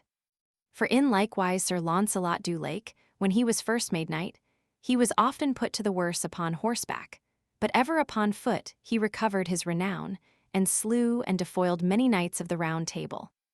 And therefore the rebukes that Sir Launcelot did unto many knights causeth them that be men of prowess to beware. For often I have seen the old proved knights rebuked and slain by them that were but young beginners. Thus they rode sure talking by the way together. Here leave we off a while of this tale, and speak we of Sir Launcelot du Lake. Chapter 5. How Sir Launcelot came to the court, and heard of La Cote Male Tail, and how he followed after him, and how La Cote Male Tail was prisoner. That when he was come to the court of King Arthur, then heard he tell of the young knight La Cote Male Tail, how he slew the lion, and how he took upon him the adventure of the Black Shield, the which was named at that time the hardiest adventure of the world. So God me save, said Sir Launcelot unto many of his fellows, it was shame to all the noble knights to suffer such a young knight to take such adventure upon him for his destruction. For I will that ye wit, said Sir Launcelot, that that damozel Maledicent hath borne that shield many a day for to seek the most proved knights, and that was she that Bruce Sans Pité took that shield from her. And after Tristram de Lyons rescued that shield from him, and gave it to the damozel again, a little afore that time that Sir Tristram fought with my nephew Sir Blamor de Ganys, for a quarrel that was betwixt the King of Ireland and him. Then many knights were sorry that Sir La Cote Male Tail was gone forth to that adventure. Truly, said Sir Launcelot, I cast me to ride after him. And within 7 days Sir Launcelot overtook La Cote Male Tail, and then he saluted him and the damozel Maledicent. And when Sir Mordred saw Sir Launcelot, then he left their fellowship. And so Sir Launcelot rode with them all a day, and ever that damozel rebuked La Cote Male Tail, and then Sir Launcelot answered for him, then she left off, and rebuked Sir Launcelot. So this meantime Sir Tristram sent by a damozel a letter unto Sir Launcelot, excusing him of the wedding of Isoud la Blanche Mains, and said in the letter, as he was a true knight, he had never ado fleshly with Isoud la Blanche Mains. And passing courteously and gentilly, Sir Tristram wrote unto Sir Launcelot, ever beseeching him to be his good friend, and unto La Belle Isoud of Cornwall, and that Sir Launcelot would excuse him if that ever he saw her. And within short time, by the grace of God, said Sir Tristram, that he would speak with La Belle Isoud, and with him right hastily. Then Sir Launcelot departed from the damozel, and from Sir La Cote Male Tail, for to oversee that letter, and to write another letter unto Sir Tristram de Lyons. And in the meanwhile, La Cote Male Tail rode with the damozel until they came to a castle that hight Pendragon, and there were 6 knights stood afore him, and one of them proffered to joust with La Cote Male Tail. And their La Cote Male Tail smote him over his horse's croup. And then the 5 knights set upon him all at once with their spears, and there they smote La Cote Male Tail down, horse and man. And then they alighted suddenly, and set their hands upon him all at once, and took him prisoner, and so led him unto the castle, and kept him as prisoner. And on the morn Sir Launcelot arose, and delivered the damosel with letters unto Sir Tristram, and then he took his way after La Cote Male Tail. And by the way upon a bridge there was a knight proffered Sir Launcelot to joust, and Sir Launcelot smote him down, and then they fought upon foot a noble battle together, and a mighty. And at the last Sir Launcelot smote him down grovelling upon his hands and his knees. And then that knight yielded him, and Sir Launcelot received him fair. Sir, said the knight, I require thee tell me your name, for much my heart giveth unto you. Nay, said Sir Launcelot, as at this time I will not tell you my name, unless then that ye tell me your name. Certainly, said the knight, my name is Sir Nerovens, that was made knight of my lord Sir Launcelot du Lake. Ah, Nerovens de Lisle, said Sir Launcelot, I am right glad that ye are proved a good knight, for now wit ye well my name is Sir Launcelot du Lake. Alas, said Sir Nerovens de Lisle, what have I done? And therewithal flattling he fell to his feet, and would have kissed them, but Sir Launcelot would not let him, and then either made great joy of other. And then Sir Nerovens told Sir Launcelot that he should not go by the castle of Pendragon. For there is a lord, a mighty knight, and many knights with him, and this night I heard say that they took a knight prisoner yesterday that rode with a damosel, and they say he is a knight of the Round Table. Chapter 6. How Sir Launcelot fought with 6 knights, and after with Sir Brian, and how he delivered the prisoners. Ah, said Sir Launcelot, that knight is my fellow, and him shall I rescue or else I shall lose my life therefore. And therewithal he rode fast till he came before the castle of Pendragon, and anon therewithal there came 6 knights, and all made them ready to set upon Sir Launcelot at once. Then Sir Launcelot feutred his spear, and smote the foremost that he brake his back in sunder, and 3 of them hit, and 3 failed. And then Sir Launcelot passed through them, and lightly he turned in again, and smote another knight through the breast and throughout the back more than an ell, and therewithal his spear brake. So then all the remnant of the 4 knights drew their swords, and lashed at Sir Launcelot. And at every stroke Sir Launcelot bestowed so his strokes that at 4 strokes sundry they avoided their saddles, passing sore wounded. And forthwithal he rode hurling into that castle. And anon the lord of the castle, that was that time cleaped Sir Brian de les Isles, the which was a noble man and a great enemy unto King Arthur. Within a while he was armed and upon horseback. And then they feutred their spears and hurled together so strongly that both their horses rashed to the earth. And then they avoided their saddles, and dressed their shields, and drew their swords, and flang together as woodmen, and there were many strokes given in a while. At the last Sir Launcelot gave to Sir Brian such a buffet that he kneeled upon his knees, and then Sir Launcelot rashed upon him, and with great force he pulled off his helm. And when Sir Brian saw that he should be slain, he yielded him, and put him in his mercy and in his grace. Then Sir Launcelot made him to deliver all his prisoners that he had within his castle, and therein Sir Launcelot found of Arthur's knights 30 and 40 ladies, and so he delivered them, and then he rode his way. And anon as La Cote Male Tail was delivered, he gat his horse, and his harness, and his damosel maledicent. The meanwhile Sir Nerovens, that Sir Launcelot had foughten withal afore at the bridge, he sent a damosel after Sir Launcelot to wit how he sped at the castle of Pendragon. And then they within the castle marvelled what knight he was, when Sir Brian and his knights delivered all those prisoners. Have ye no marvel, said the damosel, for the best knight in this world was here, and did this journey, and wit ye well, she said, it was Sir Launcelot. Then was Sir Brian full glad, and so was his lady and all his knights, that such a man should win them.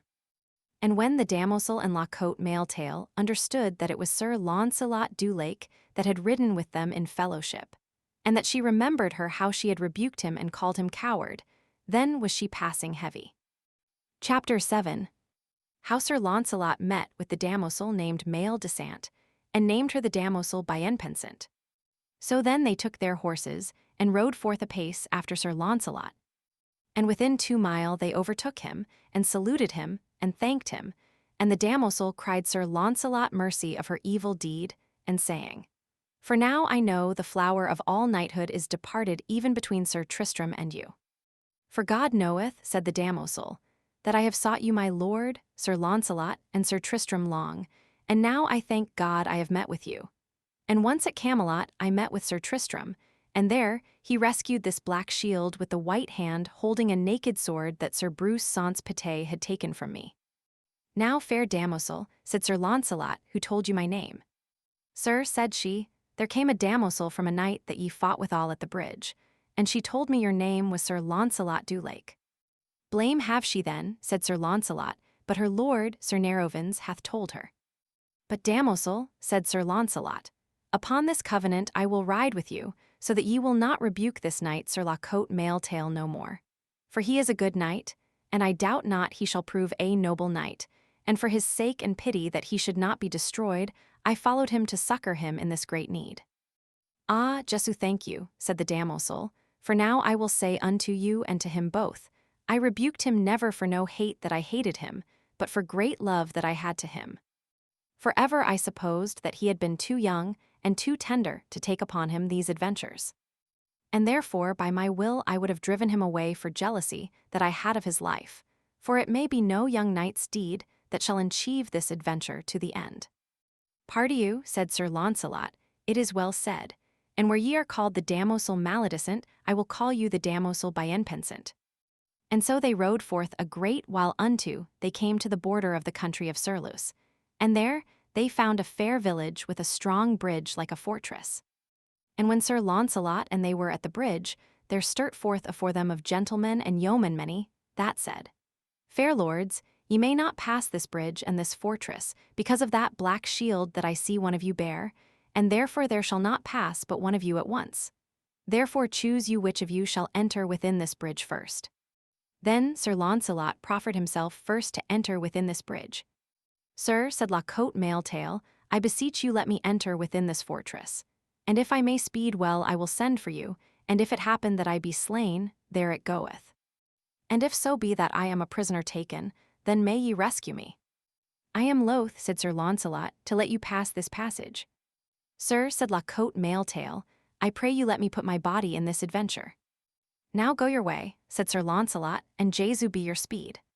So he entered, and anon there met with him two brethren, the one hight Sir Plain de Force, and the other hight Sir Plain de Amours.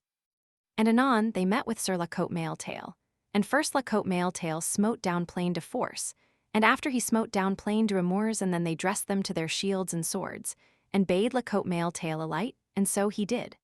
And there was dashing and foining with swords, and so they began to assail full hard La Cote Male Tail, and many great wounds they gave him upon his head, and upon his breast, and upon his shoulders.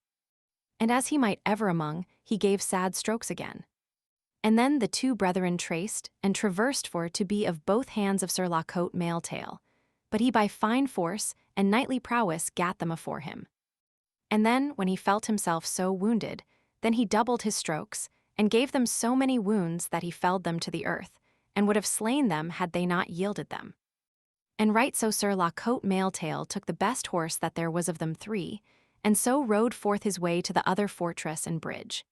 And there he met with the third brother whose name was Sir Plenorius, a full noble knight, and there they jousted together, and either smote other down, horse and man, to the earth. And then they avoided their horses, and dressed their shields, and drew their swords, and gave many sad strokes, and one while the one knight was afore on the bridge, and another while the other. And thus they fought 2 hours and more, and never rested. And ever Sir Launcelot and the damosel beheld them. Alas, said the damosel, my knight fighteth passing sore and overlong. Now may ye see, said Sir Launcelot, that he is a noble knight, for to consider his first battle and his grievous wounds, and even forthwithal so wounded as he is, it is marvel that he may endure this long battle with that good knight. Chapter 8. How La Cote Male Tail was taken prisoner, and after. Rescued by Sir Launcelot, and how Sir Launcelot overcame 4 brethren. This meanwhile Sir La Cote Male Tail sank right down upon the earth, what for wounded, and what for bled he might not stand.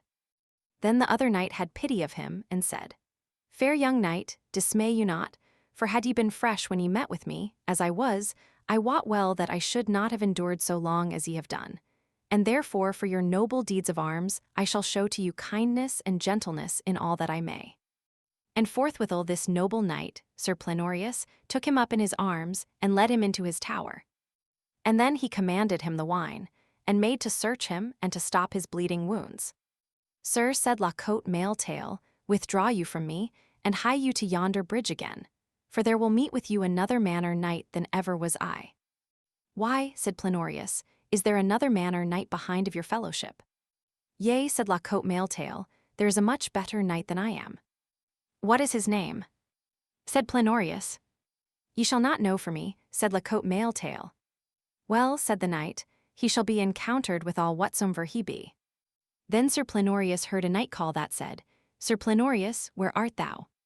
Either thou must deliver me, the prisoner that thou hast led unto thy tower, or else come and do battle with me. Then Plenorius gat his horse, and came with a spear in his hand walloping toward Sir Launcelot. And then they began to feuder their spears, and came together as thunder, and smote either other so mightily that their horses fell down under them. And then they avoided their horses, and pulled out their swords, and like two bulls they lashed together with great strokes and foins. But ever Sir Launcelot recovered ground upon him, and Sir Plenorius traced to have gone about him. But Sir Launcelot would not suffer that, but bare him backer and backer, till he came nigh his tower gate. And then said Sir Launcelot, I know thee well for a good knight, but wit thou well thy life and death is in my hand, and therefore yield thee to me, and thy prisoner. The other answered no word, but struck mightily upon Sir Launcelot's helm, that the fire sprang out of his eyes. Then Sir Launcelot doubled his strokes so thick, and smote at him so mightily, that he made him kneel upon his knees. And therewith Sir Launcelot leapt upon him, and pulled him grovelling down. Then Sir Plenorius yielded him, and his tower, and all his prisoners at his will. Then Sir Launcelot received him and took his troth, and then he rode to the other bridge, and there Sir Launcelot jousted with other three of his brethren, the one hight Pilones, and the other hight Pelagris, and the third Sir Pelindris. And first upon horseback Sir Launcelot smote them down, and afterward he beat them on foot, and made them to yield them unto him. And then he returned unto Sir Plenorius, and there he found in his prison King Carados of Scotland, and many other knights, and all they were delivered. And then Sir La Cote Male Tail came to Sir Launcelot, and then Sir Launcelot would have given him all these fortresses and these bridges. Nay, said La Cote Male Tail, I will not have Sir Plenorius' livelihood.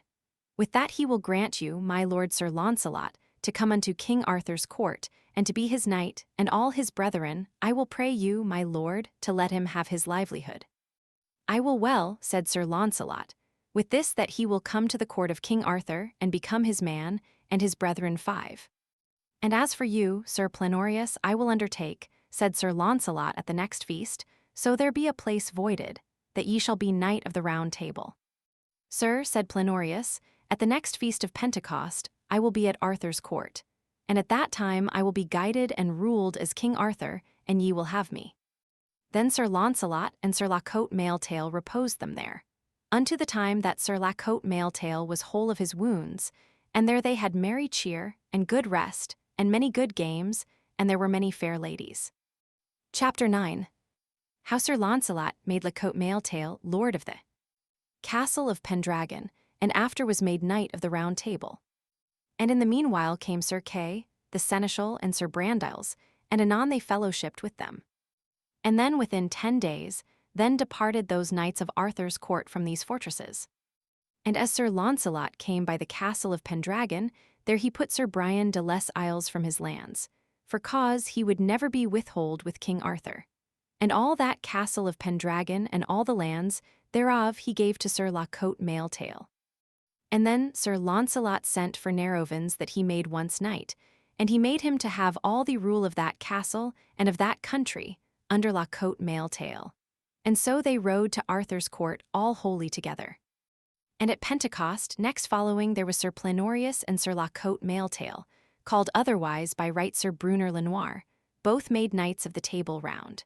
And great lands King Arthur gave them, and their Brunner le Noir wedded that damosel maledicent. And after she was called Beauvivante, but ever after for the more part he was called La Cote Male Tail. And he proved a passing noble knight, and mighty, and many worshipful deeds he did after in his life. And Sir Plenorius proved a noble knight and full of prowess, and all the days of their life for the most part they awaited upon Sir Launcelot, and Sir Plenorius. Brethren were ever knights of King Arthur. And also, as the French book maketh mention, Sir La Cote Male Taile avenged his father's death. Chapter 10. How La Beale Isoud sent letters to Sir Tristram by her maid Bragwaine, and of divers adventures of Sir Tristram. Now leave we here Sir La Cote Male Taile, and turn we unto Sir Tristram de Lions that was in Brittany. When La Beale Isoud understood that he was wedded, she sent to him by her maiden Bragwaine as piteous letters as could be thought and made. And her conclusion was that, and it pleased Sir Tristram, that he would come to her court, and bring with him Isoud la Blanche Mains, and they should be kept as well as she herself. Then Sir Tristram called unto him Sir Caidius, and asked him whether he would go with him into Cornwall secretly. He answered him that he was ready at all times.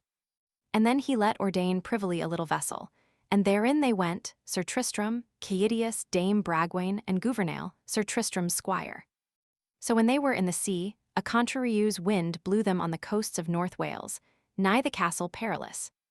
Then said Sir Tristram, Here shall ye abide me these 10 days, and Gouvernail my squire with you.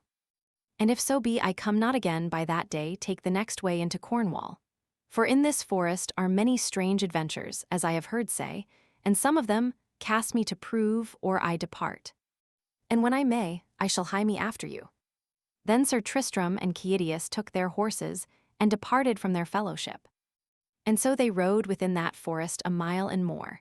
And at the last Sir Tristram saw afore him a likely knight, armed, sitting by a well, and a strong mighty horse passing nigh him tied to an oak, and a man hoving and riding by him leading an horse laden with spears. And this knight that sat at the well seemed by his countenance to be passing heavy. Then Sir Tristram rode near him and said, Fair knight, why sit ye so drooping? Ye seem to be a knight-errant by your arms and harness, and therefore dress you to joust with one of us, or with both. Therewithal that knight made no words, but took his shield and buckled it about his neck, and lightly he took his horse and leapt upon him. And then he took a great spear of his squire, and departed his way a furlong. Sir Caidius asked leave of Sir Tristram to joust first. Do your best, said Sir Tristram. So they met together, and there Sir Caidius had a fall, and was sore wounded on high above the paps. Then Sir Tristram said, Knight, that is well jousted, now make you ready unto me. I am ready, said the knight.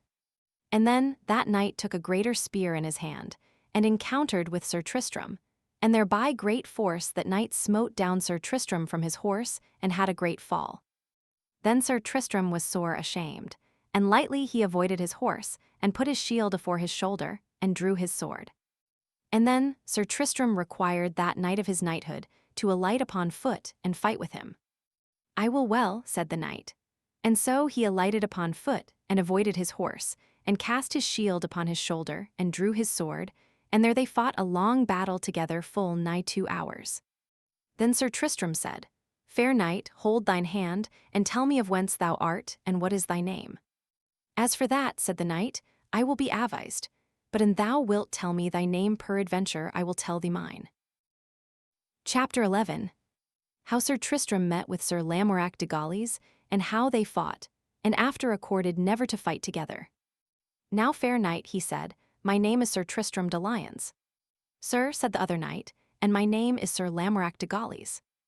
Ah, Sir Lamorak, said Sir Tristram, well be we met, and bethink thee now of the despite thou didst me of the sending of the horn unto King Mark's court, to the intent to have slain or dishonored my lady the queen, La Beale Isoud, and therefore wit thou well, said Sir Tristram, the one of us shall die or we depart. Sir, said Sir Lamorak, remember that we were together in the Isle of Servage, and at that time ye promised me great friendship. Then Sir Tristram would make no longer delays, but lashed at Sir Lamorak, and thus they fought long till either were weary of other.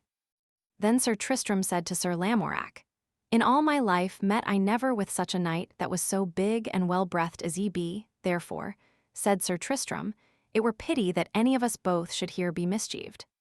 Sir, said Sir Lamorak, for your renown and name I will that ye have the worship of this battle, and therefore I will yield me unto you. And therewith he took the point of his sword to yield him. Nay, said Sir Tristram, ye shall not do so, for well I know your proffers, and more of your gentleness than for any fear or dread ye have of me. And therewithal Sir Tristram proffered him his sword, and said, Sir Lamorak, as an overcome knight, I yield me unto you, as to a man of the most noble prowess that ever I met withal. Nay, said Sir Lamorak, I will do you gentleness. I require you let us be sworn together that never none of us shall after this day have ado with other. And therewithal Sir Tristram and Sir Lamorak swear that never none of them should fight against other, nor for weal nor for woe. Chapter 12. How Sir Palomides followed the questing beast, and smote down Sir Tristram and Sir Lamorak with one spear. And this meanwhile there came Sir Palomides, the good knight, following the questing beast that had in shape a head like a serpent's head, and a body like a leopard, buttocks like a lion, and footed like an hart. And in his body there was such a noise as it had been the noise of 30 couple of hounds questing, and such a noise that beast made wheresoever he went. And this beast evermore Sir Palomides followed, for it was called his quest. And right so as he followed this beast it came by Sir Tristram, and soon after came Palomides. And to brief this matter, he smote down Sir Tristram and Sir Lamorak both with one spear, and so he departed after the beast Galtisant, that was called the questing beast. Wherefore these two knights were passing wroth that Sir Palomides would not fight on foot with them.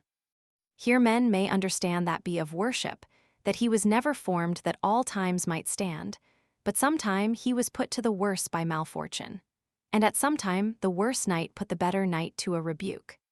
Then Sir Tristram and Sir Lamorak gat Sir Keidius upon a shield betwixt them both, and led him to a forester's lodge, and there they gave him in charge to keep him well, and with him they abode 3 days. Then the two knights took their horses, and at the cross they departed.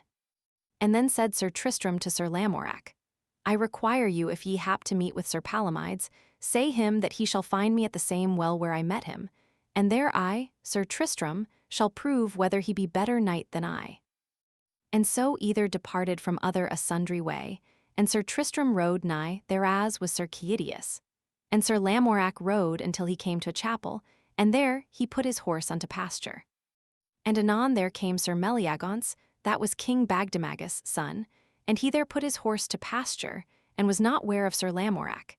And then this night Sir Meliagance made his moan of the love that he had to Queen Guinevere, and there he made a woeful complaint. All this heard Sir Lamorak, and on the morn Sir Lamorak took his horse and rode unto the forest, and there he met with two knights hoving under the woodshaw.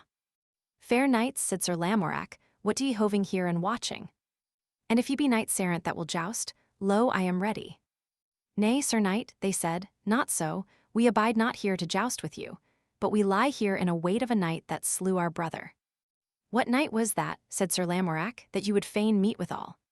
Sir, they said, it is Sir Launcelot that slew our brother, and if ever we may meet with him he shall not escape, but we shall slay him.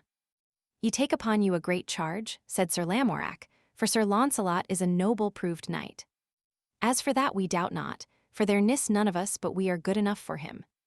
I will not believe that, said Sir Lamorak, for I heard never yet of no knight the days of my life, but Sir Launcelot was too big for him. Chapter 13. How Sir Lamorak met with Sir Meliagance, and fought together for the beauty of Dame Guinevere.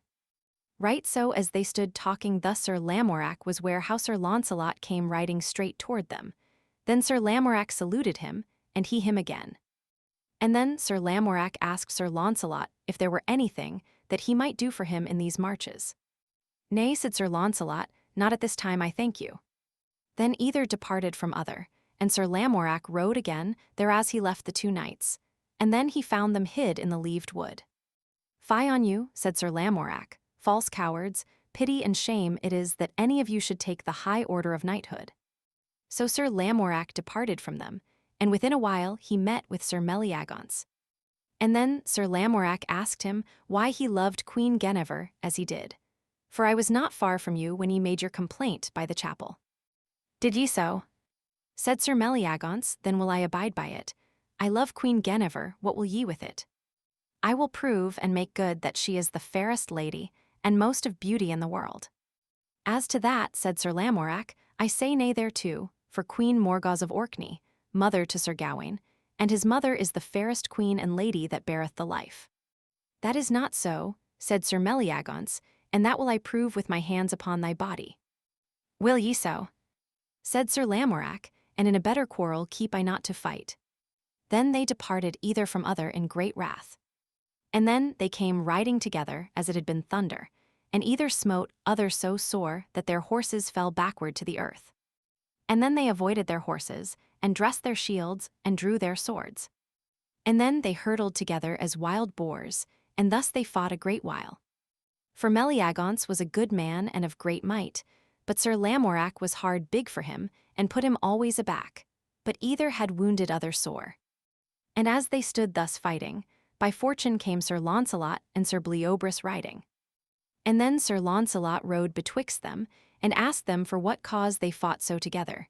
And ye are both knights of King Arthur. Sir, said Meliagance, I shall tell you for what cause we do this battle. I praised my lady, Queen Guinevere, and said she was the fairest lady of the world, and Sir Lamorak said nay thereto, for he said Queen Morgause of Orkney was fairer than she and more of beauty. Ah, Sir Lamorak, why sayest thou so? It is not thy part to dispraise thy princess, that thou art under her obeisance, and we all. And therewith he alighted on foot, and said, For this quarrel, make thee ready, for I will prove upon thee that Queen Guinevere is the fairest lady and most of bounty in the world. Sir, said Sir Lamorak, I am loath to have ado with you in this quarrel, for every man thinketh his own lady fairest. And though I praise the lady that I love most, ye should not be wroth. For though my lady, Queen Guinevere, be fairest in your eye, wit ye well Queen Morgause of Orkney is fairest in mine eye, and so every knight thinketh his own lady fairest.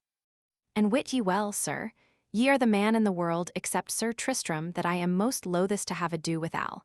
But, an ye will needs fight with me, I shall endure you as long as I may.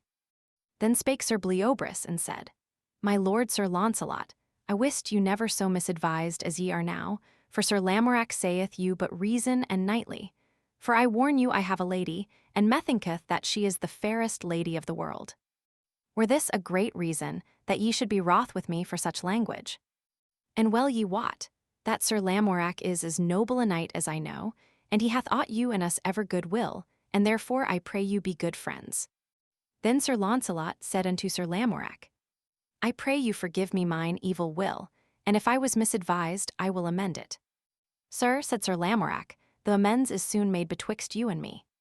And so Sir Launcelot and Sir Bleoberis departed, and Sir Meliagance and Sir Lamorak took their horses, and either departed from other.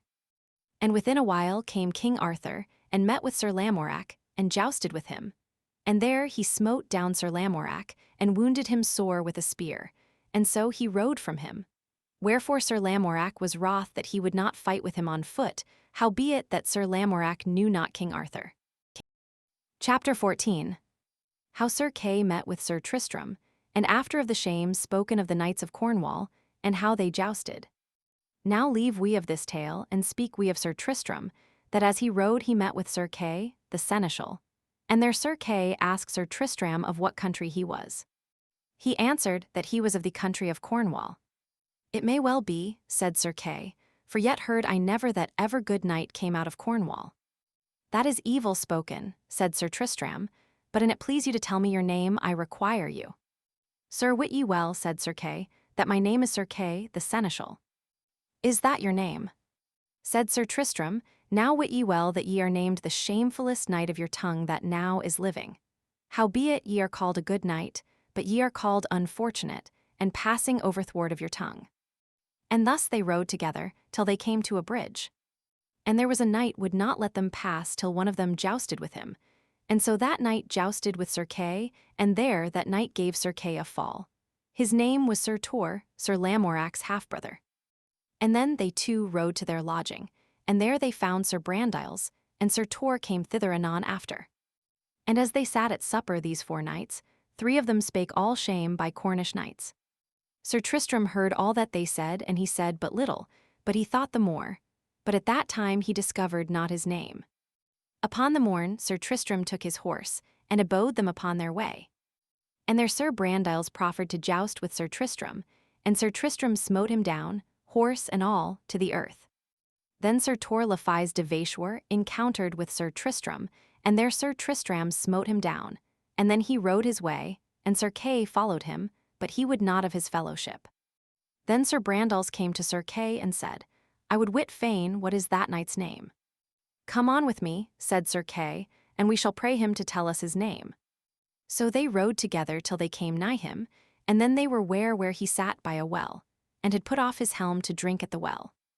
And when he saw them come, he laced on his helm lightly, and took his horse, and proffered them to joust. Nay, said Sir Brandiles, we jousted late enough with you, we come not in that intent. But for this, we come to require you of knighthood to tell us your name. My fair knights, sithen that is your desire, and to please you, ye shall wit that my name is Sir Tristram de Lyons, nephew unto King Mark of Cornwall. In good time, said Sir Brandiles, and well be ye found, and wit ye well that we be right glad that we have found you, and we be of a fellowship that would be right glad of your company. For ye are the knight in the world, that the noble fellowship of the Round Table most desireth to have the company of. God thank them, said Sir Tristram, of their great goodness, but as yet I feel well that I am unable to be of their fellowship. For I was never yet of such deeds of worthiness to be in the company of such a fellowship. Ah, said Sir Kay, and ye be Sir Tristram de Lyons, ye are the man called now most of prowess except Sir Launcelot du Lake, for he beareth not the life, Christian nor heathen, that can find such another knight, to speak of his prowess and of his hands and his truth withal. For yet could there never creature say of him dishonor, and make it good. Thus they talked a great while, and then they departed either from other such ways as them seemed best. Chapter 15. How King Arthur was brought into the Forest Perilous, and how Sir Tristram saved his life. Now shall ye hear what was the cause that King Arthur came into the Forest Perilous, that was in North Wales, by the means of a lady. Her name was Anwer, and this lady came to King Arthur at Cardiff, and she by fair promise and fair behests made King Arthur to ride with her into that Forest Perilous, and she was a great sorceress, and many days she had loved King Arthur, and because she would have him to lie by her she came into that country. So when the king was gone with her, many of his knights followed after King Arthur when they missed him, as Sir Launcelot, Brandiles, and many other. And when she had brought him to her tower, she desired him to lie by her. And then the king remembered him of his lady, and would not lie by her for no craft that she could do. Then every day she would make him ride into that forest with his own knights, to the intent to have had King Arthur slain. For when this Lady Anwer saw that she might not have him at her will, then she labored by false means to have destroyed King Arthur, and slain. Then the Lady of the Lake that was always friendly to King Arthur, she understood by her subtle crafts that King Arthur was like to be destroyed. And therefore this Lady of the Lake, that hight Nimue, came into that forest to seek after Sir Launcelot du Lake or Sir Tristram for to help King Arthur.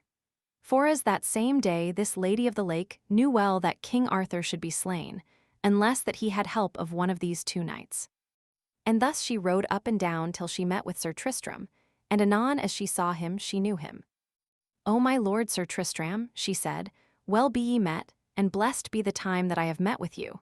For this same day, and within these 2 hours, shall be done the foulest deed that ever was done in this land.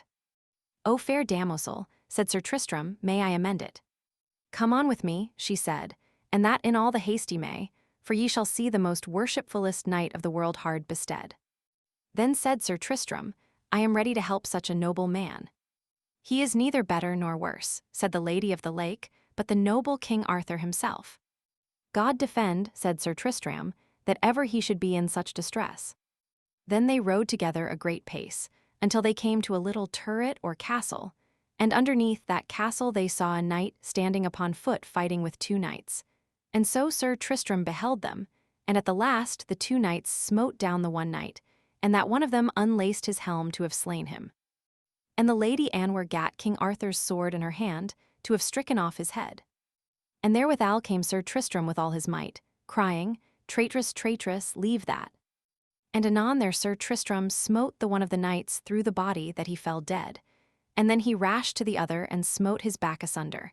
And in the meanwhile the Lady of the Lake cried to King Arthur, Let not that false lady escape.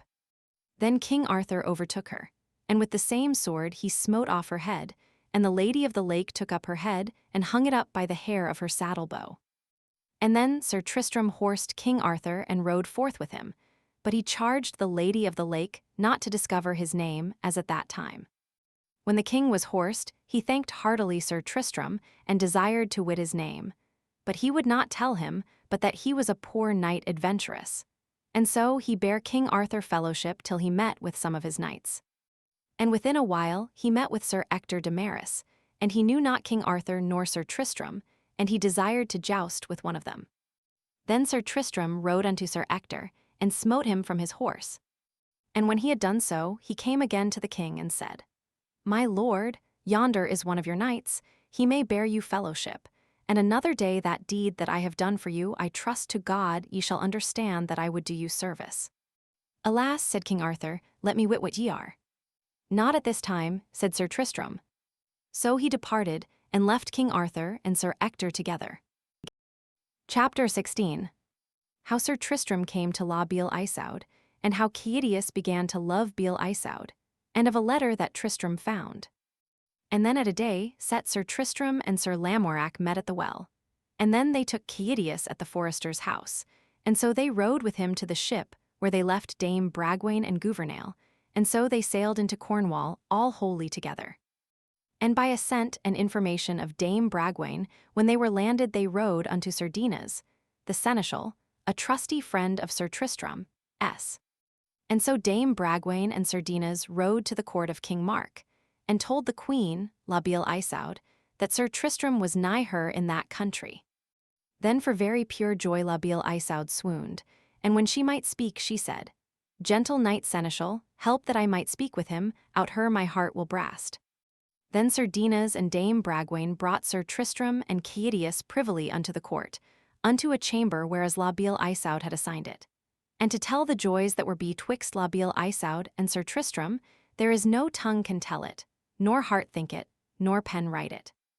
And as the French book maketh mention, at the first time that ever Sir Caius saw La Beale Isoud, he was so enamored upon her that for very pure love he might never withdraw it. And at the last, as ye shall hear or the book be ended, Sir Caius died for the love of La Beale Isoud. And then privily he wrote unto her letters and ballads of the most goodliest that were used in those days. And when La Beale Isoud understood his letters, she had pity of his complaint, and unavised she wrote another letter to comfort him withal.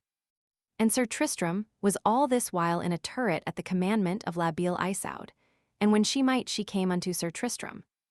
So on a day King Mark played at the chess under a chamber window, and at that time Sir Tristram and Sir Caius were within the chamber over King Mark. And as it mishapped Sir Tristram found the letter that Caius sent unto La Beale Isoud, also he had found the letter that she wrote unto Caius, and at that same time La Beale Isoud was in the same chamber. Then Sir Tristram came unto La Beale Isoud and said, Madam, here is a letter that was sent unto you, and here is the letter that ye sent unto him that sent you that letter. Alas, madam, the good love that I have loved you, and many lands and riches have I forsaken for your love, and now ye are a traitress to me, the which doth me great pain. But as for thee, Sir Caius, I brought thee out of Brittany into this country, and thy father, King Howell, I won his lands, howbeit I wedded thy sister Isoud la Blanche Mains for the goodness she did unto me.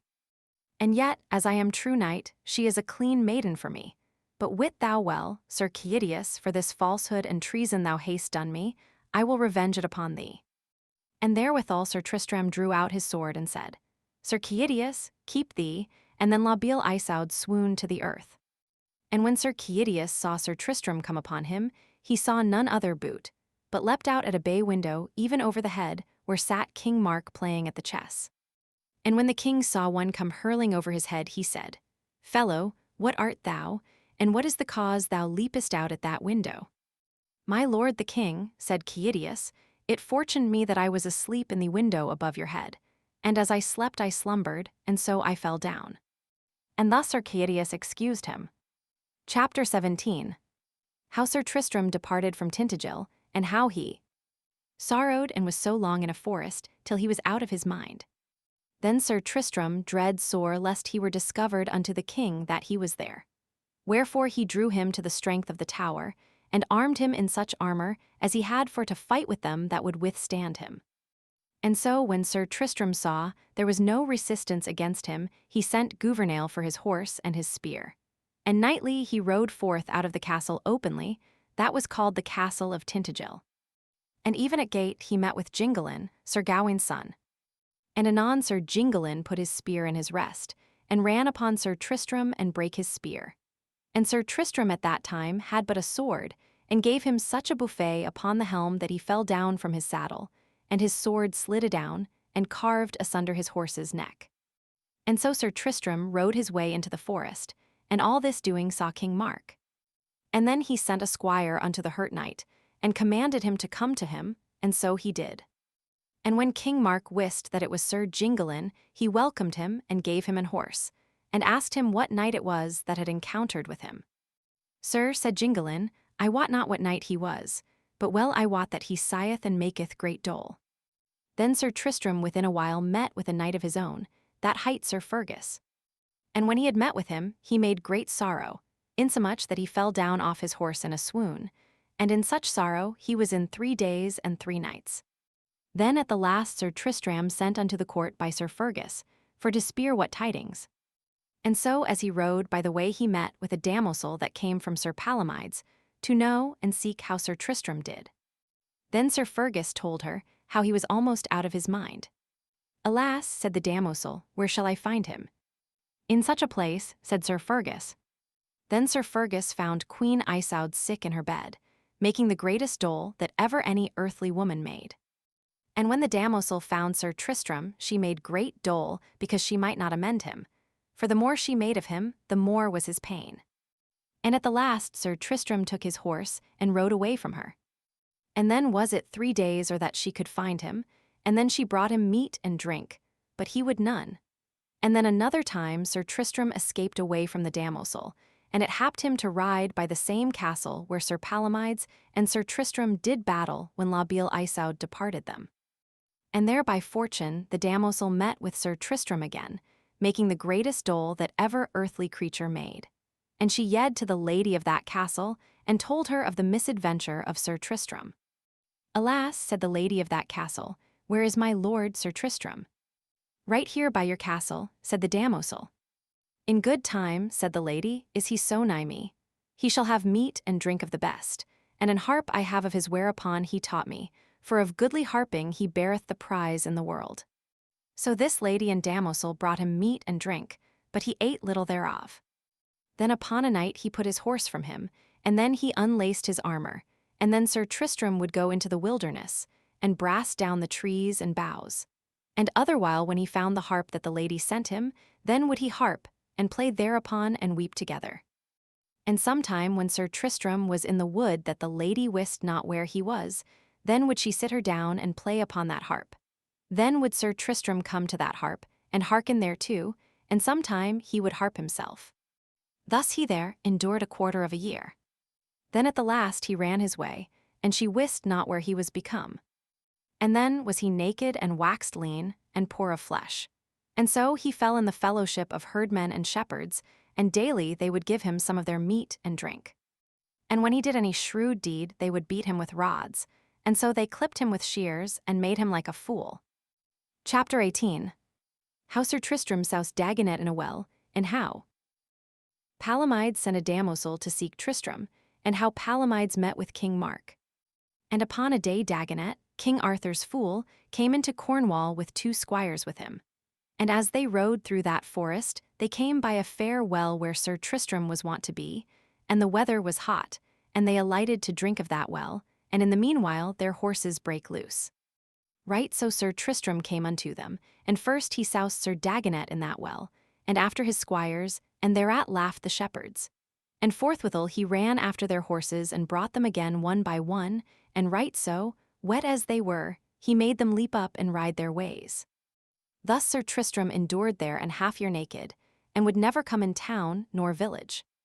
The meanwhile the damosel that Sir Palamides sent to seek Sir Tristram, she yede unto Sir Palamides, and told him all the mischief that Sir Tristram endured. Alas, said Sir Palamides, it is great pity that ever so noble a knight should be so mischieved for the love of a lady. but nevertheless, I will go and seek him, and comfort him an I may. Then a little before that time, La Beale Isaud had commanded Sir Keidius out of the country of Cornwall. So Sir Keidius departed with a dolorous heart, and by adventure he met with Sir Palomides, and they enfellowshipped together. And either complained to other of their hot love that they loved La Beale Isaud. Now let us, said Sir Palomides, seek Sir Tristram, that loved her as well as we, and let us prove whether we may recover him. So they rode into that forest, and 3 days and 3 nights they would never take their lodging, but ever sought Sir Tristram. And upon a time, by adventure, they met with King Mark that was ridden from his men all alone. When they saw him, Sir Palomides knew him, but Sir Keidius knew him not. Ah, false king, said Sir Palomides, it is pity thou hast thy life, for thou art a destroyer of all worshipful knights, and by thy mischief and thy vengeance thou hast destroyed that most noble knight, Sir Tristram de Lyons. And therefore defend thee, said Sir Palomides, for thou shalt die this day. That were shame, said King Mark, for ye two are armed and I am unarmed. As for that, said Sir Palomides, I shall find a remedy therefore. Here is a knight with me, and thou shalt have his harness.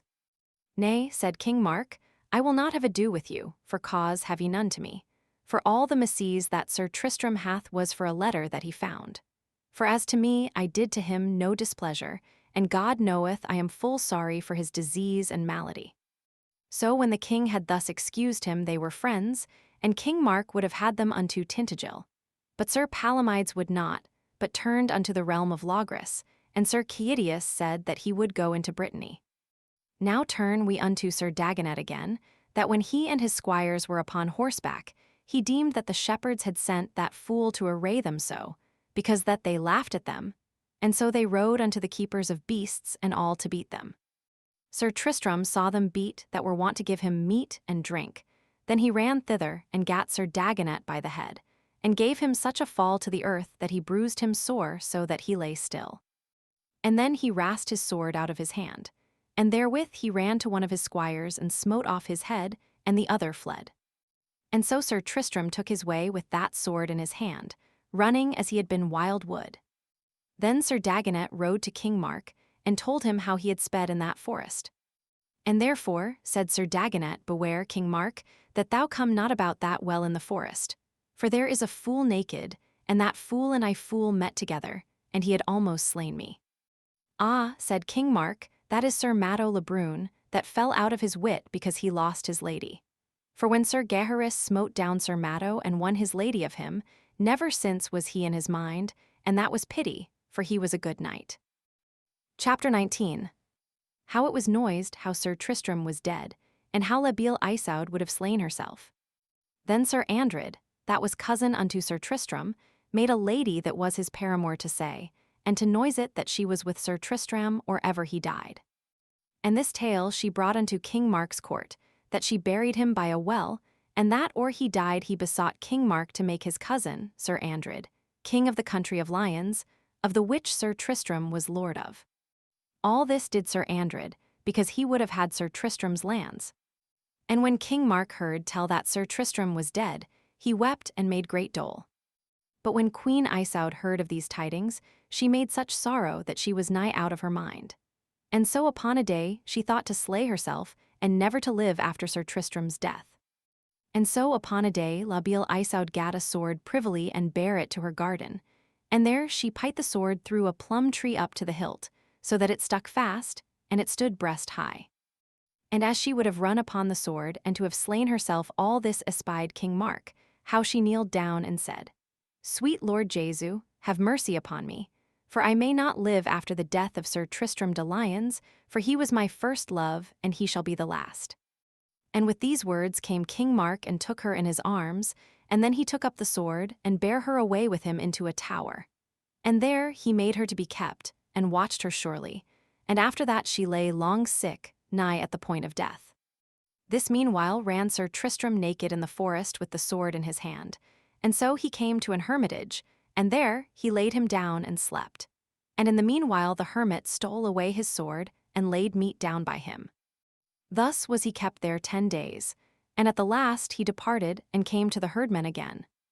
And there was a giant in that country that hight Talias, and for fear of Sir Tristram more than 7 year, he durst never much go at large. But for the most part he kept him in a sure castle of his own.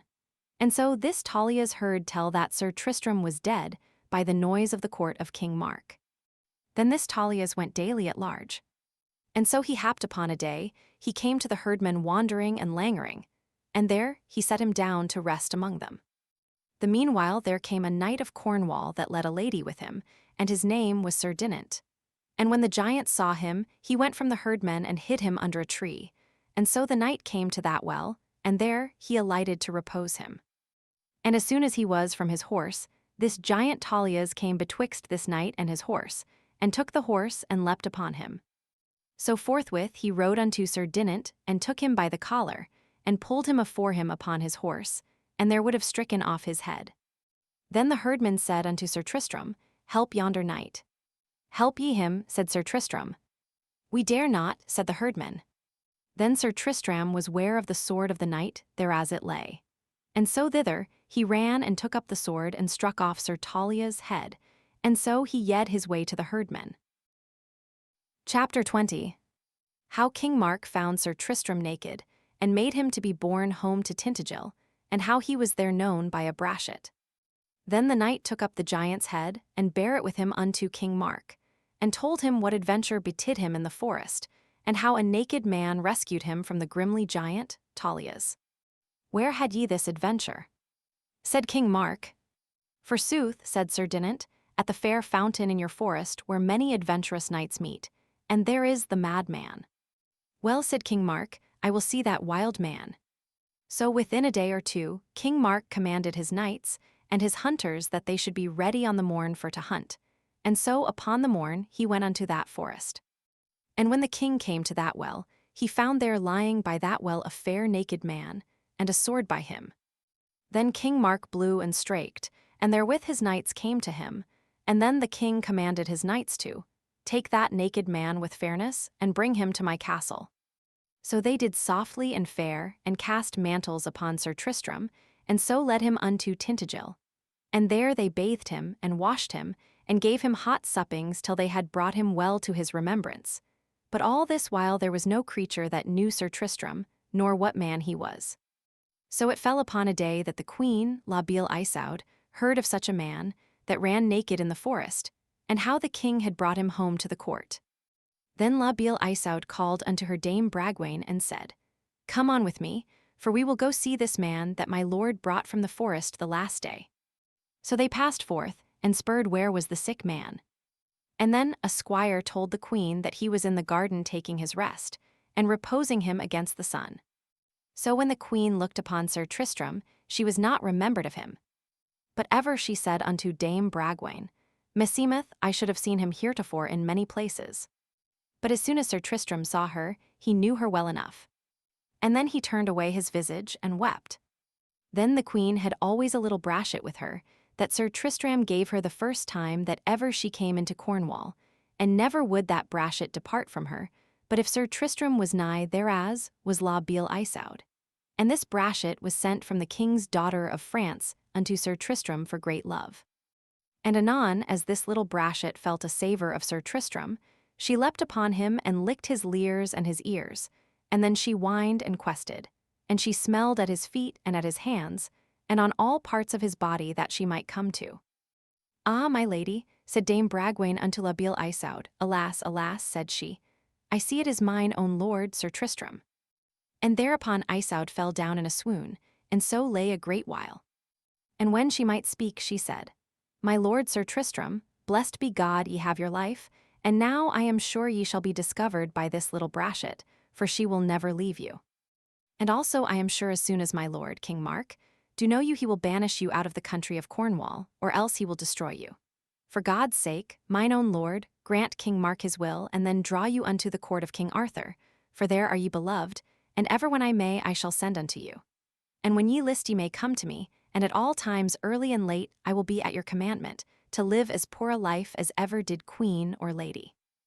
O madam, said Sir Tristram, go from me, for mickle anger and danger have I escaped for your love. Chapter 21. How King Mark, by the advice of his council, banished Sir Tristram out of Cornwall the term of 10 years.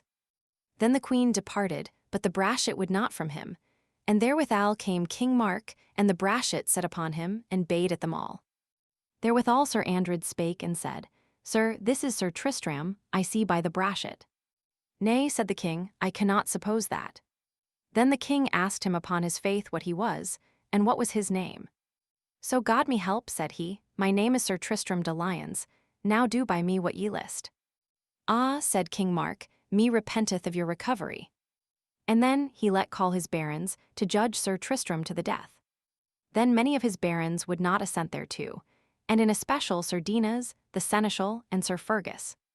And so, by the advice of them, all Sir Tristram was banished out of the country for 10 years. And thereupon he took his oath upon a book before the king and his barons. And so he was made to depart out of the country of Cornwall, and there were many barons brought him unto his ship, of the which some were his friends, and some his foes. And in the meanwhile there came a knight of King Arthur's, his name was Dinadan, and his coming was for to seek after Sir Tristram. Then they showed him where he was armed at all points going to the ship. Now, fair knight, said Sir Dinadan, or ye pass this court that ye will joust with me, I require thee. With a good will, said Sir Tristram, and these lords will give me leave. Then the barons granted thereto, and so they ran together, and their Sir Tristram gave Sir Dinadan a fall. And then he prayed Sir Tristram to give him leave to go in his fellowship. Ye shall be right welcome, said then Sir Tristram. And so they took their horses and rode to their ships together, and when Sir Tristram was in the sea he said, Greet well King Mark and all mine enemies, and say them I will come again when I may. And well am I rewarded for the fighting with Sir Marhaus, and delivered all this country from servage. And well am I rewarded for the fetching and costs of Queen Isoud out of Ireland, and the danger that I was in first and last, and by the way coming home, what danger I had to bring again Queen Isoud from the castle Plura. And well am I rewarded when I fought with Sir Bleobrus for Sir Segwarides' wife. And well am I rewarded when I fought with Sir Blamor de Ganys for King Anguish, father unto La Beale Isoud. And well am I rewarded when I smote down the good knight, Sir Lamorak de Gaulies, at King Mark's request. And well am I rewarded when I fought with the king with the 100 knights, and the king of North Gaulies, and both these would have put his land in servage, and by me they were put to a rebuke. And well am I rewarded for the slaying of Talias, the mighty giant, and many other deeds have I done for him, and now have I my warison. And tell King Mark that many noble knights of the Table Round have spared the barons of this country for my sake. Also am I not well rewarded when I fought with the good knight Sir Palamides and rescued Queen Isoud from him. And at that time King Mark said afore all his barons I should have been better rewarded. And forthwithal he took the sea. Chapter 22. How a damosel sought help to help Sir Launcelot against 30 knights, and how Sir Tristram fought with them. And at the next landing, fast by the sea, there met with Sir Tristram and with Sir Dinadan, Sir Ector de Maris and Sir Bors de Ganys. And there Sir Ector jousted with Sir Dinadan, and he smote him and his horse down. And then Sir Tristram would have jousted with Sir Bors, and Sir Bors said that he would not joust with no Cornish knights, for they are not called men of worship, and all this was done upon a bridge. And with this came Sir Bleobrus and Sir Driant, and Sir Bleobrus proffered to joust with Sir Tristram, and there Sir Tristram smote down Sir Bleobrus. Then said Sir Bors de Ganys, I wist never Cornish knight of so great valor, nor so valiant as that knight that beareth the trappings embroidered with crowns. And then Sir Tristram and Sir Dinadan departed from them into a forest, and there met them a damosel that came for the love of Sir Launcelot to seek after some noble knights of King Arthur's court to rescue Sir Launcelot. And so Sir Launcelot was ordained, for by the treason of Queen Morgan le Fay to have slain Sir Launcelot, and for that cause she ordained 30 knights to lie in await for Sir Launcelot, and this damosel knew this treason. And for this cause the damosel came for to seek noble knights to help Sir Launcelot. For that night, or the day after, Sir Launcelot should come where these 30 knights were. And so this damosel met with Sir Bors and Sir Ector, and with Sir Driant, and there she told them all 4 of the treason of Morgan le Fay. And then they promised her that they would be nigh where Sir Launcelot should meet with the 30 knights. And if so be they set upon him, we will do rescues as we can." So the damoiselle departed, and by adventure the damoiselle met with Sir Tristram and with Sir Dinadan. And there the damoiselle told them all the treason that was ordained for Sir Launcelot. "Fair damoiselle," said Sir Tristram, "bring me to that same place where they should meet with Sir Launcelot." Then said Sir Dinadan, "What will ye do? It is not for us to fight with 30 knights, and wit you well I will not thereof. As to match 1 knight 2 or 3 is enough and they be men, but for to match 15 knights that will I never undertake." "Fie for shame," said Sir Tristram, "do but your part." "Nay," said Sir Dinadan, "I will not thereof, but if ye will lend me your shield, for ye bear a shield of Cornwall. And for the cowardice that is named to the knights of Cornwall, by your shields ye be ever forborne." "Nay," said Sir Tristram, "I will not depart from my shield for her sake that gave it me."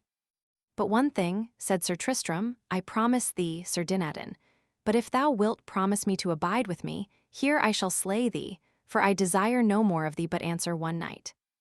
And if thy heart will not serve thee, stand by and look upon me and them." "Sir," said Sir Dinadan, "I promise you to look upon and to do what I may to save myself, but I would I had not met with you." So then anon these 30 knights came fast by these 4 knights, and they were ware of them, and either of other. And so these 30 knights let them pass, for this cause, that they would not wrath them, if case be that they had ado with Sir Launcelot. And the 4 knights let them pass to this intent, that they would see and behold what they would do with Sir Launcelot. And so the 30 knights passed on and came by Sir Tristram and by Sir Dinadan, and then Sir Tristram cried on high, "Lo, here is a knight against you for the love of Sir Launcelot." And there he slew 2 with 1 spear, and 10 with his sword. And then came in Sir Dinadan, and he did passing well, and so of the 30 knights there went but 10 away, and they fled. All this battle saw Sir Bors de Ganis and his 3 fellows, and then they saw well it was the same knight that jousted with them at the bridge. Then they took their horses and rode unto Sir Tristram, and praised him and thanked him of his good deeds, and they all desired Sir Tristram to go with them to their lodging. And he said, nay, he would not go to no lodging. Then they all 4 knights prayed him to tell them his name. "Fair lords," said Sir Tristram, "as at this time I will not tell you my name." Chapter 23. How Sir Tristram and Sir Dinadan came to a lodging where they must joust with 2 knights. Then Sir Tristram and Sir Dinadan rode forth their way till they came to the shepherds and to the herdmen. And there they asked them if they knew any lodging or harbour there nigh hand. "Forsooth, sirs," said the herdmen, "hereby is good lodging in a castle. But there is such a custom that there shall no knight be harboured but if he joust with 2 knights, and if he be but 1 knight he must joust with 2. And as he be therein soon, shall he be matched." "There is shrewd harbour," said Sir Dinadan. "Lodge where ye will, for I will not lodge there." "Fie for shame," said Sir Tristram, "are ye not a knight of the Table Round? Wherefore ye may not with your worship refuse your lodging." "Not so," said the herdmen, "for an ye be beat and have the worse ye shall not be lodged there, and if ye beat them ye shall be well harboured." "Ah," said Sir Dinadan, "they are 2 sure knights." Then Sir Dinadan would not lodge there in no manner, but as Sir Tristram required him of his knighthood, and so they rode thither. And to make short tale, Sir Tristram and Sir Dinadan smote them down both, and so they entered into the castle and had good cheer as they could think or devise. And when they were unarmed, and thought to be merry and in good rest, there came in at the gates Sir Palomides and Sir Gaheris, requiring to have the custom of the castle. "What array is this?" said Sir Dinadan, "would have my rest." "That may not be," said Sir Tristram. "Now must we needs defend the custom of this castle, insomuch as we have the better of the lords of this castle, and therefore," said Sir Tristram, "needs must ye make you ready." "In the devil's name," said Sir Dinadan, "came I into your company." And so they made them ready, and Sir Gaheris encountered with Sir Tristram, and Sir Gaheris had a fall. And Sir Palomides encountered with Sir Dinadan, and Sir Dinadan had a fall, then was it fall for fall. So then must they fight on foot. That would not Sir Dinadan, for he was so sore bruised of the fall that Sir Palomides gave him. Then Sir Tristram unlaced Sir Dinadan's helm, and prayed him to help him. "I will not," said Sir Dinadan, "for I am sore wounded of the 30 knights that we had but late ago to do withal." "But ye fare," said Sir Dinadan unto Sir Tristram, "as a madman, and as a man that is out of his mind that would cast himself away, and I may curse the time that ever I saw you. For in all the world are not two such knights that be so wood as is Sir Launcelot and ye Sir Tristram. For once I fell in the fellowship of Sir Launcelot as I have done now with you, and he set me a work that a quarter of a year I kept my bed. Jesu defend me, said Sir Dinadan, from such two knights, and specially from your fellowship. Then, said Sir Tristram, I will fight with them both. Then Sir Tristram bade them come forth both, for I will fight with you. Then Sir Palomides and Sir Gaheris dressed them, and smote at them both. Then Dinadan smote at Sir Gaheris a stroke or two, and turned from him. Nay, said Sir Palomides, it is too much shame for us two knights to fight with one. And then he did bid Sir Gaheris stand aside with that knight that hath no list to fight. Then they rode together and fought long, and at the last Sir Tristram doubled his strokes, and drove Sir Palomides aback more than 3 strides. And then by one ascent Sir Gaheris and Sir Dinadan went betwixt them, and departed them in sunder. And then by assent of Sir Tristram they would have lodged together. But Sir Dinadan would not lodge in that castle. And then he cursed the time that ever he came in their fellowship, and so he took his horse and his harness and departed. Then Sir Tristram prayed the lords of that castle to lend him a man to bring him to a lodging, and so they did, and overtook Sir Dinadan, and rode to their lodging 2 mile thence with a good man in a priory, and there they were well at ease.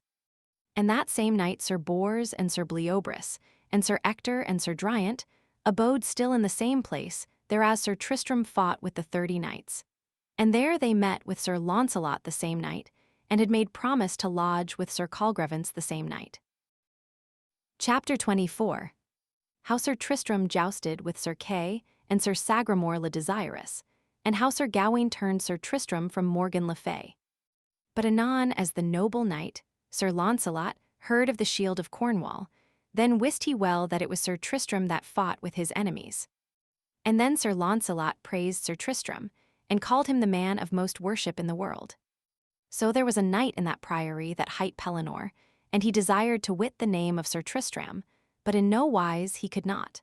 And so Sir Tristram departed and left Sir Dinadan in the priory, for he was so weary and so sore bruised that he might not ride. Then this knight, Sir Pellinore, said to Sir Dinadan, Sithen that ye will not tell me that knight's name, I will ride after him, and make him to tell me his name, or he shall die therefore.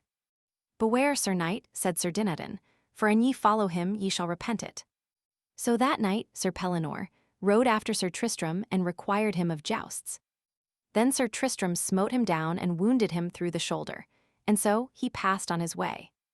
And on the next day, following Sir Tristram met with pursuivants, and they told him that there was made a great cry of tournament between King Carados of Scotland and the King of North Wales, and either should joust against other at the Castle of Maidens. And these pursuivants sought all the country after the good knights, and in especial King Carados let make seeking for Sir Launcelot du Lake, and the King of North Gallies let seek after Sir Tristram de Lyons. And at that time Sir Tristram thought to be at that jousts, and so by adventure they met with Sir Kay, the Seneschal, and Sir Sagramore le Desirous. And Sir Kay required Sir Tristram to joust, and Sir Tristram in a manner refused him, because he would not be hurt nor bruised against the great jousts that should be before the Castle of Maidens, and therefore thought to repose him and to rest him. And always Sir Kay cried, Sir Knight of Cornwall, joust with me, or else yield thee to me as recreant. When Sir Tristram heard him say so he turned to him, and then Sir Kay refused him and turned his back. Then Sir Tristram said, As I find thee I shall take thee. Then Sir Kay turned with evil will, and Sir Tristram smote Sir Kay down, and so he rode forth. Then Sir Sagramore le Desirous rode after Sir Tristram, and made him to joust with him, and there Sir Tristram smote down Sir Sagramore le Desirous from his horse, and rode his way. And the same day he met with a damoisel that told him that he should win great worship of a knight adventurous that did much harm in all that country. When Sir Tristram heard her say so, he was glad to go with her to win worship. So Sir Tristram rode with that damoisel a 6 mile, and then met him Sir Gawain, and therewithal Sir Gawain knew the damoisel, that she was a damoisel of Queen Morgan le Fay. Then Sir Gawain understood that she led that knight to some mischief. Fair knight, said Sir Gawain, whither ride you now with that damoisel? Sir, said Sir Tristram, I wot not whither I shall ride, but as the damosel will lead me. Sir, said Sir Gawain, ye shall not ride with her, for she and her lady did never good but ill. And then Sir Gawain pulled out his sword and said, Damosel, but if thou tell me anon for what cause thou leadest this knight with thee, thou shalt die for it right anon. I know all your lady's treason and yours. Mercy, Sir Gawain, she said, and if you will save my life I will tell you. Say on, said Sir Gawain, and thou shalt have thy life. Sir, she said, Queen Morgan le Fay, my lady, hath ordained 30 ladies to seek and espy after Sir Launcelot or Sir Tristram, and by the trains of these ladies, who that may first meet any of these 2 knights, they should turn them unto Morgan le Fay's castle, saying that they should do deeds of worship. And if any of the 2 knights came there be 30 knights lying and watching in a tower to wait upon Sir Launcelot or upon Sir Tristram. Fie for shame, said Sir Gawain, that ever such false treason should be wrought or used in a queen, and a king's sister, and a king and queen's daughter. Chapter 25. How Sir Tristram and Sir Gawain rode to have foughten with the 30 knights, but they durst not come out. Sir, said Sir Gawain, will ye stand with me, and we will see the malice of these 30 knights. Sir, said Sir Tristram, go ye to them, and it please you, and ye shall see I will not fail you, for it is not long ago since I and a fellow met with 30 knights of that queen's fellowship, and God speed us so that we may win worship. So then Sir Gawain and Sir Tristram rode toward the castle where Morgan le Fay was, and ever Sir Gawain deemed well that he was Sir Tristram de Lyones, because he heard that 2 knights had slain and beat 30 knights. And when they came afore the castle, Sir Gawain spake on high and said, Queen Morgan le Fay, send out your knights that ye have laid in a watch for Sir Launcelot and for Sir Tristram. Now, said Sir Gawain, I know your false treason, and through all places where that I ride men shall know of your false treason.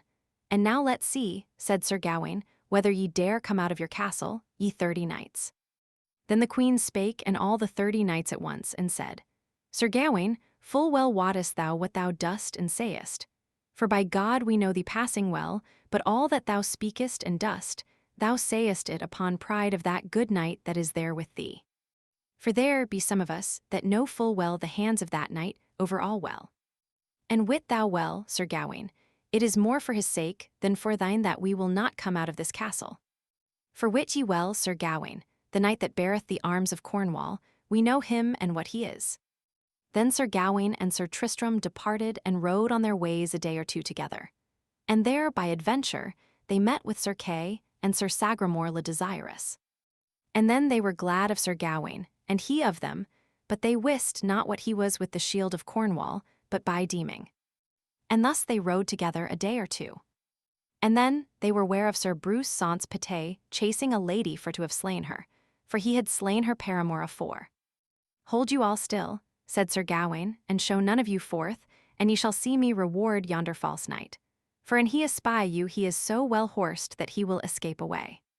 And then Sir Gawain rode betwixt Sir Bruce and the lady, and said, False knight, leave her, and have ado with me. When Sir Bruce saw no more but Sir Gawain, he feutred his spear, and Sir Gawain against him. And there Sir Bruce overthrew Sir Gawain, and then he rode over him, and overthwart him 20 times to have destroyed him. And when Sir Tristram saw him do so villainous a deed, he hurled out against him. And when Sir Bruce saw him with the shield of Cornwall, he knew him well that it was Sir Tristram, and then he fled, and Sir Tristram followed after him. And Sir Bruce Saunce Pité was so horsed that he went his way quite, and Sir Tristram followed him long, for he would fain have been avenged upon him. And so when he had long chased him, he saw a fair well, and thither he rode to repose him, and tied his horse till a tree. Chapter 26. How Damosel Bragwain found Tristram sleeping by a well, and how she delivered letters to him from La Beale Isoud. And then he pulled off his helm and washed his visage and his hands, and so he fell asleep. In the meanwhile came a damosel that had sought Sir Tristram many ways and days within this land. And when she came to the well, she looked upon him, and had forgotten him as in remembrance of Sir Tristram. But by his horse she knew him, that hight Passbrowel that had been Sir Tristram's horse many years. For when he was mad in the forest, Sir Fergus kept him. So this lady, Dame Bragwain, abode still till he was awake. So when she saw him wake, she saluted him, and he her again, for either knew other of old acquaintance. Then she told him how she had sought him long and broad, and there she told him how she had letters from Queen La Beale Isoud. Then anon Sir Tristram read them, and wit ye well he was glad, for therein was many a piteous complaint. Then Sir Tristram said, Lady Bragwaine, ye shall ride with me till that tournament be done at the Castle of Maidens, and then shall bear letters and tidings with you. And then Sir Tristram took his horse and sought lodging, and there he met with a good ancient knight, and prayed him to lodge with him. Right so came Gouvernail unto Sir Tristram, that was glad of that lady. So this old knight's name was Sir Pellounes, and he told of the great tournament that should be at the Castle of Maidens. And there Sir Launcelot and 32 knights of his blood had ordained shields of Cornwall. And right so there came one unto Sir Pellounes, and told him that Sir Persides de Blois was come home. Then that knight held up his hands and thanked God of his coming home. And there Sir Pellounes told Sir Tristram that in 2 years he had not seen his son, Sir Persides. Sir, said Sir Tristram, I know your son well enough for a good knight. So on a time Sir Tristram and Sir Persides came to their lodging both at once, and so they unarmed them, and put upon them their clothing. And then these 2 knights each welcomed other. And when Sir Persides understood that Sir Tristram was of Cornwall, he said he was once in Cornwall. And there I jousted afore King Mark. And so it happed me at that time to overthrow 10 knights, and then came to me Sir Tristram de Lyones and overthrew me, and took my lady away from me, and that shall I never forget, but I shall remember me in ever I see my time. Ah, said Sir Tristram, now I understand that ye hate Sir Tristram. What deem ye? Ween ye that Sir Tristram is not able to withstand your malice? Yes, said Sir Persides, I know well that Sir Tristram is a noble knight, and a much better knight than I, yet shall I not owe him my good will. Right as they stood thus talking at a bay window of that castle, they saw many knights riding to and fro toward the tournament. And then was Sir Tristram ware of a likely knight riding upon a great black horse, and a black-covered shield. What knight is that, said Sir Tristram, with the black horse and the black shield? He seemeth a good knight. I know him well, said Sir Persides, he is one of the best knights of the world. Then is it Sir Launcelot, said Tristram. Nay, said Sir Persides, it is Sir Palomides, that is yet unchristened. Chapter 27. How Sir Tristram had a fall with Sir Palomides, and how Launcelot overthrew 2 knights. Then they saw much people of the country salute Sir Palomides. And within a while after there came a squire of the castle, that told Sir Pellounes that was lord of that castle, that a knight with a black shield had smitten down 13 knights.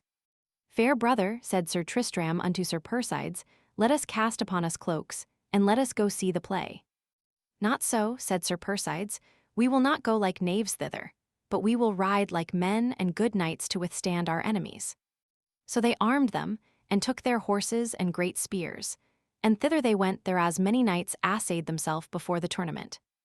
And anon Sir Palomides saw Sir Persides, and then he sent a squire unto him, and said, Go thou to the yonder knight with the green shield, and therein a lion of gold, and say him I require him to joust with me, and tell him that my name is Sir Palomides.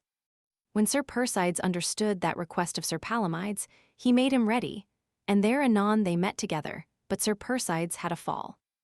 Then Sir Tristram dressed him to be revenged upon Sir Palomides, and that saw Sir Palomides that was ready and so was not Sir Tristram, and took him at an advantage, and smote him over his horse's tail when he had no spear in his rest.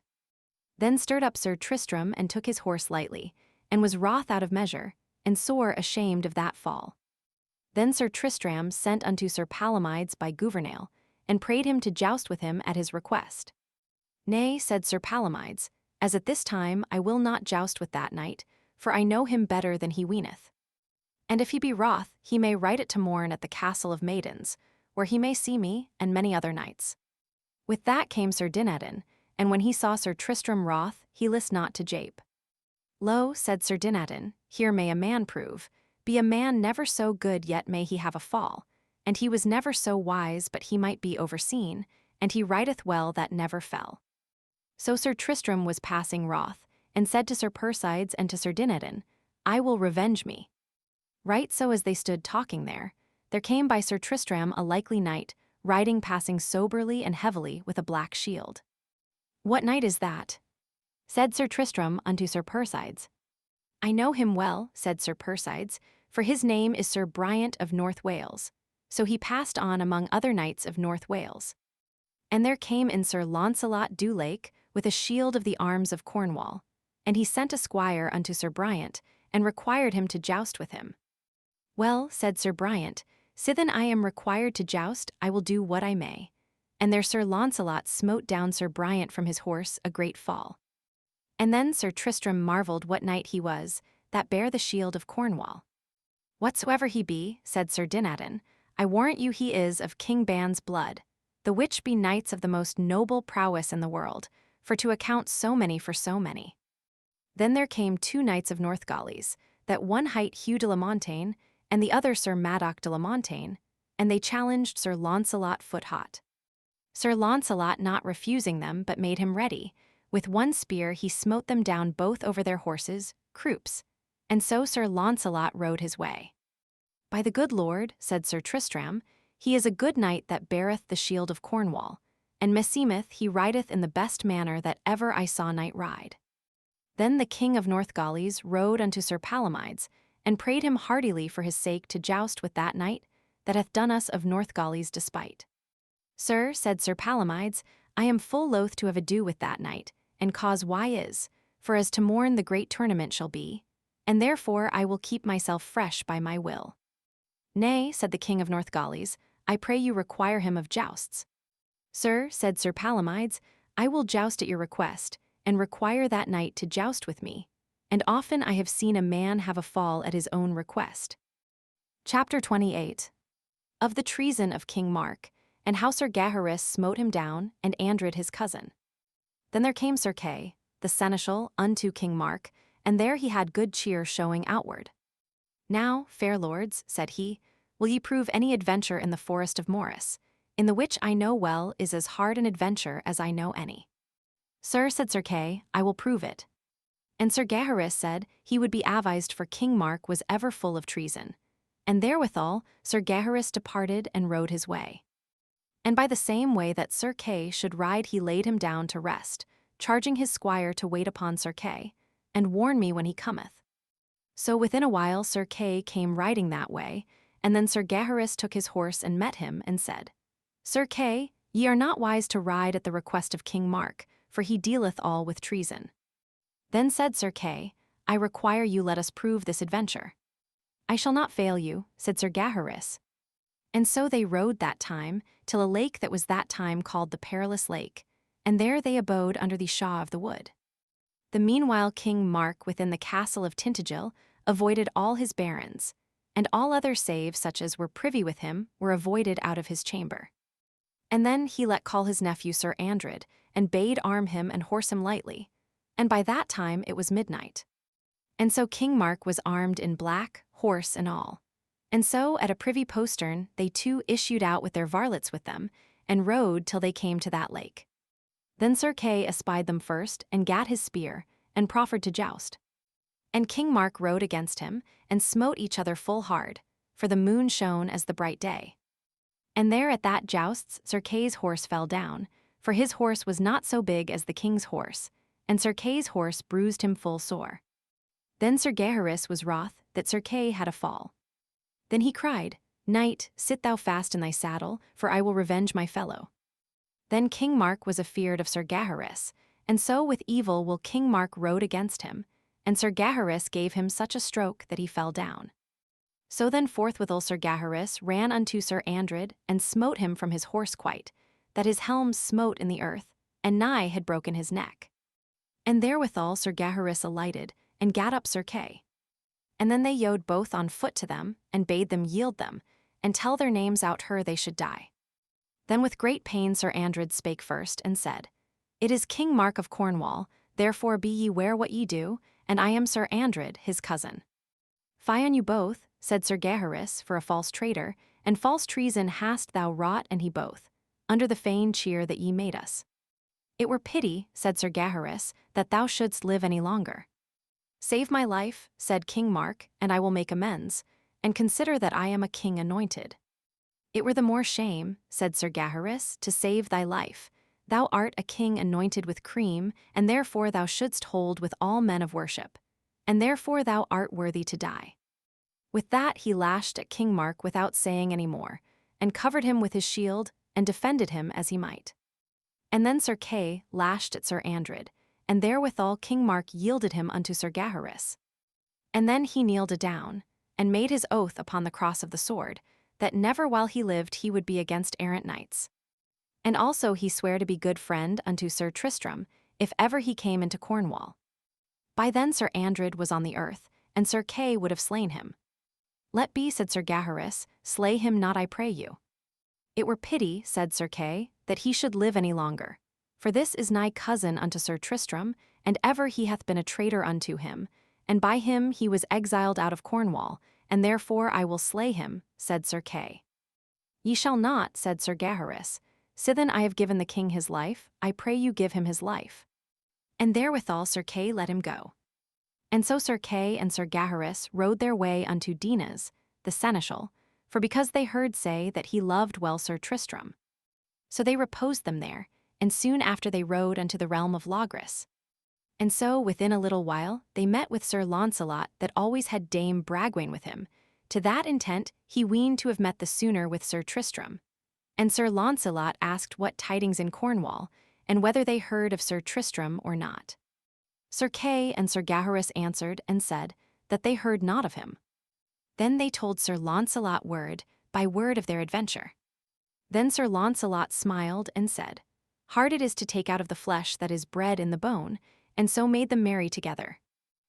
Chapter 29. How Sir Tristram behaved him the first day of the tournament, and there he had the prize. Now turn we unto Sir Tristram de Lyons, that commanded Gouvernail, his servant, to ordain him a black shield with none other remembrance therein.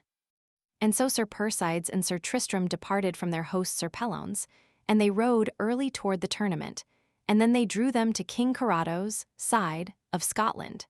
And anon knights began the field what of King Northgali's part, and what of King Carado's part, and there began great party. Then there was hurling and rashing.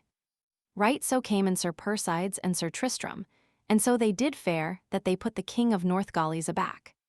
Then came in Sir Bleobrus de Ganys and Sir Gaheris with them of Northgales, and then was Sir Persides smitten down and almost slain, for more than 40 horsemen went over him.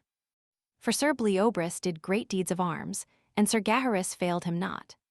When Sir Tristram beheld them, and saw them do such deeds of arms, he marvelled what they were. Also Sir Tristram thought shame that Sir Persides was so done to. And then he gat a great spear in his hand, and then he rode to Sir Gaheris and smote him down from his horse. And then was Sir Bleobrus wroth, and gat a spear and rode against Sir Tristram in great ire. And there Sir Tristram met with him, and smote Sir Bleobrus from his horse. So then the king with the 100 knights was wroth, and he horsed Sir Bleobrus and Sir Gaheris again, and there began a great medley. And ever Sir Tristram held them passing short, and ever Sir Bleobrus was passing busy upon Sir Tristram. And there came Sir Dinadan against Sir Tristram, and Sir Tristram gave him such a buffet that he swooned in his saddle. Then anon Sir Dinadan came to Sir Tristram and said, "Sir, I know thee better than thou weenest, but here I promise thee my troth I will never come against thee more, for I promise thee that sword of thine shall never come on mine helm." With that came Sir Bleobrus, and Sir Tristram gave him such a buffet that down he laid his head. And then he caught him so sore by the helm that he pulled him under his horse's feet. And then King Arthur blew to lodging. Then Sir Tristram departed to his pavilion, and Sir Dinadan rode with him. And Sir Persides and King Arthur then, and the kings upon both parties, marvelled what knight that was with the black shield. Many said their advice, and some knew him for Sir Tristram, and held their peace and would not say. So that first day King Arthur, and all the kings and lords that were judges, gave Sir Tristram the prize. Howbeit they knew him not, but named him the knight with the black shield. Chapter 30. How Sir Tristram returned against King Arthur's party, because he saw Sir Palomides on that party.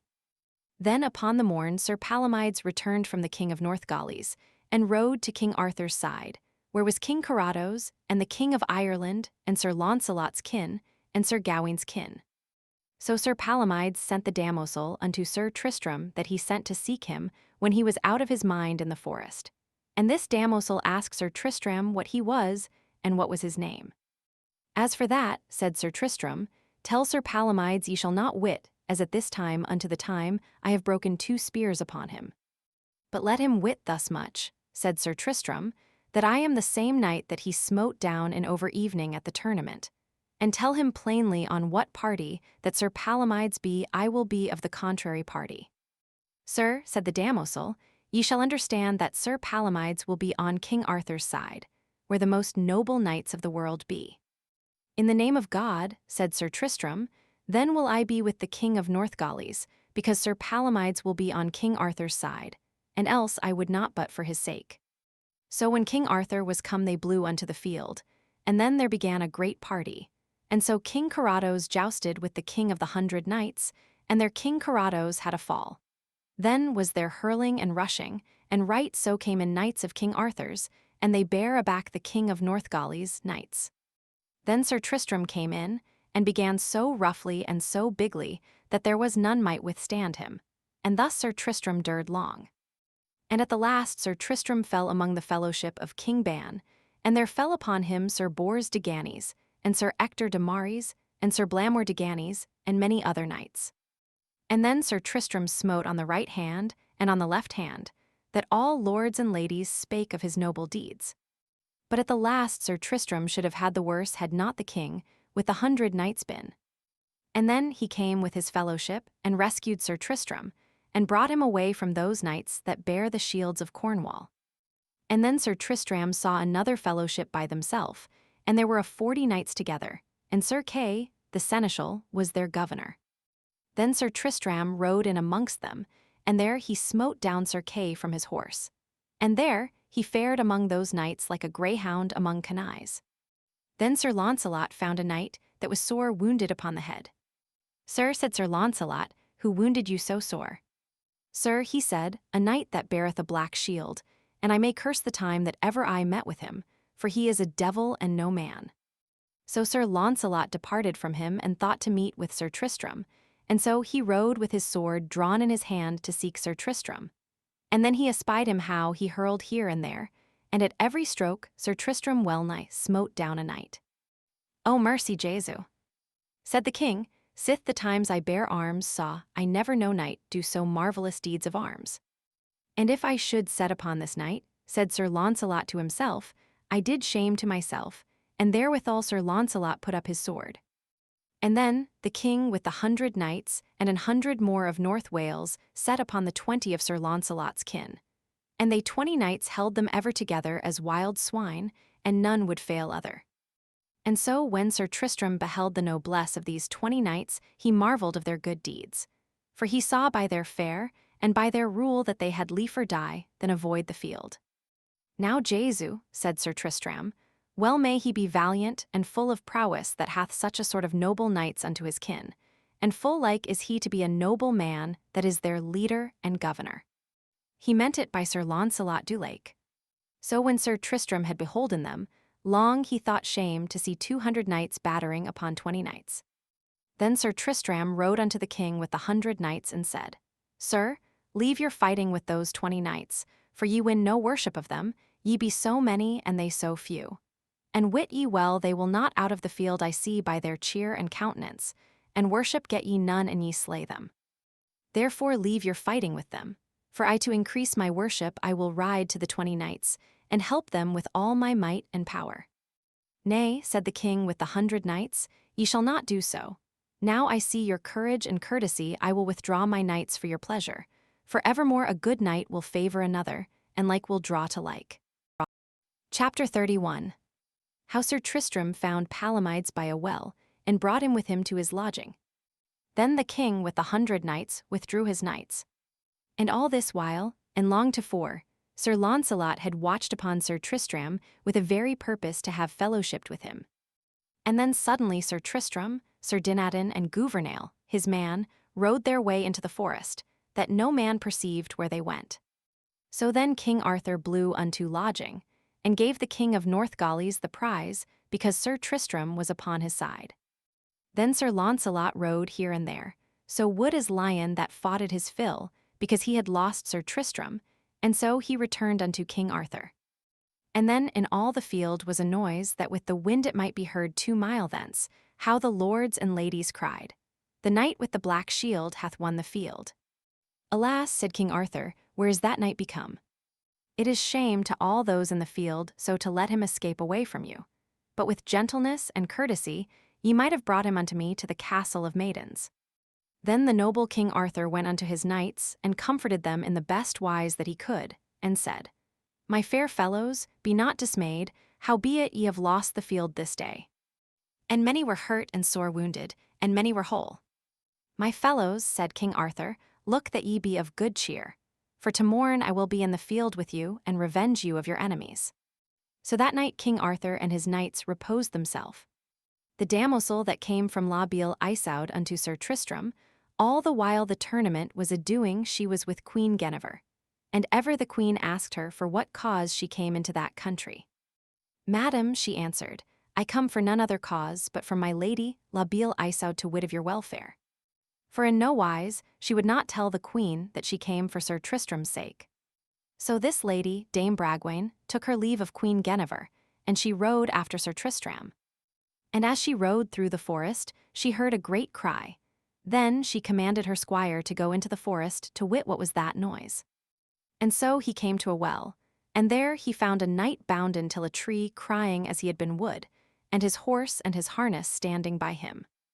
And when he espied that squire, therewith he abrade and brake himself loose, and took his sword in his hand, and ran to have slain the squire. Then he took his horse, and fled all that ever he might unto Dame Bragwaine, and told her of his adventure. Then she rode unto Sir Tristram's pavilion, and told Sir Tristram what adventure she had found in the forest. "Alas," said Sir Tristram, "upon my head there is some good knight at mischief." Then Sir Tristram took his horse and his sword and rode thither, and there he heard how the knight complained unto himself and said, "I, woeful knight Sir Palamides, what misadventure befalleth me, that thus am defoiled with falsehood and treason through Sir Bors and Sir Ector? Alas," he said, "why live I so long?" And then he gat his sword in his hands, and made many strange signs and tokens. And so through his raging he threw his sword into that fountain. Then Sir Palamides wailed and wrang his hands. And at the last for pure sorrow he ran into that fountain, over his belly, and sought after his sword. Then Sir Tristram saw that, and ran upon Sir Palamides, and held him in his arms fast. "What art thou," said Palamides, "that holdeth me so?" "I am a man of this forest, that would thee none harm." "Alas," said Sir Palamides, "I may never win worship where Sir Tristram is. For ever where he is and I be there, then get I no worship. And if he be away for the most part one have the gree, unless that Sir Launcelot be there, or Sir Lamorak." Then Sir Palamides said, "Once in Ireland Sir Tristram put me to the worse, and another time in Cornwall, and in other places in this land." "What would ye do," said Sir Tristram, "and ye had Sir Tristram?" "I would fight with him," said Sir Palamides, "and ease my heart upon him. And yet, to say thee sooth, Sir Tristram is the gentlest knight in this world living." "What will ye do?" said Sir Tristram. "Will ye go with me to your lodging?" "Nay," said he, "I will go to the king with the 100 knights, for he rescued me from Sir Bors de Ganis and Sir Ector, and else had I been slain traitorly." Sir Tristram said him such kind words that Sir Palamides went with him to his lodging. Then Gouvernail went to fore, and charged Dame Bragwaine to go out of the way to her lodging. "And bid ye Sir Persides that he make him no quarrels." And so they rode together till they came to Sir Tristram's pavilion, and their Sir Palamides had all the cheer that might be had all that night. But in no wise Sir Palamides might not know what was Sir Tristram. And so after supper they yede to rest, and Sir Tristram for great travail slept till it was day. And Sir Palamides might not sleep for anguish. And in the dawning of the day he took his horse privily, and rode his way unto Sir Gaheris and unto Sir Sagramore le Desirous, where they were in their pavilions, for they 3 were fellows at the beginning of the tournament. And then upon the morn the king blew unto the tournament upon the 3rd day. Chapter 32. How Sir Tristram smote down Sir Palamides, and how he jousted with King Arthur, and other feats. So the king of Northgales and the king with the 100 knights, they too encountered with King Carados and with the King of Ireland. And there the king with the 100 knights smote down King Carados, and the king of Northgales smote down the king of Ireland. With that came in Sir Palomides, and when he came he made great work, for by his indented shield he was well known. So came in King Arthur, and did great deeds of arms together, and put the king of Northgales and the king with the 100 knights to the worse. With this came in Sir Tristram with his black shield, and anon he jousted with Sir Palomides, and there by fine force Sir Tristram smote Sir Palomides over his horse's croup. Then King Arthur cried, "Knight with the black shield, make thee ready to me," and in the same wise Sir Tristram smote King Arthur. And then by force of King Arthur's knights the king and Sir Palomides were horsed again.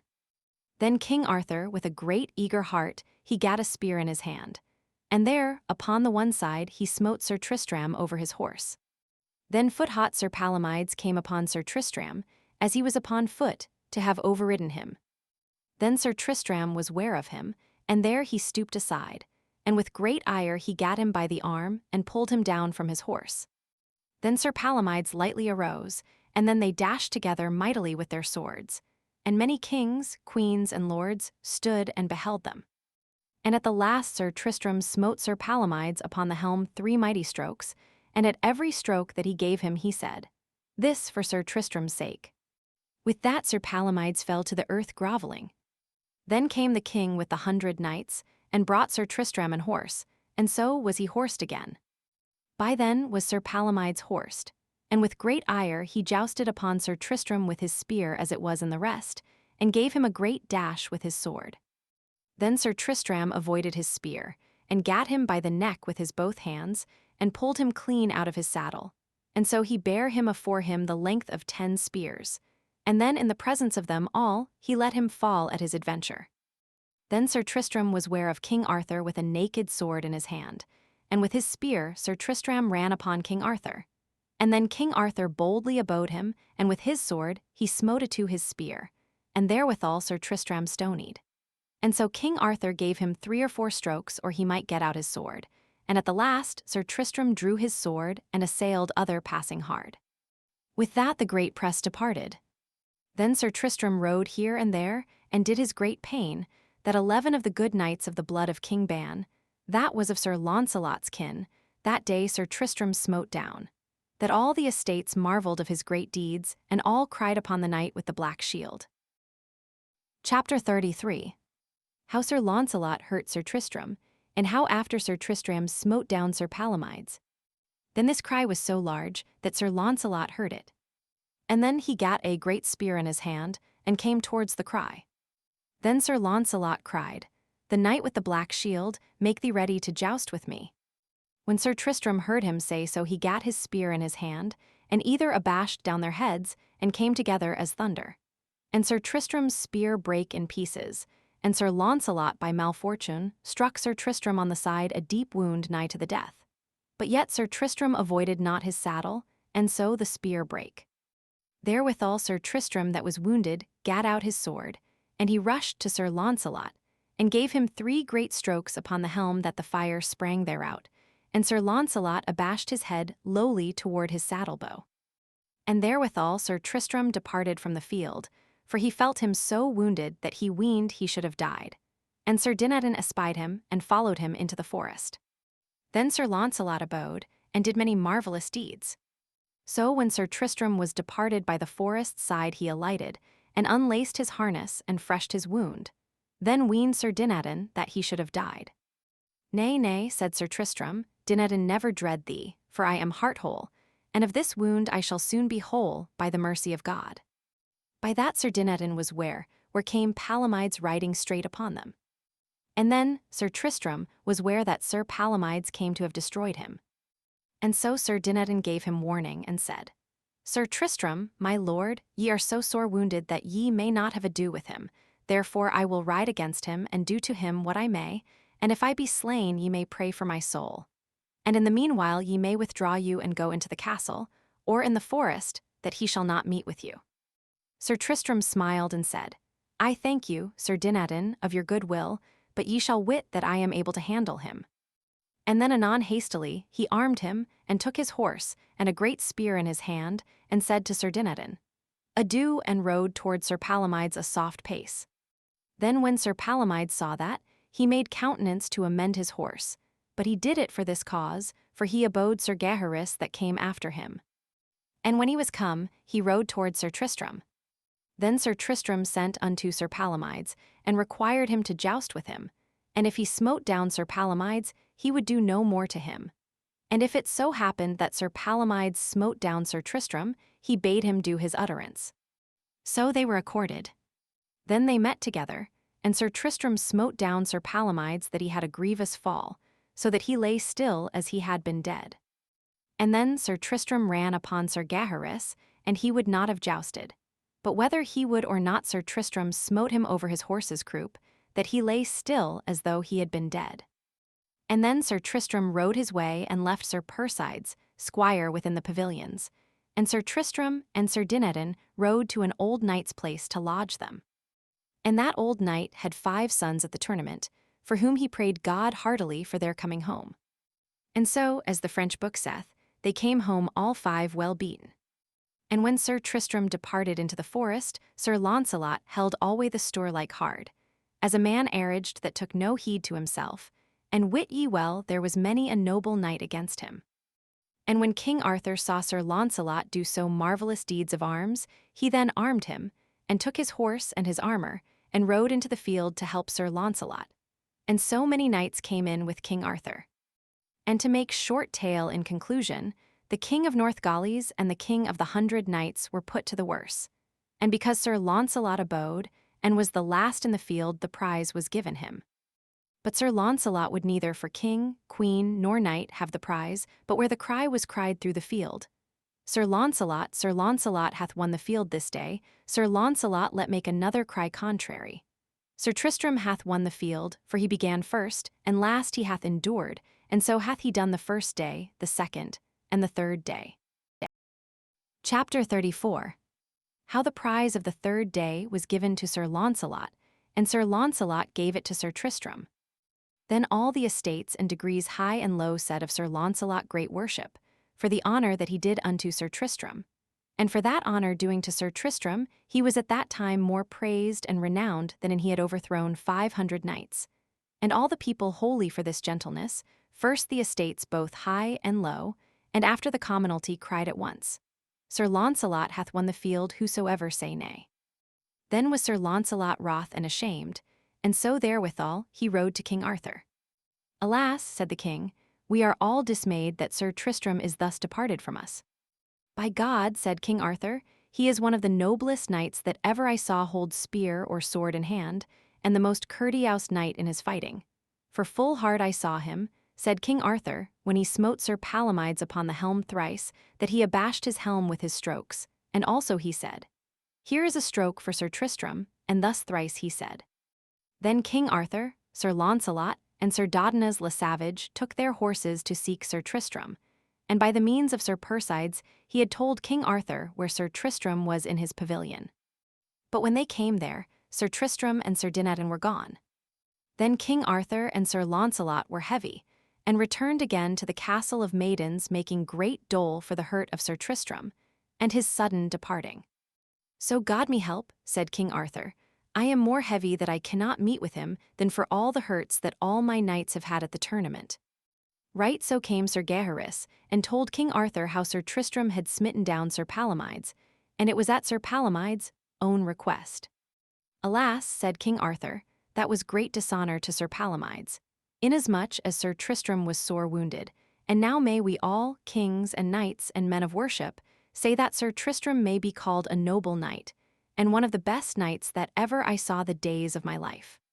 For I will that ye all, kings and knights, know, said King Arthur, that I never saw knight do so marvellously as he hath done these 3 days. For he was the first that began and that longest held on, save this last day. And though he was hurt, it was a manly adventure of 2 noble knights, and when 2 noble men encounter needs, must the one have the worse, like as God will suffer at that time. As for me, said Sir Launcelot, for all the lands that ever my father left me, I would not have hurt Sir Tristram an I had known him at that time. that I hurt him was for I saw not his shield. For an I had seen his black shield, I would not have meddled with him for many causes. For late he did as much for me as ever did knight, and that is well known that he had ado with 30 knights, and no help save Sir Dinadan. And one thing shall I promise, said Sir Launcelot, Sir Palomides shall repent it, as in his unkindly dealing for to follow that noble knight that I by mishap hurted thus. Sir Launcelot said all the worship that might be said by Sir Tristram. Then King Arthur made a great feast to all that would come. And thus we let pass King Arthur. And a little we will turn unto Sir Palomides, that after he had a fall of Sir Tristram, he was nigh hand arraged out of his wit for despite of Sir Tristram. And so he followed him by adventure. And as he came by a river, in his woodness he would have made his horse to have leapt over, and the horse failed footing and fell in the river, wherefore Sir Palomides was adread lest he should have been drowned. And then he avoided his horse, and swam to the land, and let his horse go down by adventure. Chapter 35. How Palomides came to the castle where Sir Tristram was, and of the quest that Sir Launcelot and 10 knights made for Sir Tristram. And when he came to the land, he took off his harness, and sat roaring and crying as a man out of his mind. Right so came a damosel even by Sir Palomides, that was sent from Sir Gawain and his brother unto Sir Mordred, that lay sick in the same place with that old knight where Sir Tristram was. For, as the French book saith, Sir Persides hurt so Sir Mordred a 10 days afore, and had it not been for the love of Sir Gawain and his brother, Sir Persides had slain Sir Mordred. And so this damosel came by Sir Palomides, and she and he had language together, the which pleased neither of them. And so the damosel rode her ways till she came to the old knight's place, and there she told that old knight how she met with the woodest knight by adventure that ever she met withal. What bare he in his shield? Said Sir Tristram. It was indented with white and black, said the damosel. Ah, said Sir Tristram, that was Sir Palomides the good knight. For well I know him, said Sir Tristram, for one of the best knights living in this realm. Then that old knight took a little hackney, and rode for Sir Palomides, and brought him unto his own manor. And full well knew Sir Tristram Sir Palomides, but he said but little, for at that time Sir Tristram was walking upon his feet, and well amended of his hurts. And always when Sir Palomides saw Sir Tristram, he would behold him full marvellously, and ever him seemed that he had seen him. Then would he say unto Sir Dinadan, "And ever I may meet with Sir Tristram, he shall not escape mine hands." I marvel, said Sir Dinadan, that ye boast behind Sir Tristram, for it is but late that he was in your hands, and ye in his hands. Why would ye not hold him when ye had him? For I saw myself twice or thrice that ye gat but little worship of Sir Tristram. Then was Sir Palomides ashamed. So leave we them a little while in the old castle, with the old knight Sir Darras. Now shall we speak of King Arthur, that said to Sir Launcelot, "Had not ye been we had not lost Sir Tristram, for he was here daily unto the time ye met with him, and in an evil time, said Arthur, ye encountered with him. My lord Arthur, said Launcelot, ye put upon me that I should be cause of his departition. God knoweth it was against my will. But when men be hot in deeds of arms, oft they hurt their friends as well as their foes. And my lord, said Sir Launcelot, ye shall understand that Sir Tristram is a man that I am loath to offend, for he hath done for me more than ever I did for him as yet. But then Sir Launcelot made bring forth a book. And then Sir Launcelot said, Here we are 10 knights that will swear upon a book never to rest one night where we rest another this 12-month, until that we find Sir Tristram. And as for me, said Sir Launcelot, I promise you upon this book that an I may meet with him, either with fairness or foulness I shall bring him to this court, or else I shall die therefore. And the names of these 10 knights that had undertaken this quest were these following. First was Sir Launcelot, Sir Ector de Maris, Sir Bors de Ganis and Bleobris, and Sir Blamor de Ganis, and Lucan the butler, Sir Uwaine, Sir Galihud Lionel, and Galiodin. So these 10 noble knights departed from the court of King Arthur. And so they rode upon their quest together, until they came to a cross where departed 4 ways, and there departed the fellowship in 4 to seek Sir Tristram. And as Sir Launcelot rode by adventure, he met with Dame Bragwaine that was sent into that country to seek Sir Tristram, and she fled as fast as her palfrey might go. So Sir Launcelot met with her, and asked her why she fled. Ah, fair knight, said Dame Bragwaine, I flee for dread of my life, for here followeth me Sir Bruce sans Pité to slay me. Hold you nigh me, said Sir Launcelot. Then when Sir Launcelot saw Sir Bruce sans Pité, Sir Launcelot cried unto him and said, False knight, destroyer of ladies and damosels, now thy last days be come. When Sir Bruce sans Pité saw Sir Launcelot's shield, he knew it well, for at that time he bare not the arms of Cornwall, but he bare his own shield. And then Sir Bruce fled, and Sir Launcelot followed after him. But Sir Bruce was so well horsed that when him list to flee he might well flee, and also abide when him list. And then Sir Launcelot returned unto Dame Bragwaine, and she thanked him of his great labor. Chapter 36. How Sir Tristram, Sir Palomides, and Sir Dinadan were taken and put in prison. Now will we speak of Sir Lucan the butler, that by fortune he came riding to the same place thereas was Sir Tristram, and in he came in none other intent but to ask harbour. Then the porter asked what was his name. Tell your lord that my name is Sir Lucan, the butler, a knight of the Round Table. So the porter went unto Sir Darras, lord of the place, and told him who was there to ask harbour. Nay, nay, said Sir Doname, that was nephew to Sir Darras, say him that he shall not be lodged here, but let him wit that I, Sir Doname, will meet with him anon, and bid him make him ready. So Sir Doname came forth on horseback, and there they met together with spears, and Sir Lucan smote down Sir Doname over his horse's croup, and then he fled into that place, and Sir Lucan rode after him, and asked after him many times. Then Sir Dinadan said to Sir Tristram, It is shame to see the lord's cousin of this place defoiled. Abide, said Sir Tristram, and I shall redress it. And in the meanwhile Sir Dinadan was on horseback, and he jousted with Lucan the butler, and there Sir Lucan smote Dinadan through the thick of the thigh, and so he rode his way. And Sir Tristram was wroth that Sir Dinadan was hurt, and followed after, and thought to avenge him. And within a while he overtook Sir Lucan, and bade him turn. And so they met together so that Sir Tristram hurt Sir Lucan passing sore and gave him a fall. With that came Sir Uwaine, a gentle knight, and when he saw Sir Lucan so hurt, he called Sir Tristram to joust with him. Fair knight, said Sir Tristram, tell me your name, require you. Sir knight, wit ye well my name, is Sir Ewan le Fise de Roy Urine. Ah, said Sir Tristram, by my will I would not have ado with you at no time. Ye shall not so, said Sir Uwaine, but ye shall have ado with me. And then Sir Tristram saw none other boat, but rowed against him, and overthrew Sir Uwaine and hurt him in the side, and so he departed unto his lodging again. And when Sir Dinadan understood that Sir Tristram had hurt Sir Lucan, he would have ridden after Sir Lucan for to have slain him, but Sir Tristram would not suffer him. Then Sir Uwaine let ordain an horse litter, and brought Sir Lucan to the Abbey of Ganys, and the castle thereby hight the Castle of Ganys, of the which Sir Bleobrus was lord. And at that castle Sir Launcelot promised all his fellows to meet in the quest of Sir Tristram. So when Sir Tristram was come to his lodging, there came a damosel that told Sir Darras that 3 of his sons were slain at that tournament, and 2 grievously wounded that they were never like to help themselves. And all this was done by a noble knight that bare the black shield, and that was he that bare the prize. Then came there one, and told Sir Darras that the same knight was within, him that bare the black shield. Then Sir Darras yede unto Sir Tristram's chamber, and there he found his shield, and showed it to the damosel. Ah, sir, said the damosel, that same is he that slew your 3 sons.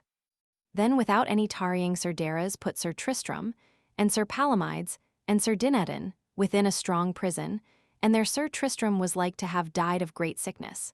And every day Sir Palomides would reprove Sir Tristram of old hate betwixt them.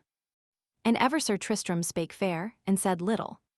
But when Sir Palomides saw the falling of sickness of Sir Tristram, then was he heavy for him, and comforted him in all the best wise he could. And as the French book saith, there came 40 knights to Sir Darras that were of his own kin, and they would have slain Sir Tristram and his 2 fellows, but Sir Darras would not suffer that, but kept them in prison, and meat and drink they had. So Sir Tristram endured there great pain, for sickness had undertaken him, and that is the greatest pain a prisoner may have. For all the while a prisoner may have his health of body, he may endure under the mercy of God, and in hope of good deliverance. But when sickness toucheth a prisoner's body, then may a prisoner say all wealth is him bereft, and then he hath cause to wail and to weep. Right so did Sir Tristram when sickness had undertaken him, for then he took such sorrow that he had almost slain himself. Chapter 37. How King Mark was sorry for the good renown of Sir Tristram. Some of King Arthur's knights jousted with knights of Cornwall. Now will we speak, and leave Sir Tristram, Sir Palomides, and Sir Dinadan in prison, and speak we of other knights that sought after Sir Tristram many divers parts of this land. And some yed into Cornwall, and by adventure Sir Gaheris, nephew unto King Arthur, came unto King Mark, and there he was well received and sat at King Mark's own table and ate of his own mess. Then King Mark asked Sir Gaheris what tidings there were in the realm of Logres. Sir, said Sir Gaheris, the king reigneth as a noble knight. And now but late there was a great jousts and tournament as ever I saw any in the realm of Logres, and the most noble knights were at that jousts. But there was one knight that did marvelously 3 days, and he bare a black shield, and of all knights that ever I saw he proved the best knight. Then said King Mark, that was Sir Launcelot or Sir Palomides the Paynim. Not so, said Sir Gaheris, for both Sir Launcelot and Sir Palomides were on the contrary party against the knight with the black shield. Then was it Sir Tristram, said the king. Yea, said Sir Gaheris. And therewithal the king smote down his head, and in his heart he feared sore that Sir Tristram should get him such worship in the realm of Logres wherethrough, that he himself should not be able to withstand him. Thus Sir Gaheris had great cheer with King Mark, and with Queen La Beale Isoud, the which was glad of Sir Gaheris, words, for well she wist by his deeds and manners that it was Sir Tristram. And then the king made a feast royal, and to that feast came Sir Ewan le Fise de Roy Urine, and some called him Ewan le Blancamains. And this Sir Ewain challenged all the knights of Cornwall. Then was the king wood wroth that he had no knights to answer him. Then Sir Andred, nephew unto King Mark, leapt up and said, I will encounter with Sir Ewain. Then he yed and armed him, and horsed him in the best manner. And there Sir Ewain met with Sir Andred, and smote him down that he swooned on the earth. Then was King Mark sorry, and wroth out of measure that he had no knight to revenge his nephew, Sir Andred. So the king called unto him Sir Dinas, the seneschal, and prayed him for his sake to take upon him to joust with Sir Ewain. Sir, said Sir Dinas, I am full loath to have ado with any knight of the Round Table. Yet, said the king, for my love take upon thee to joust. So Sir Dinas made him ready, and anon they encountered together with great spears, but Sir Dinas was overthrown, horse and man, a great fall. Who was wroth but King Mark? Alas, he said, have I no knight that will encounter with yonder knight? Sir, said Sir Gaheris, for your sake I will joust. So Sir Gaheris made him ready, and when he was armed, he rode into the field. And when Sir Ewain saw Sir Gaheris, shield he rode to him and said, Sir, ye do not your part. For, sir, the first time ye were made knight of the Round Table, ye swear that ye should not have ado with your fellowship wittingly. And party, Sir Gaheris, ye knew me well enough by my shield, and so do I know you by your shield. And though ye would break your oath, I would not break mine. For there is not one here, nor ye, that shall think I am afeard of you, but I durst right well have ado with you, and yet we be sisters' sons.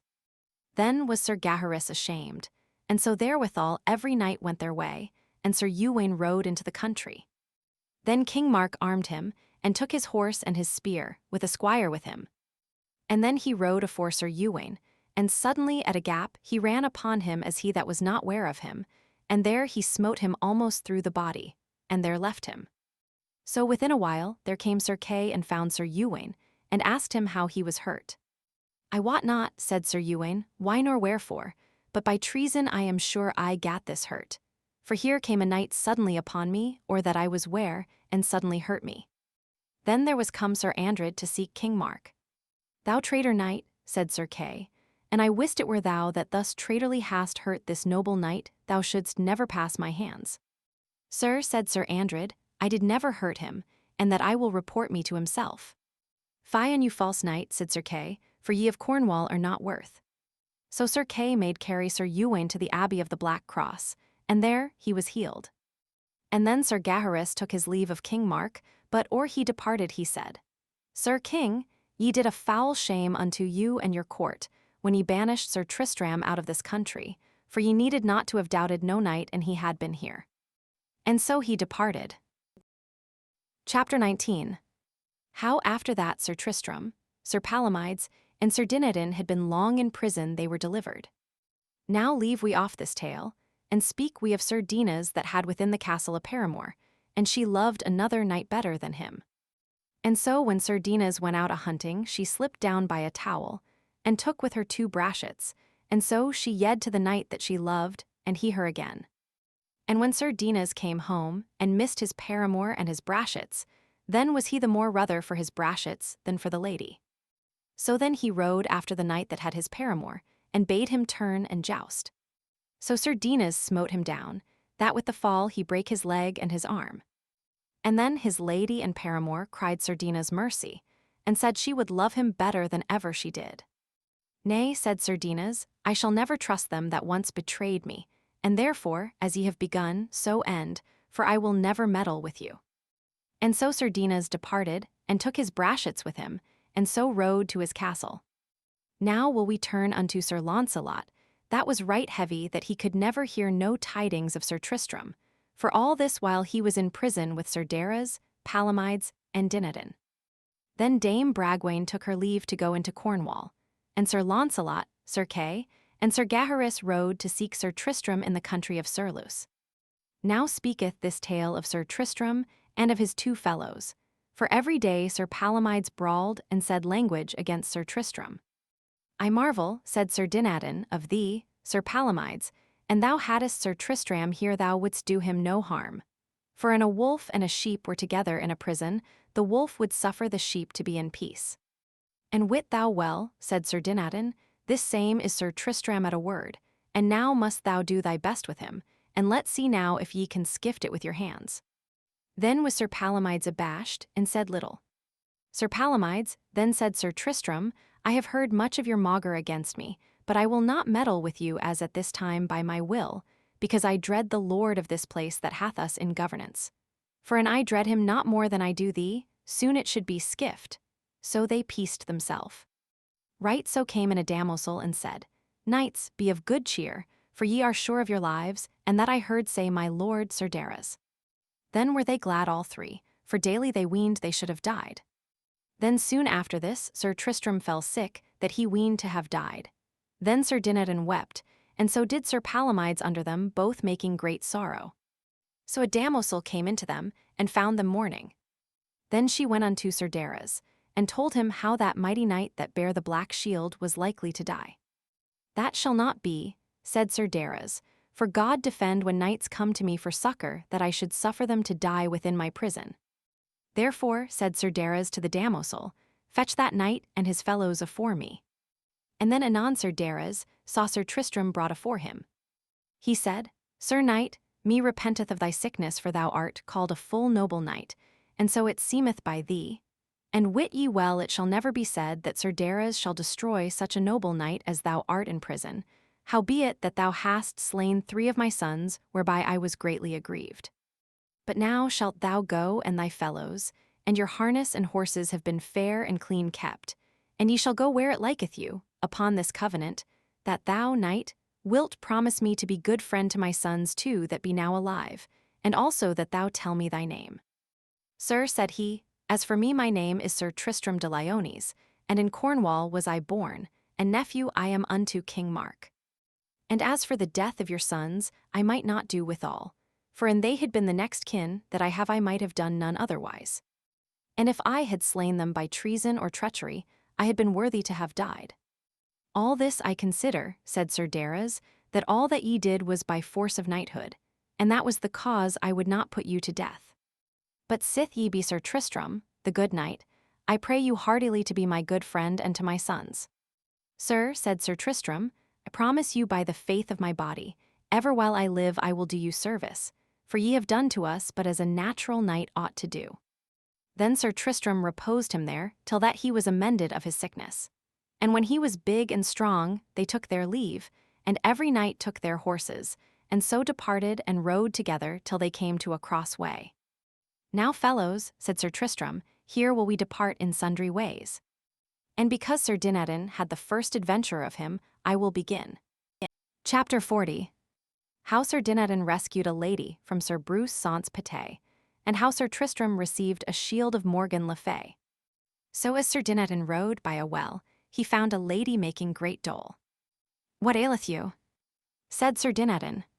"Sir Knight," said the lady, "I am the wafflest lady of the world. For within these 5 days here came a knight called Sir Bruce Sans Pité, and he slew mine own brother, and ever since he hath kept me at his own will, and of all men in the world I hate him most.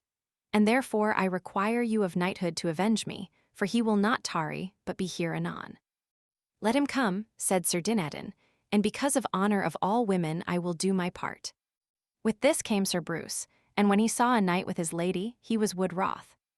And then he said, "Sir Knight, keep thee from me." So they hurtled together as thunder, and either smote other passing sore, but Sir Dinadan put him through the shoulder a grievous wound, and or ever Sir Dinadan might turn him, Sir Bruce was gone and fled. Then the lady prayed him to bring her to a castle there beside but 4 mile thence, and so Sir Dinadan brought her there, and she was welcome, for the lord of that castle was her uncle. And so Sir Dinadan rode his way upon his adventure.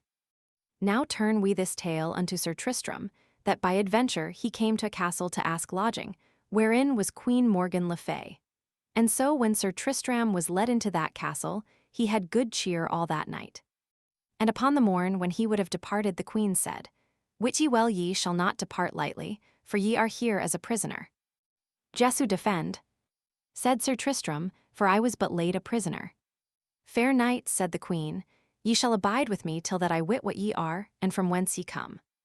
And ever the queen would set Sir Tristram on her own side, and her paramour on the other side.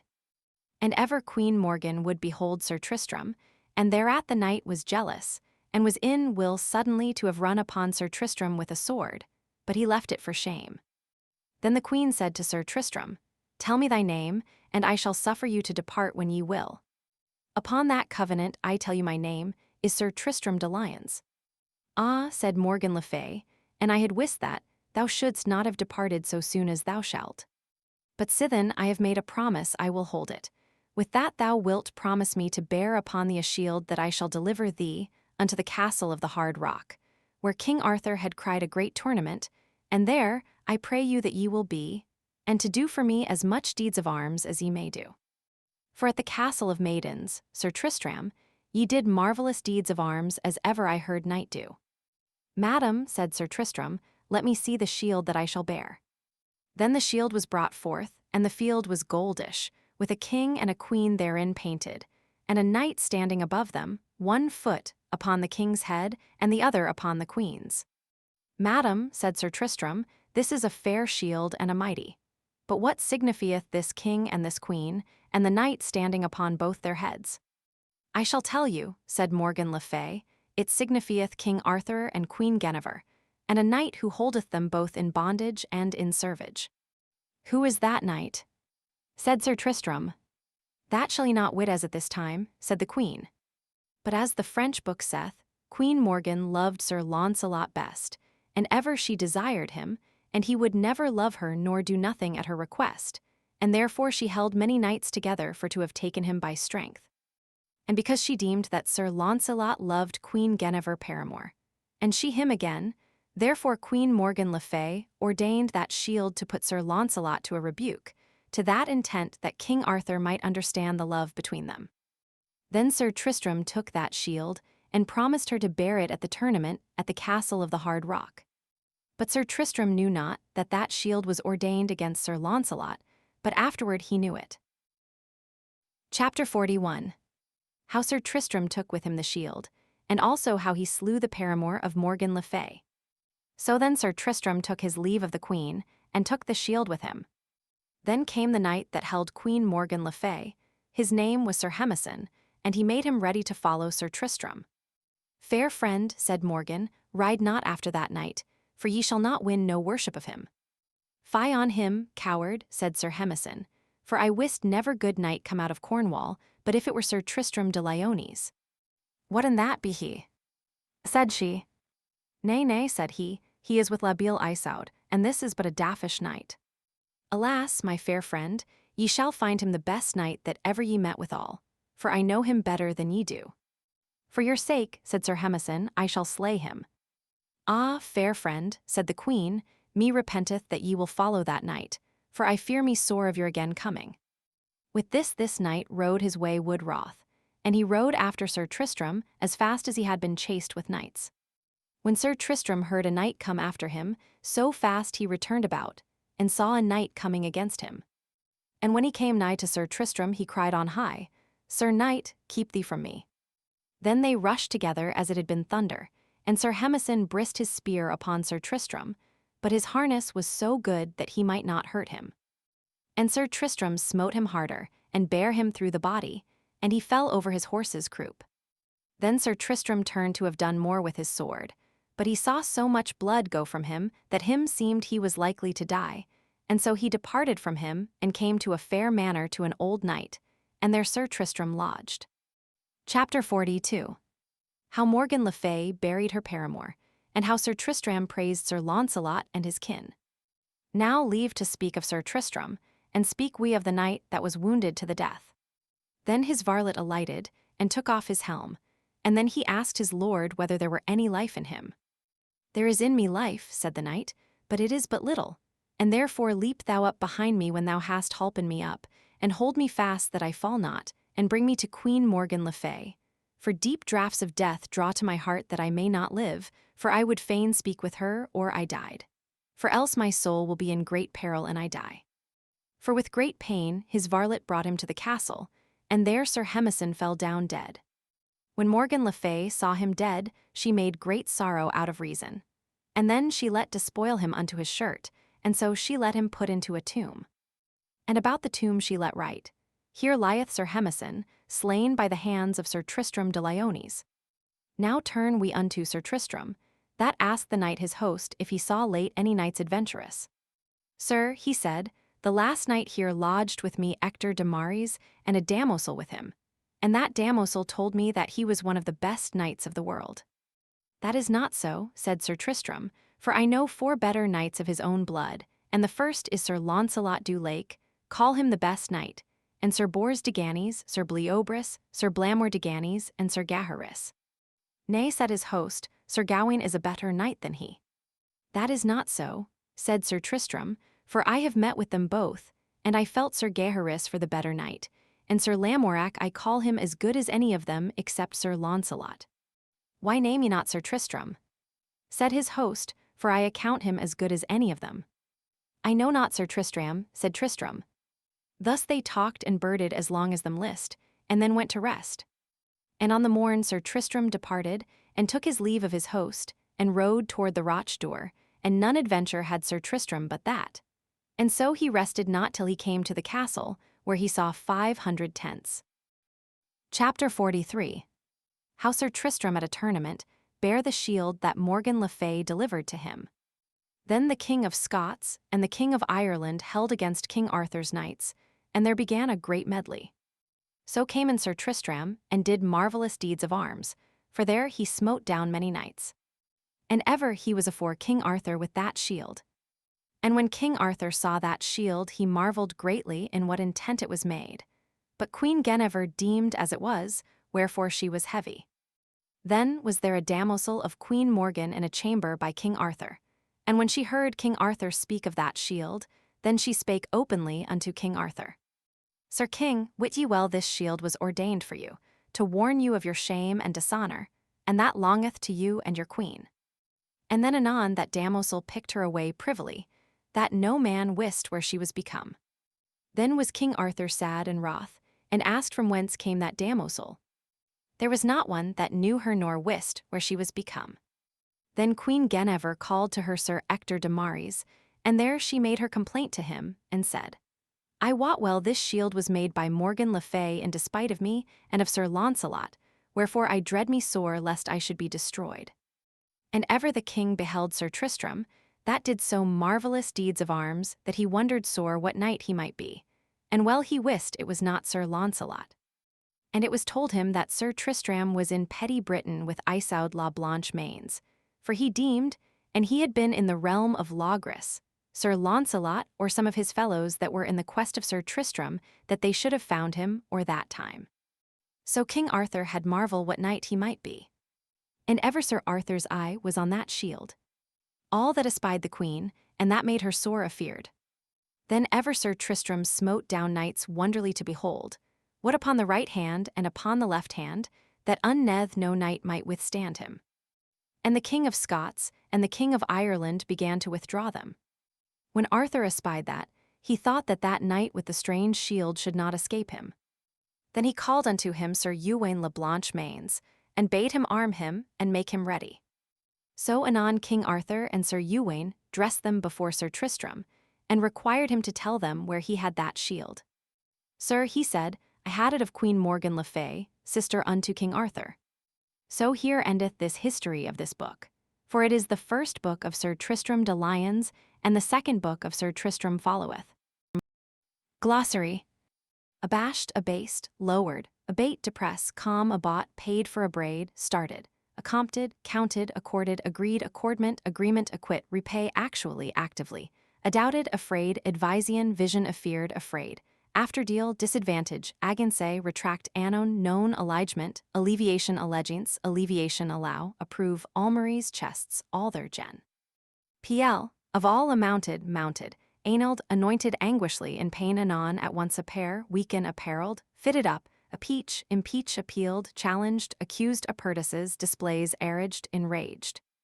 Confused, erased, raised, ares, obliterate, arreared, reared, armivestol, martial array, plight, state of affairs, arrayed, situated, arson, saddlebow, askance, casually, assoiled, absolved, assotted, infatuated, summon, astonied, amazed, stunned. At of by at after attaint, overcome, ombres, chests, avail at an advantage, avilled, lowered, avant, boast, avanted, couched, avised, be advised, take thought, avision, vision, avoid, quit, avoided, got clear off, avow, vow, await of in watch for. A wayward, away, ox, sideways. Bachelors, probationers for knighthood bane, bath, barbican, gate, tower. Barget, little ship, battle, division of an army, body, dirty, beams, trumpets, be closed, enclosed, become, pp. Fallen, gone to, be dashed, splashed, behests, promises, behite, promised, beholden, beholding, to oblige, to behote, promised, benome, deprived, taken away, besance, gold coins, beseek, beseech, beseen, appointed, arrayed, beskiffed, shove off, bested, beset, betaken, entrusted, betoat, entrusted, recommended, betid, happened, betook, committed, entrusted, bevered, quivered, bored, espy. Deck, bobance, boasting, pride, boish, bush, branch of a tree, boistus, rough, bowl, trunk of a tree, boot, remedy, borrow out. Redeem, borrows, pledges, boat, remedy, bound, ready, birded, jested, birder, jester, braced, embraced, brashet, little hound, braid, quick movement, brast, burst, break, breaths, breathing holes, brief, short and brim, fierce, furious, brised, broke, broached, pierced, brooches, spits, burr, handguard of a spear, burble, bubble, burbling, bubbling, burgeonates, buds, blossoms, bushment, ambush, by and by, immediately, bywaried, expended, bestowed.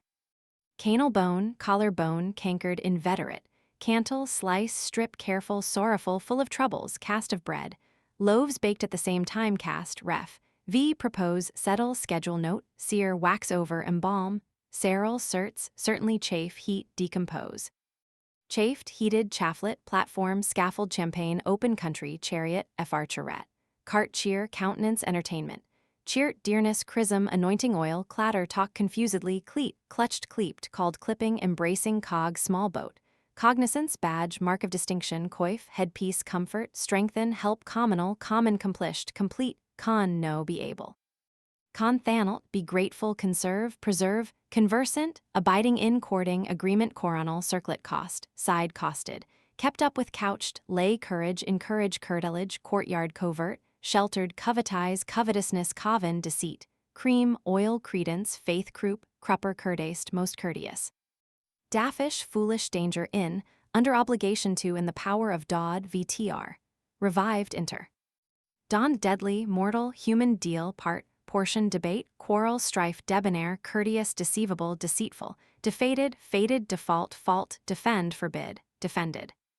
Forbidden, defoiled, trodden down, fouled, deflowered, degree, win the, rank, superiority, delivered, determined, deliverly, adroitly, departed, divided, departition, departure, dera, harm, descrive, described, despoiled, stripped, detrenched, cut to pieces, devised, looked carefully at, devoir, duty, service, did off, doffed, dight, prepared, dindled, trembled, disadventure, misfortune, discover, reveal, disherited, disinherited, disparpled, scattered, dispenses, expenses, dispurpled, scattered, despoiled, stripped.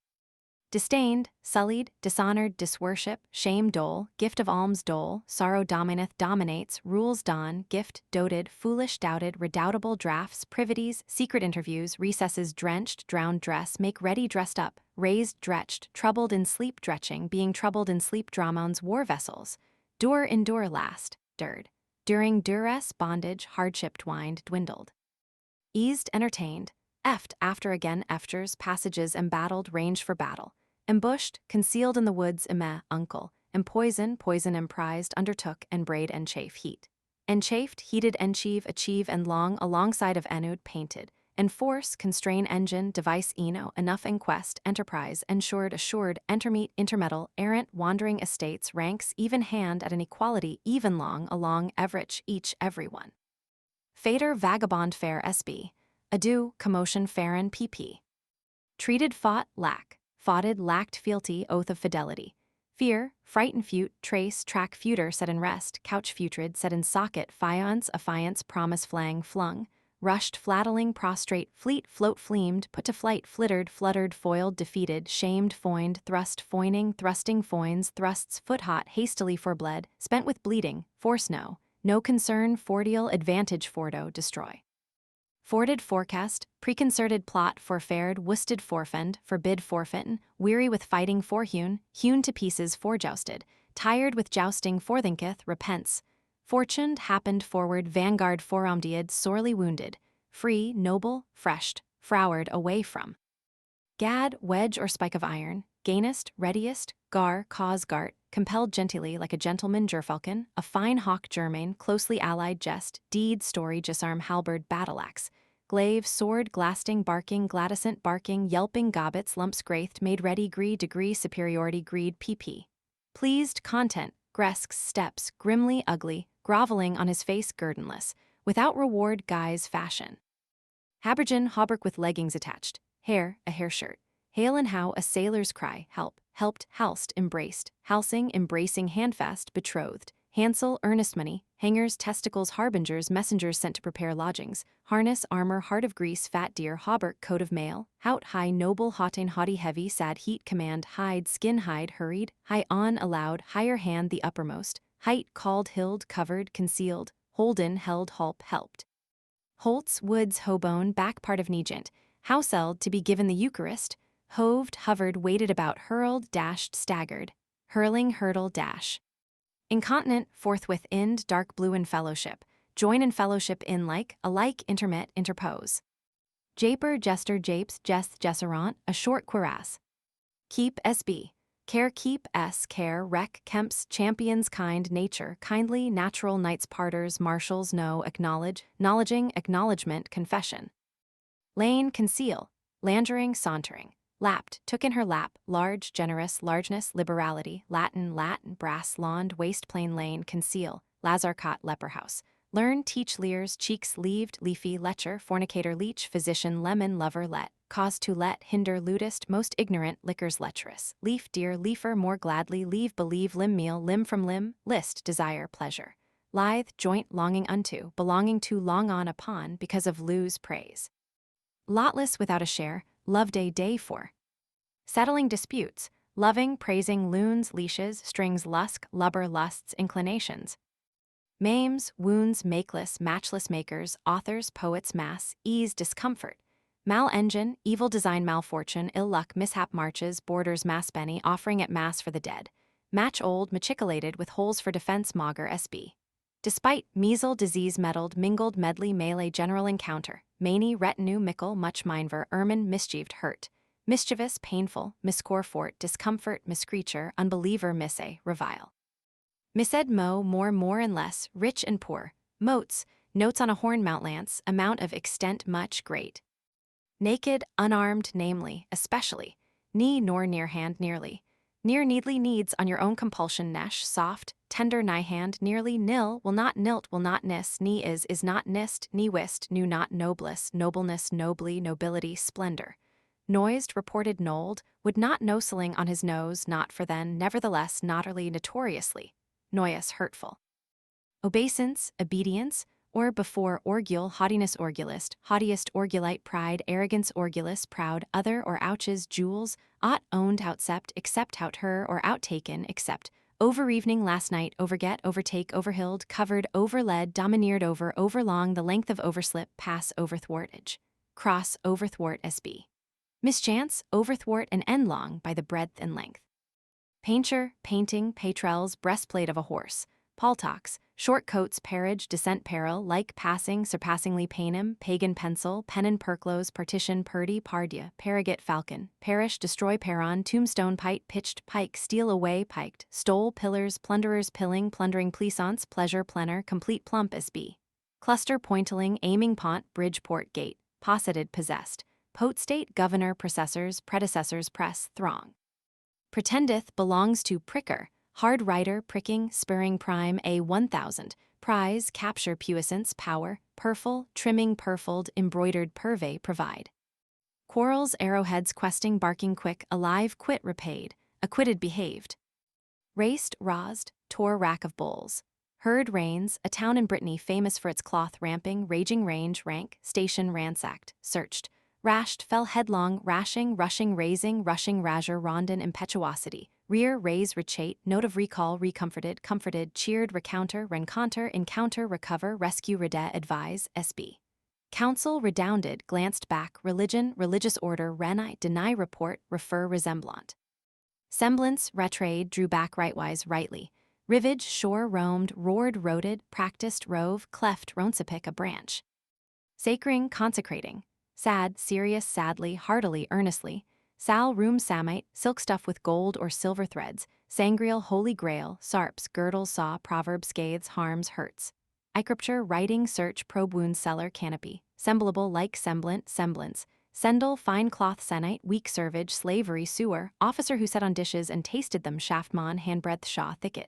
Sheaf, thrust, sheer, Thursday, Thursday and holy week, shend, harm, shenship.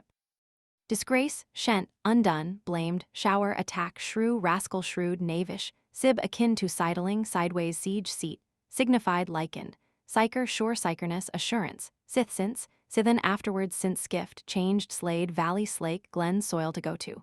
Hunting term for taking the water, sans, messages, sort, company, spurred, bolted, spear, ask, inquire, spurred, asked, spurhawk, sparrowhawk, sprent, sprinkled, stale, station, stark, thoroughly, stead, place, sturt, started, rose, quickly. Stephen, appointment, Stephen, sir. Appointment made, Stephen, voice, stig, path, stilly, silently, stint, fixed revenue, stonied, astonished.